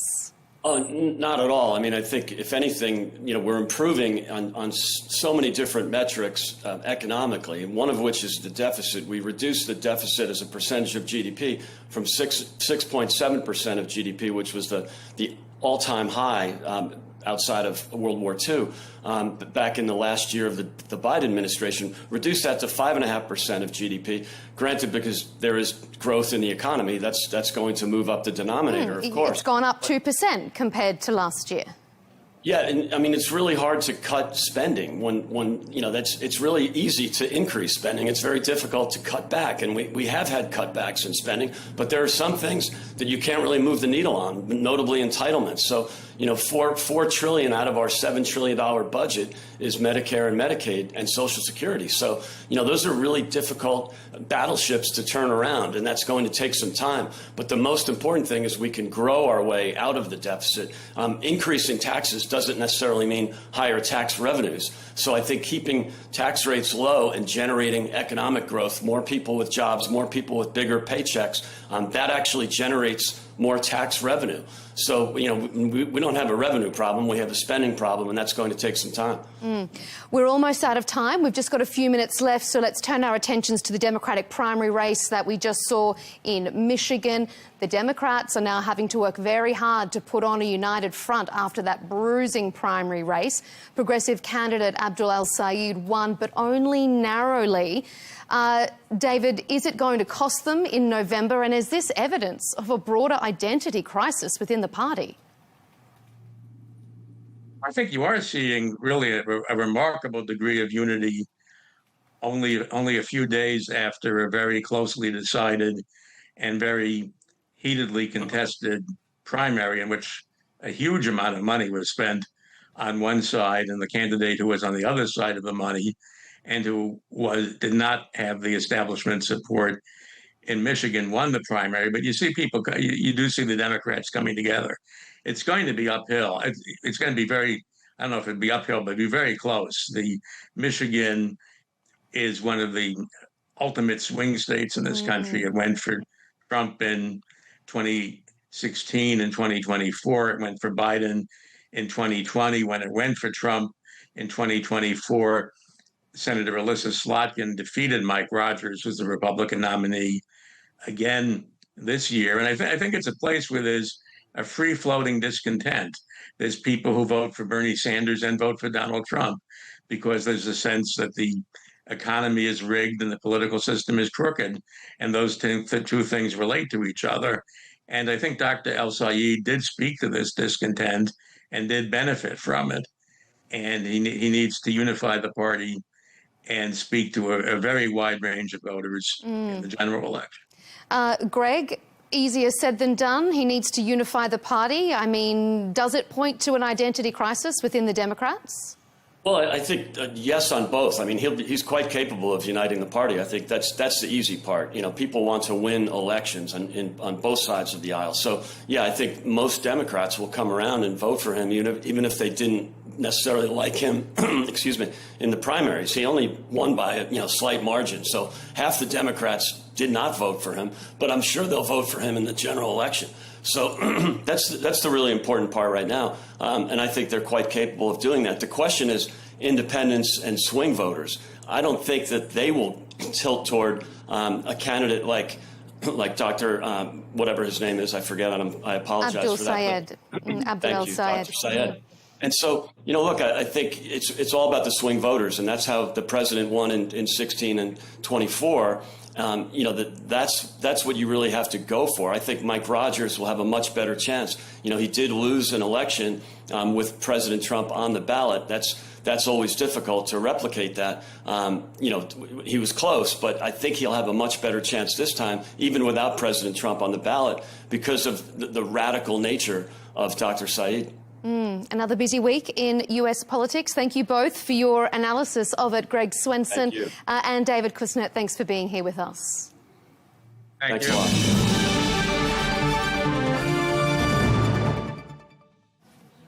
And now for some sports news. FIFA is once again in the spotlight after President Gianni Infantino faced criticism over proposals to bring private investors into the commercial side of the game, including selling stakes in major competitions such as the FIFA World Cup. Well, the backlash quickly fueled speculation about his future. Would he be forced to step aside, or could he survive the storm? For now, it appears that the answer is yes. Despite the controversy, Infantino has secured the backing of senior FIFA executives following a meeting in Morocco. He's also apologised for what he described as the errors he made. But is the issue now behind him, or has the episode done lasting damage to his credibility and authority at the top of world football? Well, for analysis on this, let's bring in David Davies, former Executive Director at the Football Association in England, joining from Birmingham. David, Gianni Infantino has apologised for what he described as mistakes. Is it enough? Is it enough for him to survive, I assume, is your question. And I don't think anyone can answer that question immediately with total certainty. His position, in my view, is precarious, mainly because of the outright opposition that exists in the 47 member countries in Europe, but also in parts of Asia, parts of North America as well. And I think we have to decide here, you have to understand here that it is very difficult, actually, normally, to replace a president of FIFA. Mr. Blatter came through an awful lot of storms, but I have to say that the pressure on Mr. Infantino over the next few months, certainly up to November, assuming that he survives that long, will be intense. So do you think that this could just be delaying an inevitable leadership challenge against him? And why is it so hard to challenge a sitting president?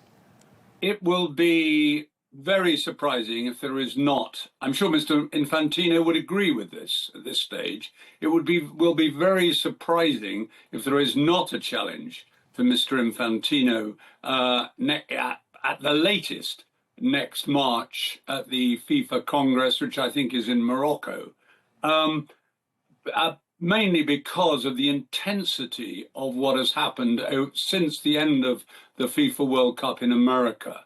I mean, the feelings have been immensely strong in several parts of the world, and it will be, as if you ask my opinion, I think this is a huge opportunity. There will be, in my view, a challenger to Mr. Infantino. This is a huge opportunity, not least for the Asian Confederation. And I think of people like Sheikh Salman, who was narrowly defeated by Mr. Infantino back in, I think, 2015, 2016, when Mr. Infantino succeeded Mr. Blatter. But there are other people as well in Asia. I think particularly of Prince Ali, who has stood twice now and is an outstanding football statesman with enormous integrity, in my view. And he would be a very serious candidate too. But there are other candidates in other parts of the world. Mr. Victor Montagliani in CONCACAF, which is North America and the Caribbean, he is under significant pressure to stand as well. Now, having said all that, there is no doubt that Gianni Infantino, who I was lucky enough to know reasonably well at one stage of my life, chaired conferences with him, interviewed him several times. My astonishment is still that he has allowed himself to get into this position, because one of the reasons he was elected back in 2015-16 was that there was going to be transparency, and these sort of own goals were not going to be part of the Infantino period of office. And how on earth this has happened, who on earth he's been listening to, who's been advising him, has he been listening to these certain other people? Not just the proposal, which is controversial enough in Europe, but also the process by which it was introduced. I think Gianni Infantino himself, after this meeting in Morocco yesterday, says there have been mistakes. Well, there's been more than one mistake in this whole episode. Well, the reports suggest that Infantino reached out to President Donald Trump for political support during this crisis. If that's true, how unusual and how concerning would that be to you? Well, none of us really know how it came about that the President of the United States was as involved in the build-up and the actual event itself, how that all came about. I mean, the defense of the relationship with Mr. Trump was fairly obvious. To have held an event of the magnitude of the FIFA World Cup in America primarily, without the support, the active support of the president, this particular president of the United States, would have been immensely difficult. Having said all that, the extent of the coziness, apparent coziness, between Mr. Infantino and the President of the United States startled an awful lot of people. And that started, back around the inauguration time.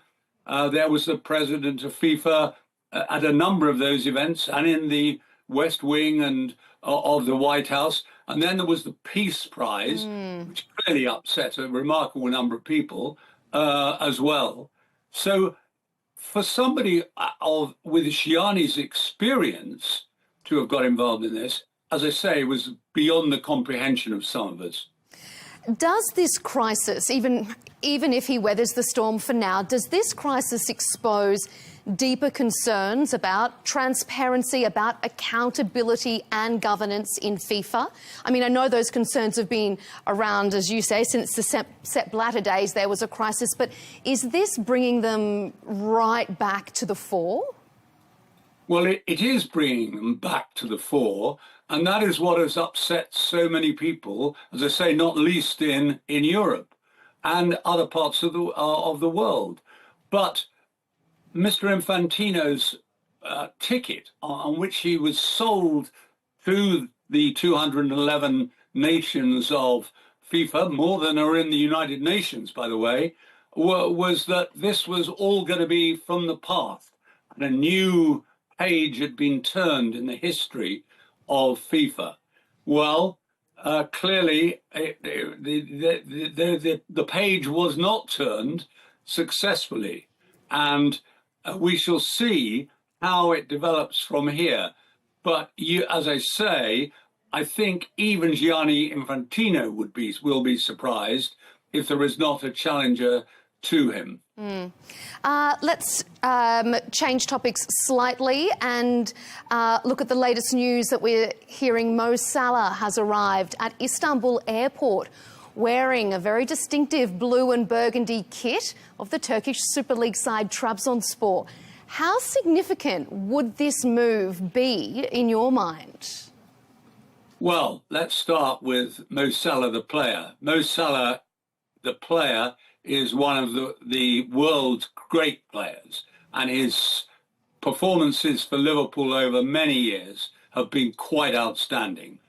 I happen to have a view that people, not just in football, but in life, have a shelf life, and I think he had his shelf life, by his own estimation, and others at the club at Anfield, it had reached a natural end. Am I a little surprised he's going to Trabzonspor? Yes, but Turkish football, as some of us who've been lucky enough to be in Istanbul and Trabzon on a number of occasions, and Izmir, I remember, is tremendously exciting, and he clearly sees it as the next step in a distinguished career. And I'm sure he'll be welcomed by those fanatical supporters in Trabzonspor. I think he was today welcomed fantastically well. And I think he's going to have a very exciting time. Well, I'm a Beşiktaş girl, so I can't speak to Trabzonspor too much. But do you think this is a little bit of a coming of age for the Turkish Super League then? Well, I hope so, because Turkish football is quite something. Anybody who's been to international and big club matches in that part of the world, you know, I'm trying to think of the first one I ever went to, which I think would have been in Izmir. But, you know, I've been to those super clubs in Istanbul, as well as in many years ago, going to Trabzon. And I've always felt Turkish football has not achieved its full potential. And who knows, you know, bringing a superstar like Mo Salah to Trabzon may well lift not just the club, but the league. It will be really interesting to see the developments there. Your analysis has been very valuable to us. Thank you, David Davies, former Executive Director at the Football Association in England. It's great to have you on the programme.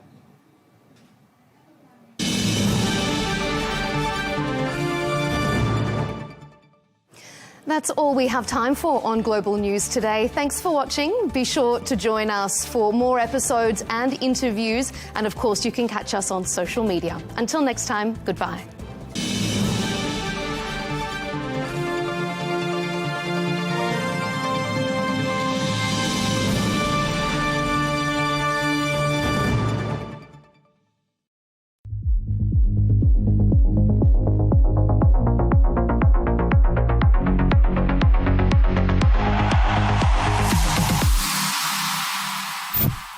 He was just incredible. The best striker in the world. For once, he put his finger in my face, and his finger is about as fat as that cup. But he was like a little puppy, like trying to lure you in. You know what I mean? Tell you, come on, play with me. No, I've got nothing for you. I hate predicting. I always get it wrong. So I go for an Arsenal win. You can make an argument for the players that were playing ahead of me. Welcome to the Dressing Room Podcast. Colton is on one of his away days. No doubt we'll have a lovely story about the train system in Bangkok coming up. We got an excellent replacement. one of the Chelsea's all-time greats, one of my best teammates to play with, genuinely. Idago Johnson, how are you?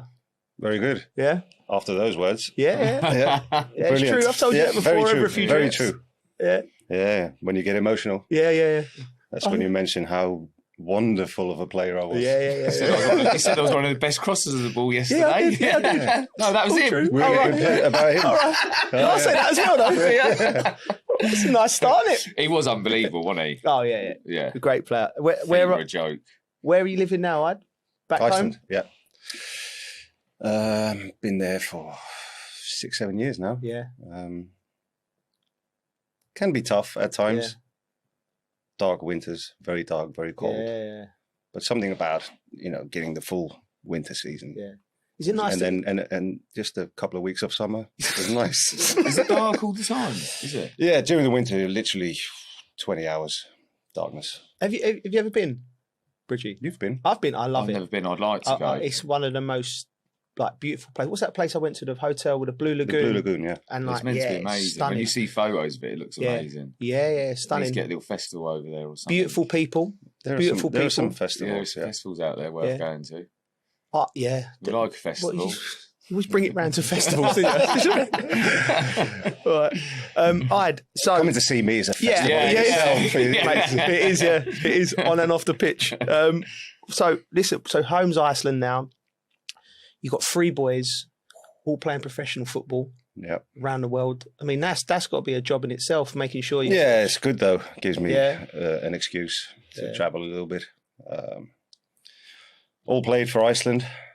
Different stages in their career. Obviously, the oldest will be 28 in May. Did you play with the oldest? Didn't you? No. That was me and my dad. Oh, you and your dad. I didn't know if you time goes quick, doesn't it? Well, yeah, all professional. They're all got one boy at Blackburn. Was doing really well until he got injured. And my youngest boy is in Malmö in Sweden. Okay. All in the first team. It's great. I remember you. Sorry, Bridget. But it can be difficult. It can be difficult weekends. Yeah. You told me this. Tell me. So speaking of weekends, as in being on the phone, waiting for them to call, and it's either everything's wonderful after they played and scored and won, or we have to sit there for an hour. It's part of the game. Sometimes you play, sometimes you don't. Keep your spirits up. Blah blah blah. And you're just exhausted of being the positive guy all the time, or trying to be. Yeah. And then I've got a little girl as well, 11. She scores about 3-4 goals on average a game. Do you know what? If you was a horse, I knew you were going to say that. You know what I mean? If women would be queuing up. Four bloody kids all playing. Don't know what it is. It's in the shows you how good he was. Yeah. But the thing is, I remember the story about for people listening. You played with you come on for your dad, right? And your dad's last game for Iceland, and your first game was that? Yeah, it was my first game away in Estonia. Yeah, this is '94. Jesus. Yeah. So I substituted my dad for the national team. It was a big moment, first time in history, father and son in the same game, and we were meant to play 2 months later, which would have been in Iceland. So wanted this big moment to be in front of the home crowd. But just before that game, I broke my ankle, so it never happened. And my dad kept playing for another couple of years, hanging on, waiting for me to recover, but I never recovered in time. And the beautiful thing about that moment for me, for us, for everyone in the family is it wasn't set up. It wasn't. It wasn't a charity thing, or it was. He was genuinely one of the best players for Iceland, and still was at that time. Right. I was 17, just turning 18, coming into the full squad for the first time. Yeah. I remember saying to the manager, "I don't want a room with my dad." Because we used to have roommates for the national team. And we all know at times what we watch in the room when we're bored. Don't want to do that with your dad. What's that? What are you watching? I was watching Loose Women. Game of Thrones. He'd seen it all. Okay. Do you know was he like as good as what you were? Yeah. Yeah. in different times, obviously. Hard to compare, yeah. He played in Belgium for a long time. Went to France. He played in a time where you could only have 3 foreigners in every club, so it was always you had to stand out as a foreigner. He was really good. Yeah. Was Player of the Year in Belgium, top scorer. Played European Cup finals. Actually missed a penalty for Anderlecht against Spurs. Did he? Yeah, in the final. I'm still stunned Spurs got to the Champions League final. Yeah, that was. Is that real?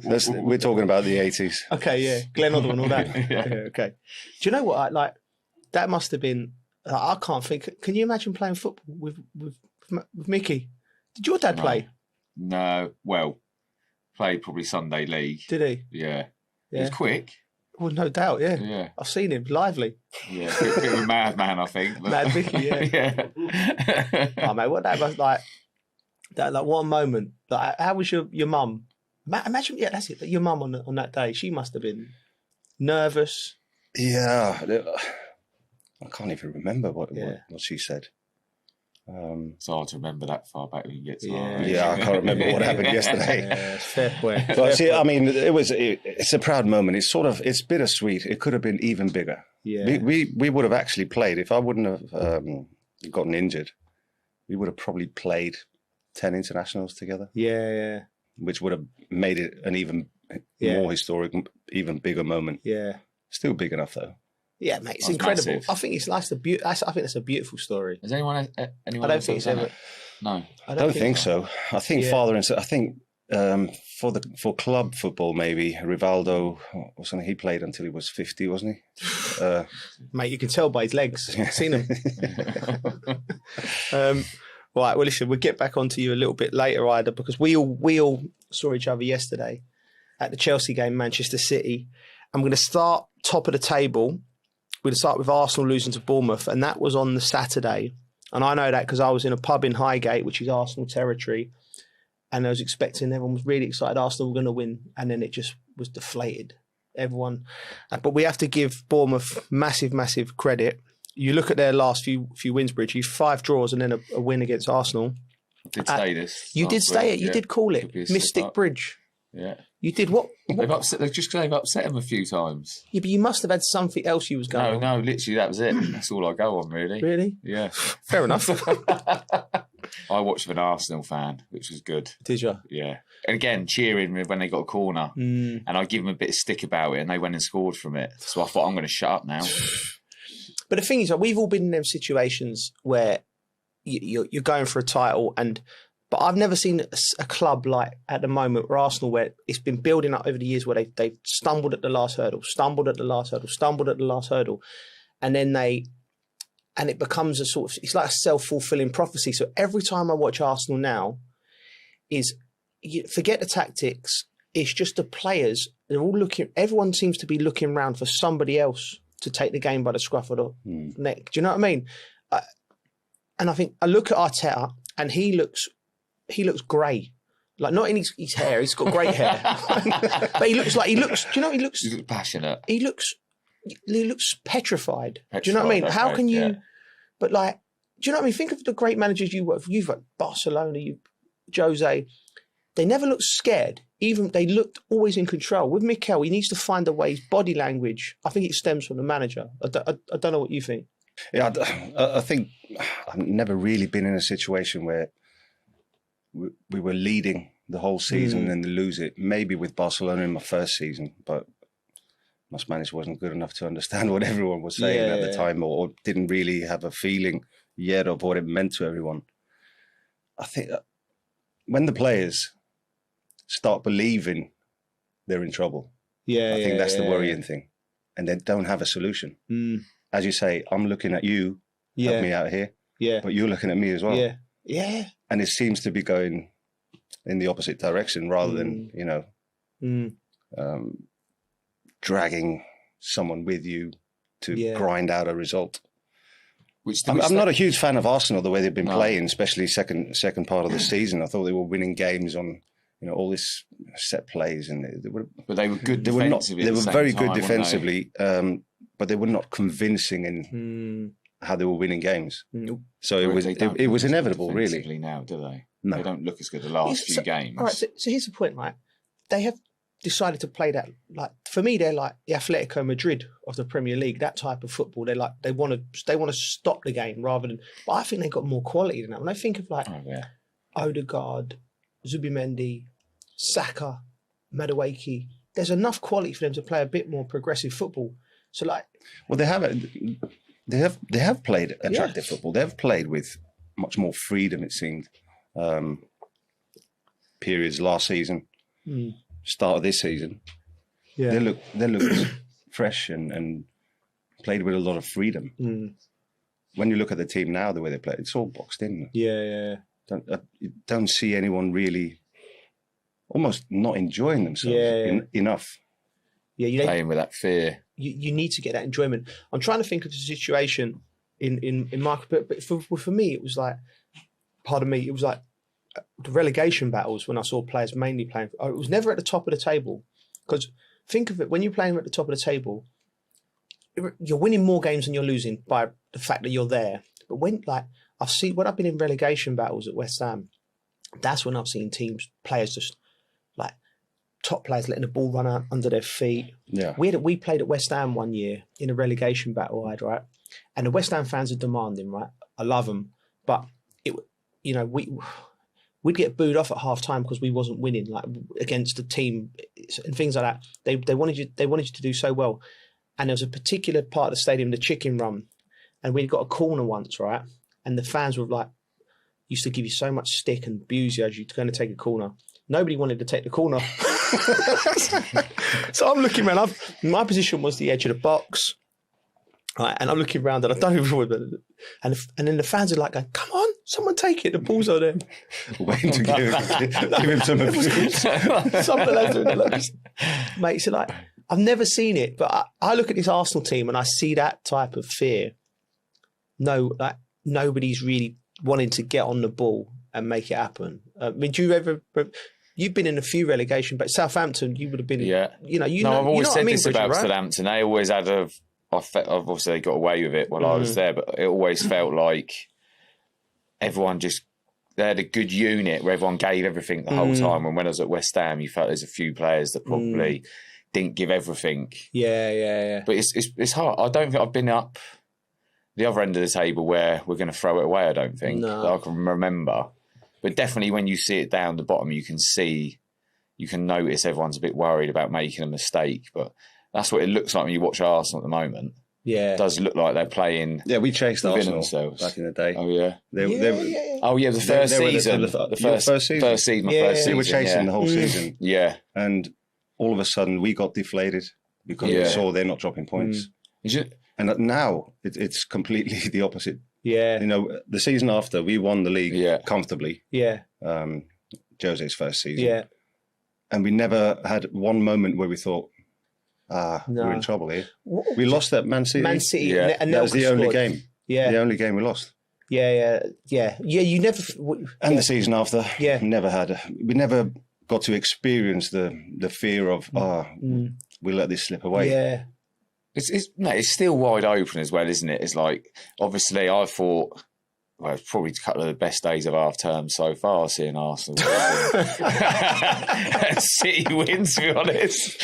But it was like the Arsenal fans, a lot of them, I've always said I don't hate them. A certain group of Arsenal fans I reckon there's Arsenal fans going to them, please shut up. Yeah, you're making it worse for all of us. Yeah. But even some of them now, they were so urged yesterday. You know what they said? Sack Arteta now.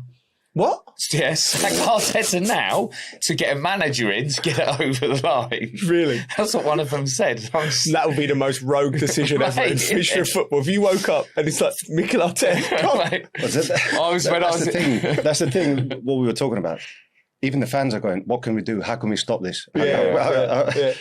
I think they've already lost the league. Do you? Yeah. Well, see, I can't say that. No, I can't. Because I'm scared to say it in case you don't have We're here to say our opinions. Yeah. Feel free.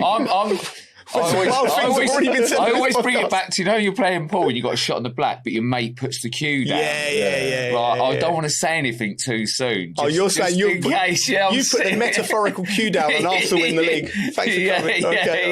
Okay. I was in the way end yesterday. Look, in the end, it's still in their own hands. They have to go to Man City, get a result, and if they get a win, it'll be huge.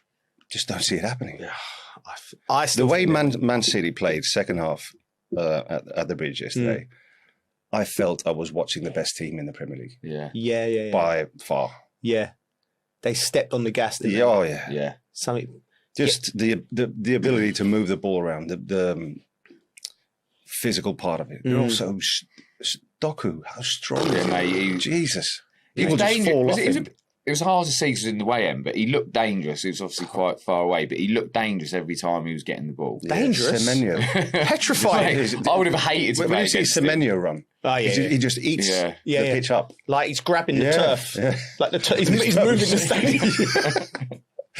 Right, so we was all at the game yesterday. Like, we're working.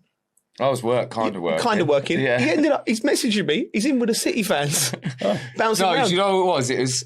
It was one of them games. And we got the same agent. How have you got this game? I obviously played for both teams, but I wasn't actually going to go to the game, but my boy wanted to go. So then I managed to work with City TV, but he was in the away end and I was in the press bit, and I thought, wonder if I could just sneak into the away end. So I got in and I stood with him. That's quality. He loved it. Did he? Yeah, because he's only ever been in West Ham, where they like sorted him out with some really seats high up, a bit corporate. So to be in the away end and experience like the atmosphere, like I was joining in with all the chanting. Did you let him swear? I was as well at one point. Did you let him swear? He wouldn't have been swearing. He's not that kid, but there's a couple swearing around him. My boy wants to go because he wants to join in with all the singing and the swearing. Yeah, well, yeah. You know what I mean? Like, my youngest probably would join in with the swearing, but they've not been to the away games. The away games are where it's at if you go, innit? So if you want to go in. The best chant was, "Are you watching Arsenal, mate?" I got right into it. I was loving it. Yeah, absolutely brilliant. But I really enjoyed it. Obviously, because I played for both teams, I'm a little bit like, I want Chelsea to qualify for Champions League, but I don't want to see Arsenal win the league. I had that feeling yesterday as well. Yeah. Did you? So I want Chelsea to be in the Champions League, but I don't want Arsenal to win the league. Yeah, that's I speak to 80% of the even I'd go as far as near 100% of the Chelsea fans would go, I'd sacrifice today just so Arsenal don't win it. That was the only time Arsenal fans would cheer for Chelsea as well. It's strange. That's wild. Can I quickly ask you about this? For me, the big moment in the game for me, from a Chelsea perspective, we get on, and from a Man City, was when Mark Guehi scored the goal. Right, it was a great finish. I will talk to you about the finish in a minute, being a centre forward. But I look at where Chelsea are as a club, and desperately trying to find a centre half, spending hundreds of £1 million. You had a kid in the building. He come over and spoke to us. Was you with him? No. He come over and spoke to us after. He's so assured he's a captain. You see him play. He's calm. He come from at Chelsea from the age of 6. We sold him to Crystal Palace, and then now he's at Man City, and he looks like he's been there for 20 years. And he's the moment the jerky ball into him, and the finish was just sublime. And I'm looking at him and I'm just like going, how has this kid got a Man City shirt on? And he should be, the team should have been built around him 5 years ago. Whoever's let him out the door at Chelsea needs that. If I'm the owner, I'm going, right, whose decision, or what collective of people's decision was it to think it was a good idea to let this kid leave the club? They probably still ain't there. Everyone will go, oh, it weren't me. I'm like, come on, because unless you find out who's doing these decisions will continue to happen, and you'll keep losing players like that. You need to do an appraisal on it. That goal reminded me of, I don't like talking about it all the time, but it reminded me of my goal against Arsenal. Do you know what I mean? The playmaker just put it on a plate for me and then me slotting it in the bottom corner. Still to this day, I've never seen anyone happier to score a goal. I never score, do I? But I know. Do you know what? I didn't know what to do, so I just sprinted in there. I might get a picture of you scoring that goal on my house somewhere. Just find someone. My mate got me one. So happy. And I'm running off, and then Hernan's behind me, but he's changed Hernan's face for his face. I mean, if you don't celebrate those goals, Jesus. No, yeah. We celebrated right. Wow. I didn't go out after that game. Did you? No. That's probably why I was. I heard stories about you going out for a few. Yeah. We talked about it. You know, he woke up, the cleaner woke him up in China Whites the next morning. China Whites, those were the days. Yeah, they were the days. Grown up now. Oh, yeah. Anyway. Yeah, and plus, it's Champions League. Arsenal, we hadn't beaten Arsenal for decades. Yeah. So everything came together that evening. They just, it did come together quite well. And then, heroes is hero, they say. They're City, though, they just look, they look positive. You know, when we're at Chelsea, you go into games, you think, oh, we're going to win. Yeah. But they look, we ain't going to get beat, that's for sure. They look good.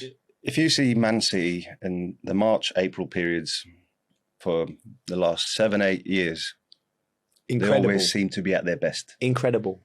And the exact opposite is happening with Arsenal. But you look at it, I mean, you can't, unfortunately, you can't compare Chelsea to Man City now. No.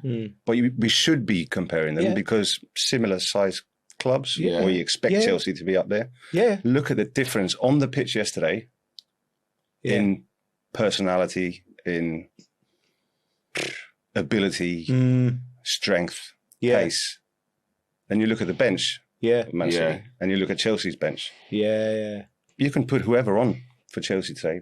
It's not going to make a difference. They're all the same. They're all the same age. No one stands out as in huge character or it's just bland. Going to come on and change the game at all. That's a fair point. You was quite strong on that after the game because do you know what I thought from you, Ida? When you said what you said yesterday, I thought you come from because we don't hear from you that much in this country talking about it. You come from a place you were frustrated, weren't you? Because you're a Chelsea man. I mean, there were emotions involved. It's my club still. It's where I have my best memories and what made my career at Chelsea. And I go to Stamford Bridge and you see, everything's still the same in the stadium. Not much change there. Great to see some of the same people still working there. That's what I like. As in the feeling of, Jesus, these people have been here for 30, 40 years and still going strong because they have passion for the club. And then I look at what's going on the pitch and I just see no emotions. I doubt that the dressing room yesterday, I mean, you walk in the dressing room after a game, losing a game in that way, I would have been depressed. I would have been absolutely embarrassed. Wouldn't want to show my face for a few days. And I doubt that feeling is going on at this moment in time. I wonder what it would have been like in that dressing room with the manager, how he would have been. You have to remember, times have changed and it's a different environment in terms of, I don't think Liam's the type of guy who's going to really, just lose it. And sometimes I think there's a case for just an outpouring of emotion and anger. And it doesn't matter what's coming out the manager's mouth. Because sometimes you're not even listening, but if he's smashing the place up, do you know what I mean? He's showing he might, it seems like it can seem quite barbaric, but at least you're showing you cared. You know what I mean? Throwing a few things around. Do you know what I mean? It can't always be really nice. So don't worry, we'll do it again. I don't think he does that. No. But I don't know if any manager. I bet Pep does. Tell me in the Chelsea team, one player who's at the peak of his career. I mentioned this yesterday. Yeah, you did. Yeah. Who's at their best, at absolute top level in their career? Okay, I got one player, and you mentioned him, Reece James, and he wasn't playing yesterday. And he wasn't playing. So you got one player who's at his best, at his peak years, or he hasn't got a huge level to get to be at his absolute best. The rest. They're all 22, 23, 24. They've got their best years ahead of them. But who are they going to learn from to become better on a day-to-day basis? They're all learning from each other at the same level. So who's going to challenge them? And a young manager. And a young manager. I don't see it. This project. Don't see it happening. It's a fair point. And all of a sudden, when you see a result like yesterday, you start to think, wow, miles away. For challenging at the top. Who was maybe even before you come to Chelsea, in your career, who was was there a particular anyone that stands out who was Who drove you? Look at the characters. When I joined, Dennis Wise. Yeah. Marcel Desailly. Yeah, yeah. You know, Marcel Desailly didn't have to speak. Yeah, yeah. He just it was enough for him to give you a glance, and you go, oh, yeah. He's not happy with me. Yeah. Gus Poirier, Gianfranco Zola, Jimmy Floyd. Yeah. Who joined at the same time, and the list goes on. Jody Morris, he was a character. Yeah. He went in. Yeah. 1,000,000%. Yeah. Every tackle. Yeah. In training, in games, everything. Dennis Wise. Yeah, I was so happy and so relieved. I was so scared joining Chelsea just because of Dennis Wise. Really? Yeah. I thought he's going to do something to me. He's going to kick the shit out of me. And I was lucky because I ended up renting an apartment in the same building as Wisey was living. So he sort of took me under his wing, rather than giving me sticks. So he protected me. Yeah, but that's because he would have seen what a player he was. I don't think Wisey would have looked after everyone, but because he loved Chelsea, and he's like, I need to make sure this kid settles in because he's going to make us better. Do you know what I mean? So it's a little bit. And back to the point of, so why do you think John Terry became such a great captain? His football ability, of course, but the things around the dressing room, around the club, he learned it off Dennis Wise. Because Dennis Wise ran the show here for years and years. JT took over. Who are they learning from? This generation. There's no one there. There's not a character there. Reece James, how long has he been captain? Since he was 20, 21? Yeah, maybe. Who did he learn off as a Chelsea captain before him? Yeah. Did he have someone in the dressing room that he goes, wow, this is the way I'm going to do it? Yeah. And how many players, how many centre forwards, young centre forwards have an experienced guy in front of them where you go, wow, I'm absorbing information. I had Franco Zola. Yeah. Oh. I mean, I watched him that much that I ended up playing instead of him at times. Yeah. So I had so much respect, but I was going to play my minutes. Yeah. I don't see these things at Chelsea at the minute. Because if you've got players of the same age, there's no mentoring of like natural mentoring. You know, I had the same thing at West Ham. I had players that I looked up to. Like I had Stuart Pearce come into the dressing room. Mate, I think it was that era, wasn't it? John Moncur I had similar things with John Moncur. What a player he was, right? And I sort of come in, took his position, and he could have been like. But he would help me. He would point little things in my game, do you know, that needed to improve. So that's so crucial. You must have had people in your career. More step overs, even more. I think it was that era, though. I think most teams might have had it. Like I would have had John Beresford, Stuart Ripley, Jason Dodd, who was their ages. There was always an older. Yeah. And you always noticed it when you did in-house, you did experience for young lads. Yeah. It was the experience that won most of the time. Yeah. Always. And then sometimes it wasn't always pleasant. Like in Chelsea now, they're all in the same team. Yeah. Yes. They've only got one age group. Young against old. Yeah, to be fair. And it doesn't have to be pleasant. I remember Jimmy, I love Jimmy, mate. If you didn't give Jimmy the ball at the right time, I remember once he put his finger in my face, and his finger is about as fat as that cup. Do you know what? I think he's much more relaxed now. He doesn't play football. He's a great lad, Jimmy. I love Jimmy. I love Jimmy. And he was. He would fight you though. Probably. Yeah. If you didn't give him the ball, oh my god! But listen, that's one thing I learned quickly when I joined Chelsea with Jimmy Floyd is just give him the ball. Yeah. Find him. Just find him. And at times it was annoying that I speak fluent Dutch. Really? So I couldn't get away from him. If I didn't listen to him in English, he would just speak Dutch and go, here we go. No hablo español. We once had a fight. He got annoyed. He got annoyed in a game. I score. Yeah. And he felt I should have passed him the ball 5 minutes earlier. But 10 minutes, scored. But I've scored. Right. And he come over and said, you happy now? Well, yeah, I've scored. Pass me the ball then. Stamford Bridge. About me. I need my goal. Yeah, I'll do my best, Jimmy. Honestly. I love Jimmy Floyd Hasselbank. I love him. I love playing with him. I love being around him. Yeah. I still speak to him. Yeah. Yeah, I do as well. At least once a month now. Brilliant stories. I could listen to you all day, but quickly back to this week's football. This week upcoming, massive game, Manchester City against Arsenal. Predictions? What, me first? I'm looking at you. I'm not giving either a moment to pass it, right? Oh, I hate predicting. I always get it wrong. So I go for an Arsenal win. No, do you know what? Looking at the way everything's going at the moment, it's hard to say City won't win.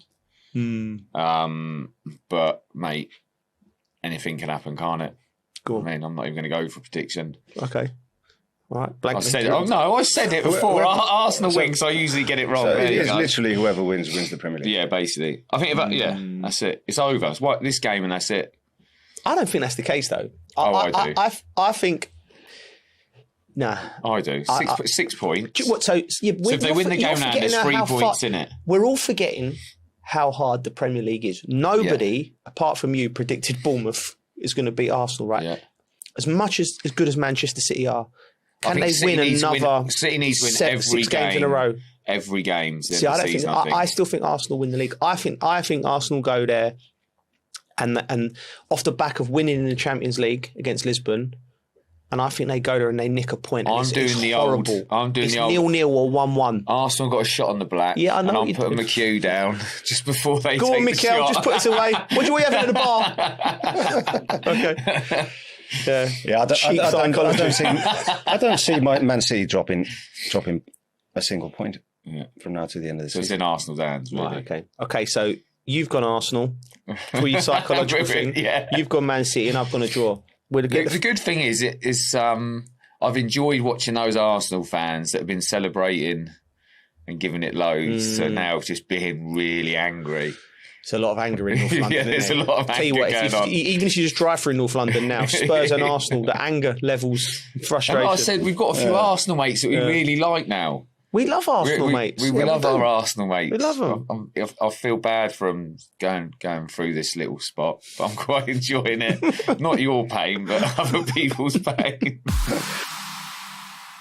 Right, listen, we're in North London, so we're going to go over the road to Tottenham. We cannot talk Tottenham without the Spurs legend that's to my left-hand side. Mate, De Zerbi's coming in. They was absolutely dreadful, I thought, at Sunderland. There was no manager's bounce. It was like, you know the bouncy ball? It was just one of them flat ones. Bang, it's hit the floor, no bounce at all. Medicine ball bounce. And Sunderland just looked like a breakaway and score at any moment. Romero, I was watching the game with Julian Lescott as a centre-half, and I always like to lean on that. If I was centre-forward, I always ask what Ida would want, but centre-half, Julian, he's got a good eye for a centre-half. And he said, he's just wild. You can't trust him. I know he's a World Cup winner, but he could have been sent off. Brobby was, when how strong is he, by the way? Brobby. Jesus. But why wrestle him then? Why wrestle the strongest man in the league? Yeah. But Romero was desperate to show him that he's, do you know what I mean? Yeah. And I looked at Tottenham, and it looked like a mess still. Well, it's not going to happen in 1 week, is it? I know with that. the new manager. But usually, you know what I mean? You'd like to see at least a little bit of structure. That's a positive. There's only 1-0. That's a positive. Only one. But how many games now that they haven't won? I don't think they've won in... Is it 13 or 14? I think it's 14 now. It's a long, slow, arduous fall from grace. What was someone saying earlier that the manager coming and said something about he needs to be a father figure? Or I think he's right there. Yeah. I think he's come in and he because he's a smart guy, De Zerbi. I've interviewed him and he seems like a manager you'd want to play with. I've watched him work when he was at Brighton. We went to do a tactical day with him and he's, you watch a manager like you'd like to play. He was on. He was energetic, and he was doing a tactical thing. You know where Brighton used to get the centre half dunk to go and roll into midfield, and it was like all the patterns of play he was doing, where he'd hold the ball, dunk, and then a bit of movement there, bang, bang, and it was. But obviously he had months and months to set this system of play up. He hasn't got no time to do that at Tottenham, so I think he's smart when he said, "I need to be their father or their brother," because what's going to get the Tottenham players out of this isn't tactical change. It's going to be an emotional thing, right? Tactical genius is not going to no. is not going to save him at this time of the season. At this point in the season, it's just basic stuff, isn't it? It's just go back to basics. Yeah, it's simple to say, but find some kind of defensive structure. Don't concede goals. I just think they're in such a slump that they're starting to believe it could happen. Yeah. A lot of I've spoken to a lot of Spurs fans, and they go, "Wow, we're too big to go down just because of the stadium. The stadium will still be there. Yeah, the team will be in the Championship. Yeah, I think it's happening. You do, don't you? Yeah, I do. Yeah. And I mean, I'm a Chelsea fan, right? So if you're a full-on Chelsea fan, you love seeing what's happening at Spurs. Yeah. I'm not quite there because I like the fixture. I like the Chelsea Tottenham. Yeah. I want them to be in the same league. Yeah. Or for Spurs to be at least in the Premiership. We could swap them with Millwall if you like that. That might be happening as well. Imagine that. Oh God. No, but do you know what I mean? Yeah. They're not. No one's too big to go down. No. Manchester United have been relegated before. You know what I mean? They all have. Yeah. Almost. Yeah. So. Yeah. But I'd still want the Chelsea Spurs fixture next season. My thoughts on it, right? So the teams around them, West Ham, the club, and when I say the club, the players, the management, all the backroom staff, the fans, more importantly, understand what a relegation battle is because they've been in it. Nottingham Forest have been in relegation battles. Leeds have been in relegation battles. Tottenham have not really as a fan. So when you go there, there's no experience at the club. The only player I can think of in that squad who's experienced relegation battles, jumps off them up, is Richarlison. He's been at Watford and Everton, and he looks like a bit of a cannon as well. So the players they're like they're sleepwalking into it. They don't realise. Does that make sense? They must do though. Come on. Yeah, but they're not playing like they are. No, they're not. I mean, that's probably why they need that manager who's going to be that figure to snap them out of it mentally. And like you said, getting them doing the basics right. Yeah. Has he been in that situation as a manager? De Zerbi? I don't think so. Brighton, he was in Italy before. They got them Marseille. as well, the difference, you look at West Ham, they're picking up results. Yeah. And we were going through this earlier with a Spurs fan in the building. He was looking at their next fixtures. Yeah. Oh, they don't look too bad. Yeah. But you haven't won for. How can they not look bad? I don't see you winning. Yeah. Every game. If we look at at the last few months, true. So it's all right trying to stay positive. Yeah. But you're not feeling that positivity, are you? Yeah. It's true. It's sort of a bit of a blag positivity. Yeah. It's like delusional. Like they still think they've got Gareth Bale and Glenn Hoddle playing for them. Modric. Yeah, Modric, you know what I mean? Imagine that. And they're going, yeah, we'll beat them. We've got Glenn. That was the 80s. Tottenham Arsenal fans hate us. But it's the reality of it. Yeah. You have to listen, I'm just trying to think, if they went down, would it be the biggest since the Premier League started in 92? I think it would be the biggest club to go down. Can anyone think of anyone who's been in the Championship? Leeds, Tottenham are a bigger club than Leeds, aren't they? You know, like in that sense. I think with a structure around it. But going back to what you said. Stadium. Yeah, and the stadium. They love the stadium and the megastore. They've got the biggest megastore. No, I heard that from a Spurs fan the other day. Yeah. Oh yeah, but we got the biggest megastore in the Premier League. And go-kart. Yeah, go-kart. Right, okay. Have a go-karting team building session. Yeah. Anyway, West Ham look like they're picking up results. Leeds are the one for me where I think they could get sucked in. And the reason they're playing Man United away tonight, Wolves at home, Bournemouth away, Burnley at home, Spurs away, Brighton at home, and West Ham away. And why would Spurs away scare you though? It wouldn't scare you, but if you're Leeds and you because the thing with Leeds is they've been patting themselves on the back all season and they've just been sucked into it last minute. So I think only for psychologically could that be. But listen, they'll probably look at that and they'll probably think Wolves at home, Burnley at home. We can win them 2 games. We're safe. You look at the squads. Points. Would you take obviously with like the way it's been going and obviously Tottenham is like on a bit of a slope. But you look at that squad and you think, how are you getting relegated? Oh, yeah. Yeah. How? It's and they haven't yet. So I kind of see them getting out of it, but I keep saying that every week and it's just not, something's just not clicking. Well, listen, it's going to go right down to the wire, that's for sure. And I think goal difference will come into play as well. And we'll have a lot of fun with it from now to the end of the season on both ends of the table. Not sure the watchers will. No, they won't. Just a quick one before we move on. We put a little poll out, a little poll for the punters, and I don't know what you think, right? Win an FA Cup and be relegated, or just stay up. Like, what would you want as a player? I won't tell you what my and Bridgie's stance were. We're opposite. Well, when you put it, just stay up. Yeah. If you had asked me this before the season, I said, well, of course, staying up. Yeah. Getting relegated and having that on your CV is just horrible. Yeah. I think it's almost embarrassing. Yeah. If you were relegated. I was embarrassed, mate. I was very embarrassed. Yeah. Had me at getting relegated and winning a cup is it's fun and it's nice, but surely the pain of relegation should be bigger than the joy of a cup. And I think fans could vote differently because they obviously we got the results in. That's what you're saying, right? If you'd asked the question before the season, I'm pretty sure no one would have said, let's just get relegated.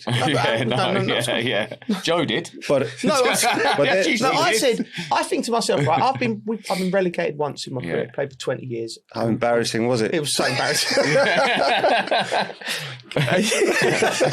Right, but I've won some trophies as well, right? Yeah. And I was like, and you're working for the FA Cup at the moment, Emirates FA Cup. I am, That's not coming to my. That's not coming to my thinking. I think the joy of winning something.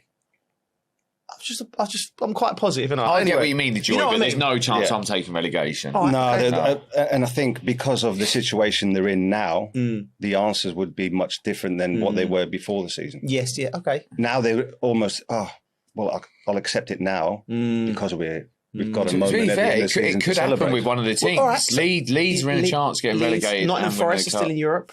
Yeah. Nottingham Forest is still in Europe. So anyway, we put it to the voters, to the listeners, and it was 42% would win the cup and be relegated, and 58% would say no cup but stay up. So it's tighter than you think. It's tight. Listen, I think it's all different. Glass half full, glass half empty. We've done the league, but we got a very special guest. We got some listeners' questions. But what we like to do, we do homework with our guests. And Bridgie's got a little fun fact for you. Yeah. Do you want to fire away? Yes, I met this guy, Nick, a year ago. Good lad, works in fashion. And his cousin, who, with his dad,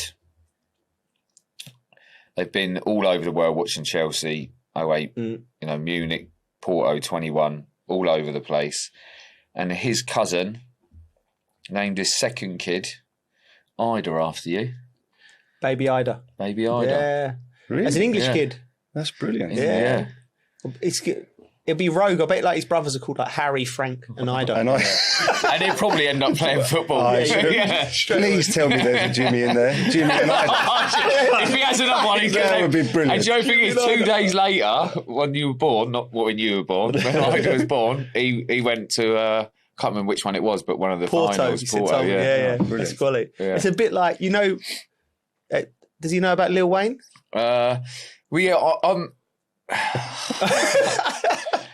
Well, whether this makes or not, I don't know. I think it's brilliant. I basically went to Antigua and had a really good time. And the guy who was working at the place we were staying, we become quite good friends and everything. We had a few drinks and we got on quite well. And he was a Chelsea fan. And I think his actual first name of the kid is his dad's name. Right. But then it's like Earl Wayne. So he's kind of named it. So they call him Little Wayne. Yeah. And I was trying to talk him out of it, to be honest, because I'm not sure about the name Wayne. But we got on really well, and he's got there's a little Wayne running around in Antigua. Yeah, wow. Yeah. So we both got one gig. Spreading the love. Right, we got some questions for you from from the listeners. Who is the best player you've ever played with? And you've played with some players. Listen, the list of players you've played, or just give us a little rundown on. Give us the top three. Give us I wish I could go back to the teams you played. All-time top three that I've played with. You've played with. I bet that's hard, mate. Hard. Have you seen? Yeah. Give him 5. Ronaldinho, Messi, Brazilian Ronaldo. Oh my! There you go. Bloody hell. I don't think you can find a better front three in the history of the game. That's unbelievable. That's unbelievable. I don't think so. Right, if you had to pick one, would it be hard to pick one of them? What, Messi's the best. Yeah. Messi is the best in history. Yeah. Number one. Yeah. Do you know Mate, what? that's some free, innit? Yeah. Wow. That's ridiculous. Like, that is like. It was just Ronaldinho. Just the fun, the joy in someone's eyes every day, just kicking a ball around. Yeah. And he used to do this. We've all seen it. Do you remember the Jogo Bonito and Nike adverts where they're messing about in the dressing room? Yeah. He started doing that at times. Right. And he sort of starts, volleying the ball towards you to get you involved. And he's doing all these tricks and dragging it from the back and over his head. Just pass it back to him. I'll just one touch back. I do not want to get involved. I don't want to get involved. But he was like a little puppy, like trying to lure you in. You know what I mean? Come on, play with me. No, I've got nothing for you. I've got nothing that you cannot do. What was that like? Because you left Chelsea in 2006. 20 years now. 20 years. Wow. That's amazing, right? And you went to Barcelona and, like you said, you come across a young Messi. So what did you know the moment you saw him there was something special about him? Because whenever I've played against him, I thought this is a different species of footballer. Yeah. Like there's something very special. And character. Yeah, really? Yeah. He's different. Really? Different to what people think. Yeah. No, it's good. Like, great to have around. Yeah. But sometimes he would just sit there, or even in training, a moment where things stopped, and he would just be staring at the same point for about 3-4 minutes. Really? And we started like possession game, right? And it's like he was half in a different dimension. Yeah. And then he was on, bang, goal. That's how he plays, though. Even to this day, like it's the weirdest thing. I covered a game for Argentina at the World Cup, and the pundit I was working with was hammering him. He can't run. He was first half. He was like, it was a Mexico game. He can't run. Look at him. He's killing his team. And I'm like, just wait. And then he literally, I was like, oh, what's wrong with him? Has he done his hamstring or something? He did not run for the first half. He must have been doing what you've done and was looking round. Then he got the ball and he went bang. I was just like, mate, it's just, I've never seen a player like it. Have you ever seen a player can just walk and play? No. So he's the number one eyed. Oh yeah. Yeah. He has to be. Yeah. I think so. I think he's done things in the game, modern game even. Yeah. You can't make it up. Yeah. There's goals. Well, every season for Barcelona, but I can't remember what season was it. 2010-11. Yeah. Where he just, I think he went past the whole Zaragoza team. Yeah. And still had the power to just slot it, drill it in the far corner. Yeah. And just individual things that they even know what he's doing. Yeah. But they're just the timing of it. Yeah. And just the sharpness and quickness. And he's just a level ahead. And what about R9? Oh, he was just. We signed in the same week for PSV. I was 16, he was 18. I was a young boy and he was a man. Right. And his power and pace, technical ability was just unseen at the time. Yeah. I think purely because of his injuries that we don't speak about him enough. Yeah, I know. He was just incredible. The best striker in the world. Yeah. The best number 9. Best number 9 of all time. Yeah. Yeah. Them 3 players you've said are the 3 best players I've seen on the pitch. Do you know what I mean? I played against Ronaldinho and Messi. And at the World Cup, we didn't play, did we, against Brazil in 2002, but I saw him up close and I was like, it's just a different gear, this geezer. Yeah. Body movement, step overs. He run past Danny Mills once. I think he run past him 3 times. I don't know how he did it. He sort of run past him, run back and run past him again. I remember the time when Ronaldinho did the step over on Ash, and Kieran Dyer got off the bench and started clapping. Oh God! But they scored 5 seconds later. He just sat back down. Do you remember? Do you remember the Messi nutmeg? Was it Milner? Sorry, James Milner. It was Barcelona, Man City. Yeah. And I think Guardiola was taking a year off, and he was in the stands. Right. Okay. And Messi dropped the shoulder and just megs him quite slowly. Right. And they go to Guardiola in the stand, and he's just going, "Oh God!" you could feel the pain that he was living through. James Milner. Yeah, I'm hoping I'm getting this right, or whoever it was. I don't want to pick on James Milner. Yeah, it might not have been you, mate. But we've all been made. You can do it. Oh yeah. It just thank God it was only in training. Yeah. Oh mate, do you know what? I think at that time you playing for that Barcelona. That's my favourite football team in my lifetime. The way that I would have paid. I would have paid to come and play for you at Barcelona if I could have had a loan deal for 3 weeks. Like don't pay me. I'm going here. I would have done 3 it. weeks. I swear, I would have done it. I would have done it. I would have loved to have played there. The levels in training, the joy was incredible. Yeah. And you know when you're younger, and you're picking the side you're going to play with, and you see your teammates and go, we're stronger than these. Yeah. Just in training. Yeah. Divide the team, two teams. Yeah. You could never, Messi, Iniesta, Busquets. Yeah.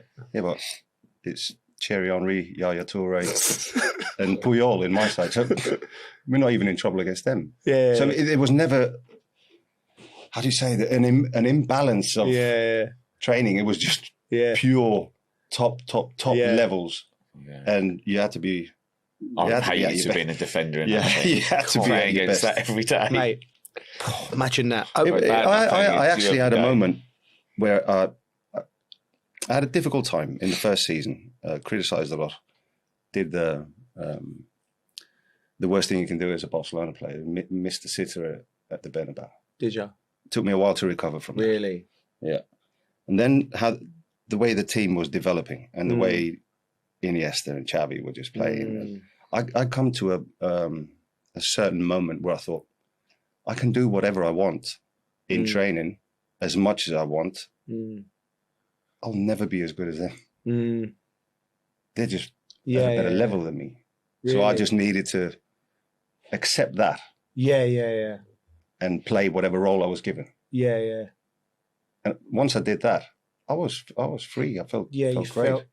Would have obviously loved a few more minutes, but you can make an argument for the players that were playing ahead of me.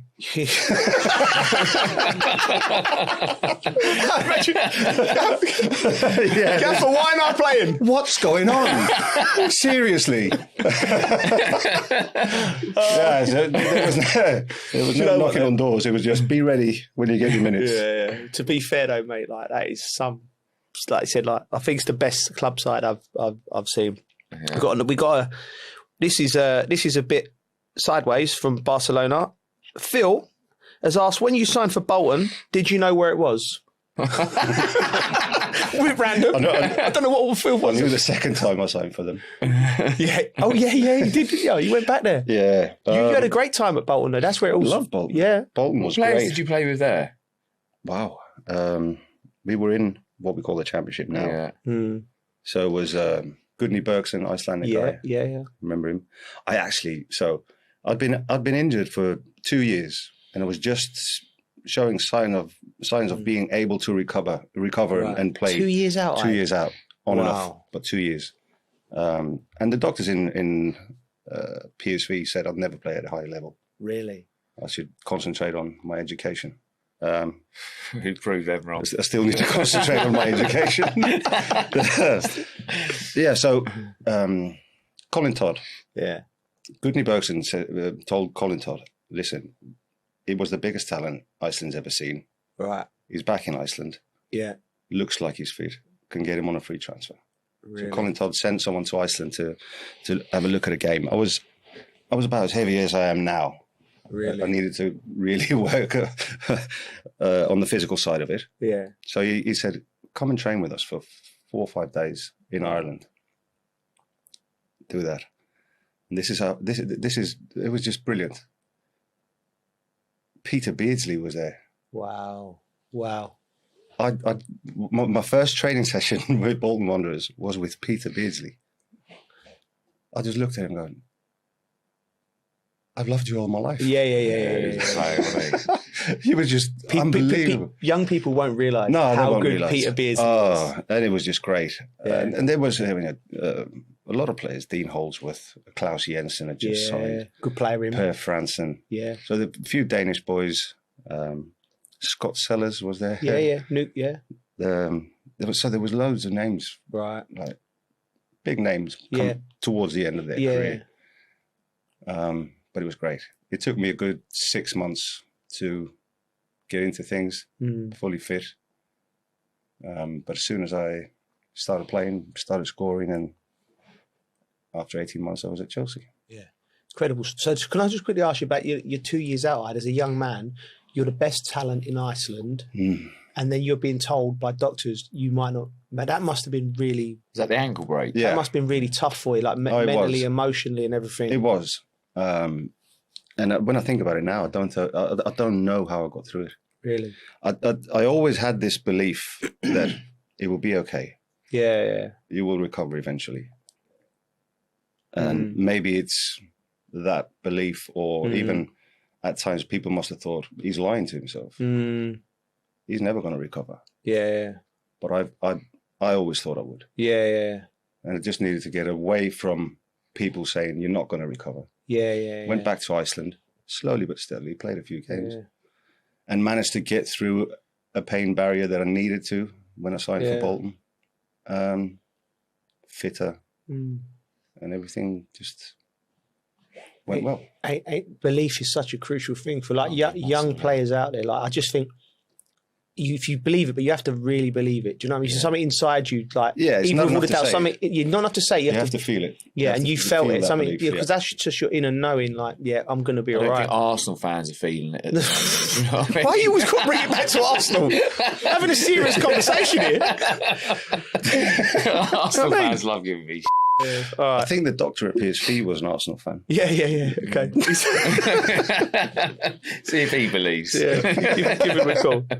Listen, I think I know the answer here, but we've talked about him. Sausage fingers. Who was your favourite strike partner? Jimmy. No, it was almost. We first met. We were in the elevator in a hotel on the Cromwell Road because we started basically going to training together. First. Really. Saw him in the elevator, and it was literally. I never believed in love at first sight, but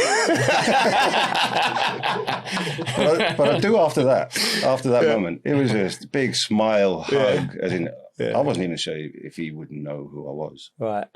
And obviously, the Dutch thing was great. We could talk badly about teammates without them understanding. We never used to do that.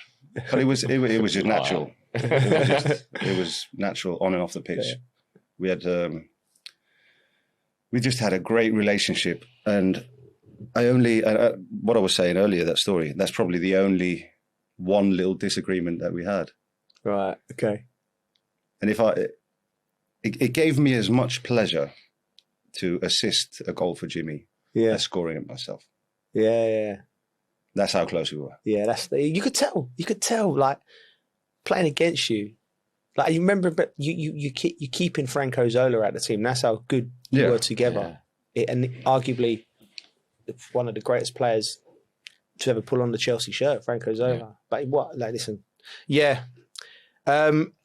this is. I don't know why this geezer's put his name down as anonymous. It's not even that bad a question. What was your favourite country to play in? That's a really awkward question. Really? No, obviously England. Yeah, it's great. Yeah. Spain was nice, but I didn't get the same passion for the Spanish league as I did for the Premier League. Yeah, if that makes sense. Yeah, obviously lifestyle different. Yeah, humor different. Really? Yeah, I like the English humor much better. Yeah, I know, yeah. Well, you wanted to go Jimmy Carr. You went a year early. You just telling me. Yeah, I got tickets for next December. I invited a few friends at Christmas. Carl would have come a year early. Or a year late. So I got tickets for Jimmy Carr, and I was all excited. And I sent a few of my mates, so we'd take the girls or wives to see Jimmy Carr next Friday. Yeah. And I just got blanked. No one answered. I said, what's going on? It turns out they're not last December coming. And they must have thought, right, he's either taking the piss, trying to get some sort of reaction, trying to get us to go there, or he's had a few. I love it. They were happy. Or he's had a few glasses of red wine. Or he's had a few glasses of red wine. Or he's just a big Jimmy fan. Yeah. Loves, anything named Jimmy. Right. Jimmy and I need to know if his brother's called Jimmy. Yeah, he will be now. We're having another kid and we're calling him Jimmy Floyd. They're doing a name change. This is my question to you, because I think I know the answer to both these. I have two questions. First one, favourite match you played in at Chelsea? Barcelona semi-final. No, was it semi-final? Quarter-final. It's mine too. That is the best game of football. Mine too. I've played in. One of my best performances. Yeah. One of the best games, even for a neutral, to watch. I've watched it, the 90 minutes. Yeah. And the amount of chances and things that I'd forgotten about. Yeah. It almost got me nervous watching it, thinking, oh, we're going to concede it. Watching it back 20 years later. So that was just pure joy against what was an incredible Barcelona team. We were different, and the different styles of play. Yeah, it was just 90 minutes of hard work. Yeah, chasing the ball, using the ball very well when we want it back. Yeah. And it had everything. 3-0 after, 15, 20 minutes. 3-2 at half-time. Yeah. Ronaldinho with his little shimmy. It was just incredible. Yeah, I agree. I knew you'd say that, because that was I remember coming in after the game and sitting down and just being like, I've never the feeling of like, elation. Like you just didn't you've done something special. Yeah. Like, do you know what I mean? Like it felt, and because for me as well, being a Chelsea fan as a kid, I used to sit by the family enclosure, and it used to be the benches over the other side, and like, do you know what I mean? I was like, I'd never ever heard Stamford Bridge like that. No. Before or since. Yeah. So like that was a special night. Yeah. For me, it was. I was nervous before the game, but positive nervous. Yeah. It was my first start in midfield for Chelsea. Yes, that's right. Yeah, I remember. And I know, I just knew, at least you can run. Yeah. Just run. Yeah. Because you've got to be chasing the ball. Yeah. And the whole thing of having those nerves of midfield first time. Good thing was I had Frank. I had Makelele. Were you nervous? I never thought. But not nervous. Of just there was some butterflies. Yeah. But I had Makelele behind me, and he literally he could have been there with so good with the PlayStation. Well. So good. And just steering me where to go, telling me where to run, what to do, where he needed me. Frank's bombing on. You need to come back. Yeah. Go, either stay, this and that. You could have played midfield all day long. Yeah, but I season. And do then you know what I mean? I played the way you after plays, that. I played in midfield because we had Didier, and Didier was always going to be the number one striker. Jose just put me in midfield. A perfect midfield player. How good his feet were, everything, vision, passing. Was that the first game you played? Yeah, first start. I came on at half time. The balls to go. Yeah, I came on at half time against Liverpool in the Carling Cup final. Right. Yeah. In midfield. Yeah. Okay. Yeah. I think it was half time. It was. It was. Yeah. And first start in midfield at home against Barcelona with Deco and Xavi and just popping it round corners. That's how good he was. Yeah, that's how good he was. But also, imagine Joe's talk about great managers making big decisions in big games. You've seen him in midfield for 45 minutes. All right, let's put you in there against two of the best midfielders in the Champions League quarter-final and see how we go. that's how good Jose was. Do you know what I mean? That's Yeah. I remember, 'cause I've been. He told me though. Go on. Because I think we went Norwich away before Barcelona, Yeah. and he got Steve Clark to give me the message of not playing today, but you're playing in midfield against Barcelona in a few days. You rest up. Yeah, I was quite happy getting that. That must have felt good. Yeah, it was good. Yeah. So just getting the heads up, just to be able to visualize situation, visualizing a different position. Mate, that's a great story. And best goal in a Chelsea shirt? Best goal is the overhead kick. Yeah, but it's a little bit too obvious. Okay, right. Give me one. What means a lot to you? There's quite a few. Barcelona. Yeah. Getting us 1-0 up. Was a good goal. I really liked one that I scored at Southampton. I just did a double 1-2 with Makelele, played it into DJ. DJ held on to it, ran round him. It was just a pure pass. I remember it. Yeah. Pass it in the far corner. Yeah, I remember it. That was good. Yeah. There's a. Do you remember your goals? Do you remember most of your goals? Yeah. Some strikers don't, you know. You something. Maybe in my, I don't know, 150 career goals. Yeah. If I take in from under eights. No, about 150 with international. They sort of dried out a little bit towards the end of my career, as I was always playing deeper and deeper. In midfield. You played a lot in the midfield, didn't you? Yeah. But I do, I don't think there's maybe some of my early days goals for Bolton that would need to be reminded of. Yeah. I'm the Chelsea ones. Yeah, I mean, I have them on YouTube. On loop in your house. Yeah. Bridgie, any questions you want to ask him? No, I don't think so. No. That's it. It's great to... We can talk about the nights out. We'll save them. Yeah. To get you back another time, that'll go on too long. Yeah. That's a different show, I think. Listen, it's always a pleasure to see you. Carlton is back for anyone who's waiting patiently with the stories of the train system in Bangkok. He has literally messaged me, I'm on a train, guys. I'm like, all right, sweet, enjoy.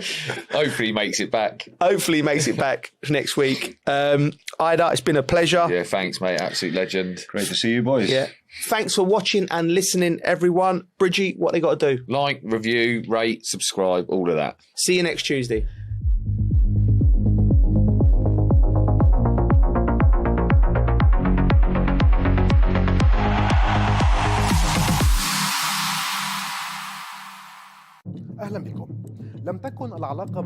Welcome.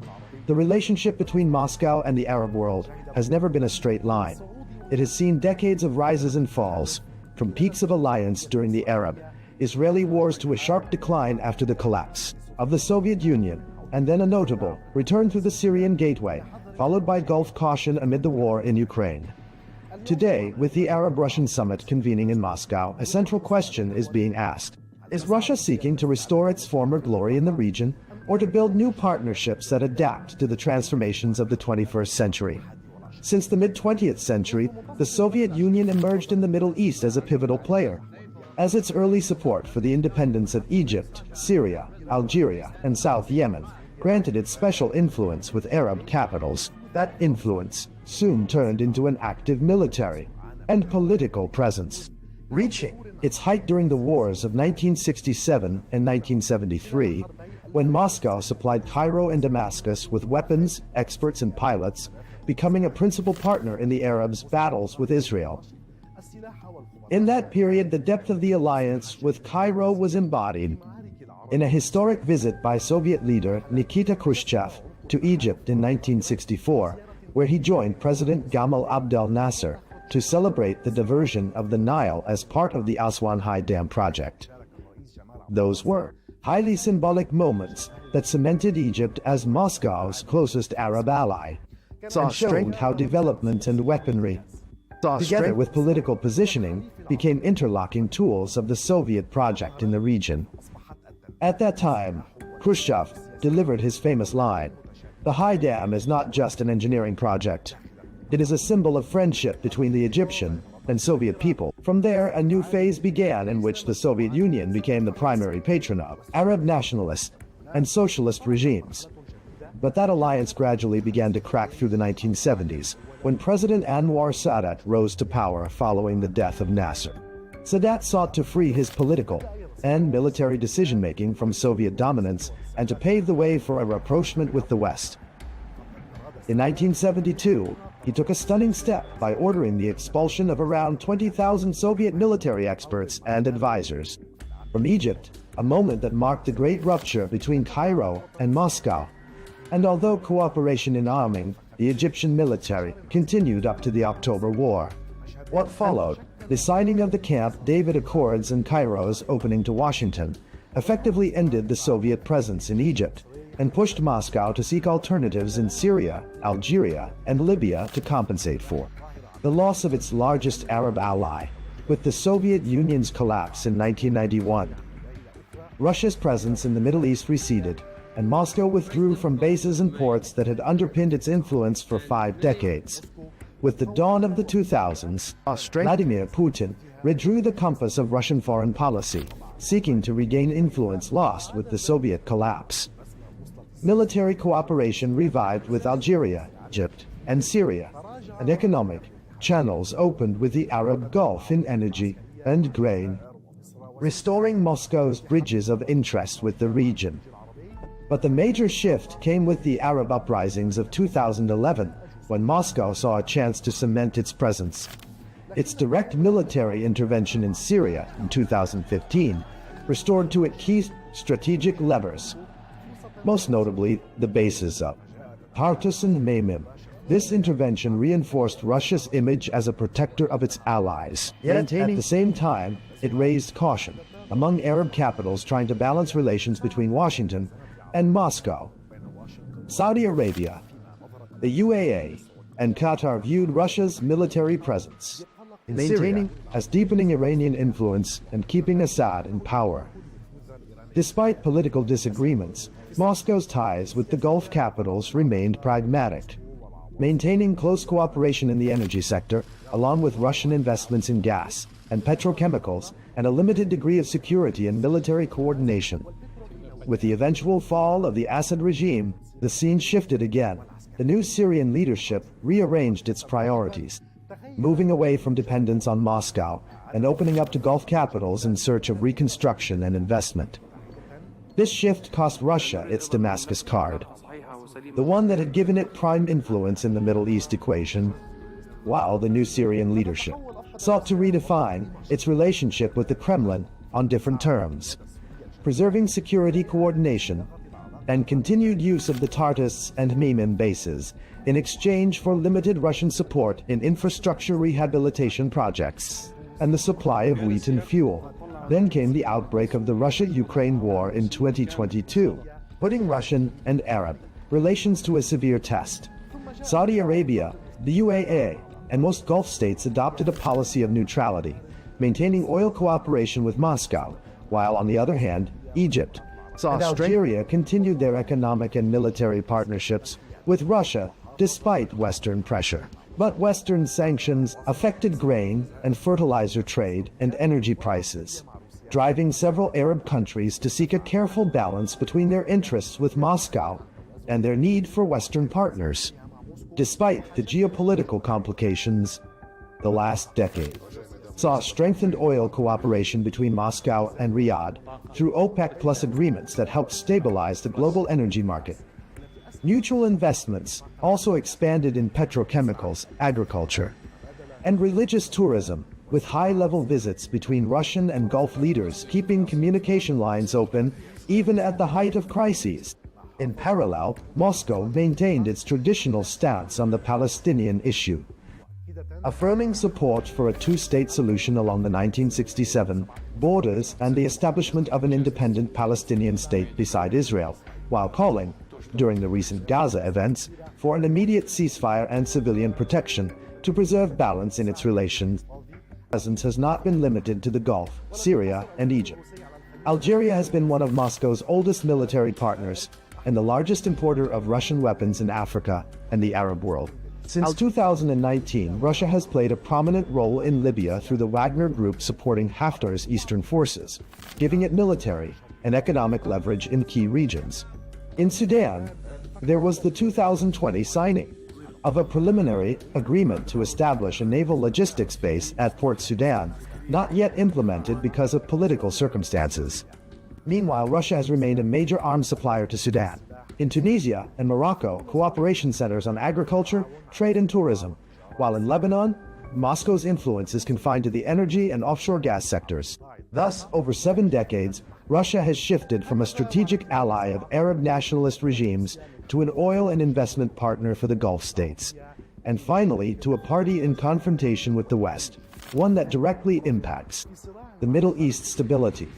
Today, with the Ukraine war still raging, Arab capitals face the challenge of mediating between East and West, while Moscow strives to entrench its footing in the region despite global isolation, and to deepen cooperation with Arab countries in economics and energy.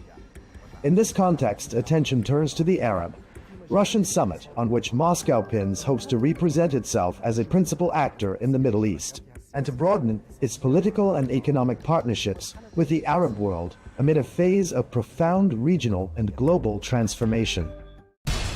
We have to take care of our people, and we're going to take care of our people first. For in-depth analysis and all the latest developments across the globe, make sure you join us every weekday. President Trump is trying to negotiate a ceasefire. With so much happening, so much information, and so much noise, international law will have no part in his administration. It can be hard to keep track. Tariffs will just fuel inflation. We're going to fight these tariffs. But you can count on us to tell you what you need to know. We stand by your side. Join me, Tom Burges Watson, for Global News Today, right here on Al Arabiya News.